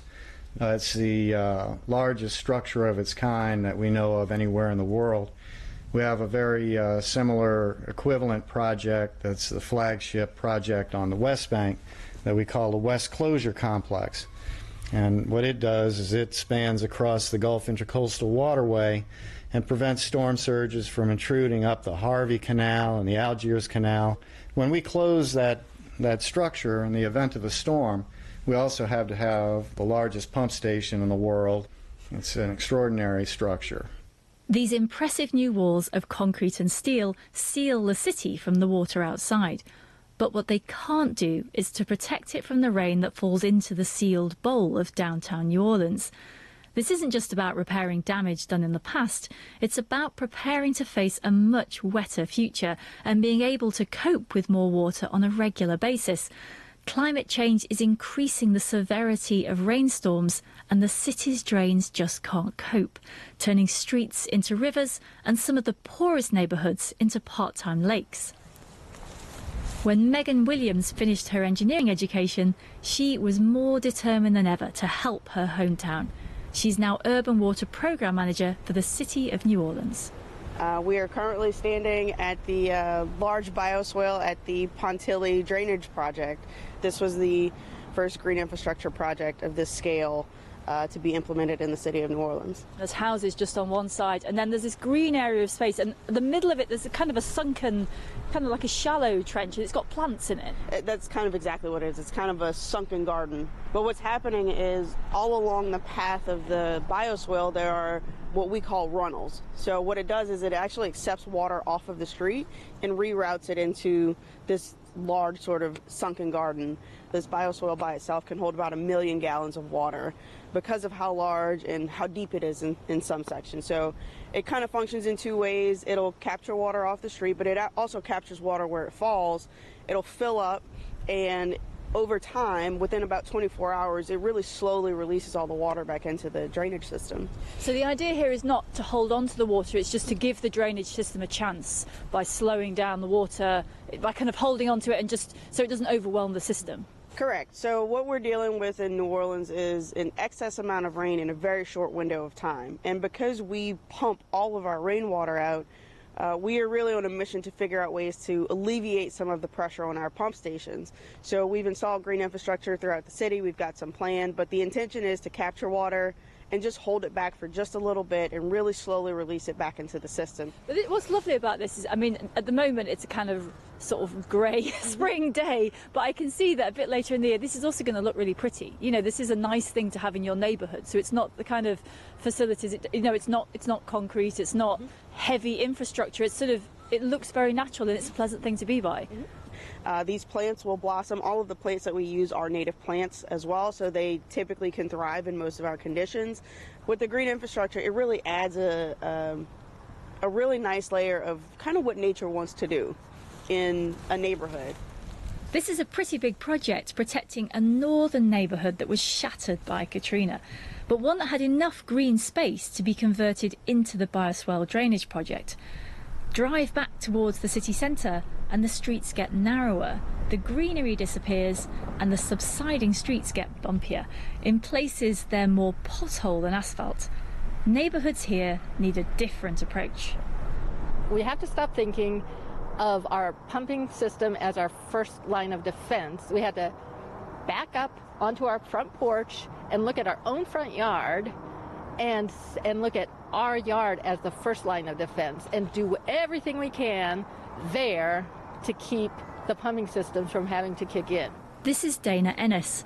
She runs Urban Conservancy, a local not-for-profit group that aims to maintain and develop the unique culture of New Orleans. She leads their Front Yard Initiative, a community project that helps residents flood-proof their homes and their neighbourhoods. You can spot her little FYI flags in verges and curbside gardens all around the inner city. They're the little rain garden that we walked past on the way through, which is also part of what Mastodon installed. Yeah, this up here. Dana took me first to the Hoffman Triangle, just a couple of miles west of the tourist magnet of the French Quarter. It's a low-rise neighbourhood of neat little wooden homes, small businesses and lots of concrete and asphalt. When it rains here, the water bounces off the hard surfaces of the roads, pavements and parking lots, and the streets flood. But Anthony Davis is keeping his home dry, absorbing floodwater in a tiny native flower garden. So we've got it. So we're in a corner here by a fence, and there's plants and there's soil underneath. But these are native plants, are they? Yeah, and they absorb a ton of water. And collecting rainwater in barrels. Really, it also alleviates the water. Oh, so it's collecting rainwater. So it's pretty full right now. And what do you use the water for? My garden back here. I do have a satsuma tree right here. Well, it's great because it doesn't look that different. You know, it doesn't look that different from perhaps what your neighbours have, but it's doing something very different. Correct. Yeah. And a lot of times, although it rained a lot, you can see it's still not that. It's not really soggy, which it could be mud right now because of all the rain we have, but it's still not bad. I wouldn't really know it had rained. Yeah. It hit just, from what's underfoot. Right, yeah. It rained a lot. Not this week, but last week. It rained a lot, yeah. Anthony's also helping to convert the vacant plot next door from grey to green. This was basically an empty lot, and so it's owned by a church, so I talked to the church owner and talked about trying to do a community garden here. As you see, they kind of dig deep, and that way it doesn't pool as well and can absorb some of the water the garden would. And so, it's, all of these interventions, they're kind of helping the city of New Orleans stay here. And presumably that's important to you as well. Very important. This place matters. Yeah, because I've been through Katrina, and it was a mess, and then even after I evacuated in all the water, I came back as a cleanup crew, and it was, to be honest with you, it looked like a war area. I mean, because I came back probably within the second week of Katrina, and there were still corpses that were just laying somewhere, bloated up. And so it was. If I can avoid that and help the city and help others, because it costs a lot. Dana and Anthony are persuasive advocates for the Front Yard Initiative and the outsized impact it has on the city and the rebirth of a real sense of community. Their idea is to spread the word from neighbour to neighbour until the whole neighbourhood is protected from flash flooding. Getting involved is kept deliberately cheap and simple. People attend that workshop, they submit a before and after drawing of what it is their current situation is and what they would like to put there instead, and then it's competitive and we select the best, most inspirational, most impactful designs, and then we invite those selected individuals to find the contractors they want to work with or do it themselves, do the work, let us know, and we provide them an incentive check after the fact if they've done what they said they were going to do, and the incentive is $2.50 per square foot up to 500 square feet of paving removed. So the max is $1,250. This is Front Yard Floods on the BBC World Service. I'm ocean physicist Helen Chersky, reporting from New Orleans in Louisiana, where the local people know a thing or two about floodproofing a city. My name is Al Duvernay. I'm New Orleans, born and raised. By profession, I'm a paleontologist and worked in the oil and gas field. Well, let's talk about where we're standing, because we're in front of your house and there's a reasonable amount of space here, but it doesn't look like many gardens do here. It's got these sort of wooden terraces, these little steps, and the plants here look different to the plants in the houses around. Yes, it stands out. When you look up and down the block, you see these very pristine, well-manicured lawns. It takes a lot of energy to maintain that. Fertilizers and weed killers and things like that. And so what I've done here with the help of some very competent people is created sort of a natural environment. Terraced rain gardens, and I've replaced the grass with native plants. It attracts a variety of species, lizards and frogs and snakes and all sorts of insects. I've always been keen to try to maintain a natural environment and whatnot, but then when I got connected with Urban Conservancy, with their urban water management plan, the FYI, Front Yard Initiative, and got connected with Macedon, the folks that actually did this work, that put a whole different spin on my yard and my idea of managing water. Typically when it rains here, when we have a good rain, a frog strangler. Frog strangler. A frog strangler, right. That's or my even new not. favourite word. or even not. Just a normal rain, typically the street right here in front of my house will flood. Torrents of water running down, between my house and my neighbors' houses, running into the street. Because I have no water running off into the street. Because what we have is these terraced rain gardens and whatnot, and we built a closed-loop French drain around here. Did it require a lot of expertise? Was it a difficult process? Because it sounds... No expertise at all from me. It's these young ladies right here that brought all of the expertise. Well, let's meet you. Do you want to just tell us who you are? Hi, I'm Arian Hall with Macedon LLC. And I'm Louisa Abale. We pretty much were here from the genesis when Al told us what his issues were on the property. We kind of came, assessed, did some initial runoff calculations, and then designed an initial system based off of that. We knew that he had a really significant grade going from the house to the street. So we wanted to do something to slow down the water, which is why we created this terrace effect for the rain gardens to sit inside of. And then also to control erosion issues. So the issue here is that because there's a slope down from the house to the street, water would just run down that slope and straight out into the street. And so the terraces slow that down slightly and then it can be absorbed. Correct. And so you're going around, I mean, presumably you've not just done this here, you've done this in lots of other properties as well. What's the response you get from the people whose houses you're doing this to? How do they see these projects and how do they feel about them afterwards? I think at first they know that they need something and they know they need to do it, They just can't envision it, and a lot of times, you know, we'll draw that layout, we'll share photos and examples, and then it's not until we actually start the work that I think that like light bulb goes off where they're like, oh, okay. I know that with Mr. Al, once we started excavating for the French drain, and he saw how much we were going down in the trench that we were creating, he was like, oh, okay, well, let's do it better. Yeah, let's change the calculations and let's do more. And it was just a really cool process, especially with someone like Mr. Al, who's also a geologist. So we were studying our materials that we were using. We were studying our void space, the type of rocks, the type of geotextile, and those infiltration rates. How did you get into this? What's your motivation for doing all of this? What got you going? We were doing carpentry prior to this, and it really started post-Katrina when we were rebuilding homes, and we had houses that just had repeated flooding, and we would have to keep going and fixing the floors, and we were like, oh man, what are we going to do about this? And then it took one friend of ours who was like, why don't we do a French drain? And we're like, what is that? Yeah, what is that? So a French drain is essentially an excavated trench, typically conveying water from one point to another, usually like a downspout, and then it'll lead into something like a rain garden, or it just holds water.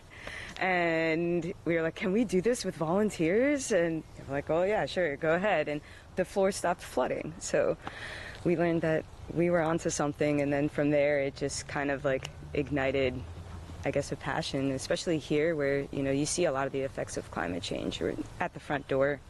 So if you could do something like this in every street in New Orleans, in front of every house, what difference would it make? I think we would see significantly less flooding. You're talking about, on average, between 800 to 1,200 gallons of storage in a small system for a small landscape install. So if these homes are going big, you know, we can really all be able to capture 2 to 3 inches that's falling on our property before anything is running off. The Front Yard Initiative is helping to build a greener New Orleans that's more resilient to a fast-changing climate. But there's no avoiding the fact that the geography of New Orleans makes it one of the most vulnerable big cities in the world. The Big Easy is sinking, and concrete walls and carefully planted gardens can only offer so much protection. I wanted to show you here, the picture that we're looking at shows this church. So above the church is a helicopter that is going to rescue people from that water. Where we are located is called the Broadmoor community. In New Orleans is like a bowl, and we're under sea level. This part of the city, Broadmoor, is at the bottom of the bowl, and so we flood the fastest and we flood the most often. And so that picture reminds us of the impact of Hurricane Katrina. Where you and I are standing, our heads would have been barely out of the water. Gregory Manning is the pastor of Broadmoor Community Church. He's transformed that flooded church in the photograph into a resilience hub, a centre to support local people unable to evacuate when disaster hits, whether that's a hurricane, heat wave or flooding. So we're able to cook for people here in our kitchen to make sure that they're getting hot food as well too. So this area that we're in here is what will be used as our heating and cooling center in the event of a widespread power outage. So they would be able to come here and be able to be kept cool. We'd get those resources that we talked about to get batteries charged, keep medicine cool. This part of the building is totally run by solar power. We have 4 Tesla batteries on this side of this building. They will allow us in the event of a power outage to keep this building running for about 24 hours. As sea levels rise and extreme weather events increase in frequency, major cities all around the world, from Jakarta and Dakar to Manila and Miami, have to live with the threat of catastrophic flooding. New Orleans has already been through the very worst. Its people have pulled together, and Dana and her friends have found fresh ways to face up to a future that's only going to get wetter. It's not just about New Orleans anymore. We're all feeling vulnerable. Front Yard Initiative is part of this effort to create stability in an uncertain world. So is that part of the coping mechanism then, that if you as individuals are doing something, you don't feel so helpless, you don't feel out of control, you feel there are things that you can do, and that is a source of optimism? you notice a difference. And then the thought is, by extension, you think, just imagine if everybody were doing this, an even bigger impact is possible. That's why we keep living here. We're crazy that way. Terrible streets and all.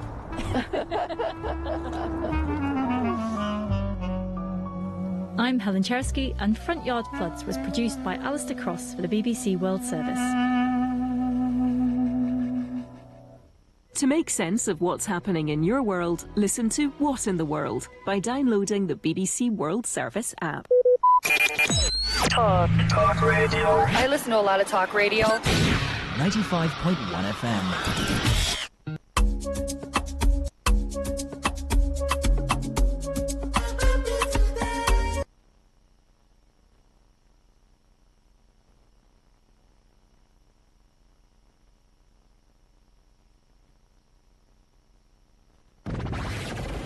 Station with the...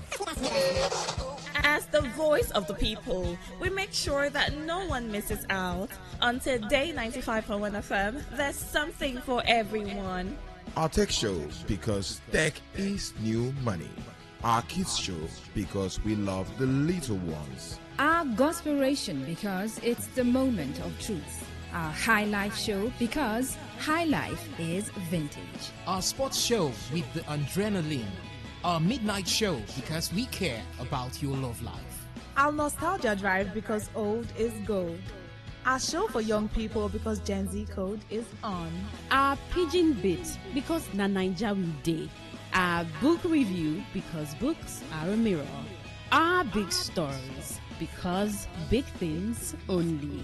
Our health shows with seasoned health experts, because we care that you're healthy. Our eyewitness report, because we want to hear from you. Our reggae shows, because Rastafari. One love. What's a successful business without sales? And what is sales without an audience? Well, do you know that you can reach 8 million listeners across 6 states in 2 geopolitical zones all at once? How? With Today 95.1 FM, you can get millions of people to know about your business. And what does that mean to you? More sales. Call 081 389 2850 now for more information.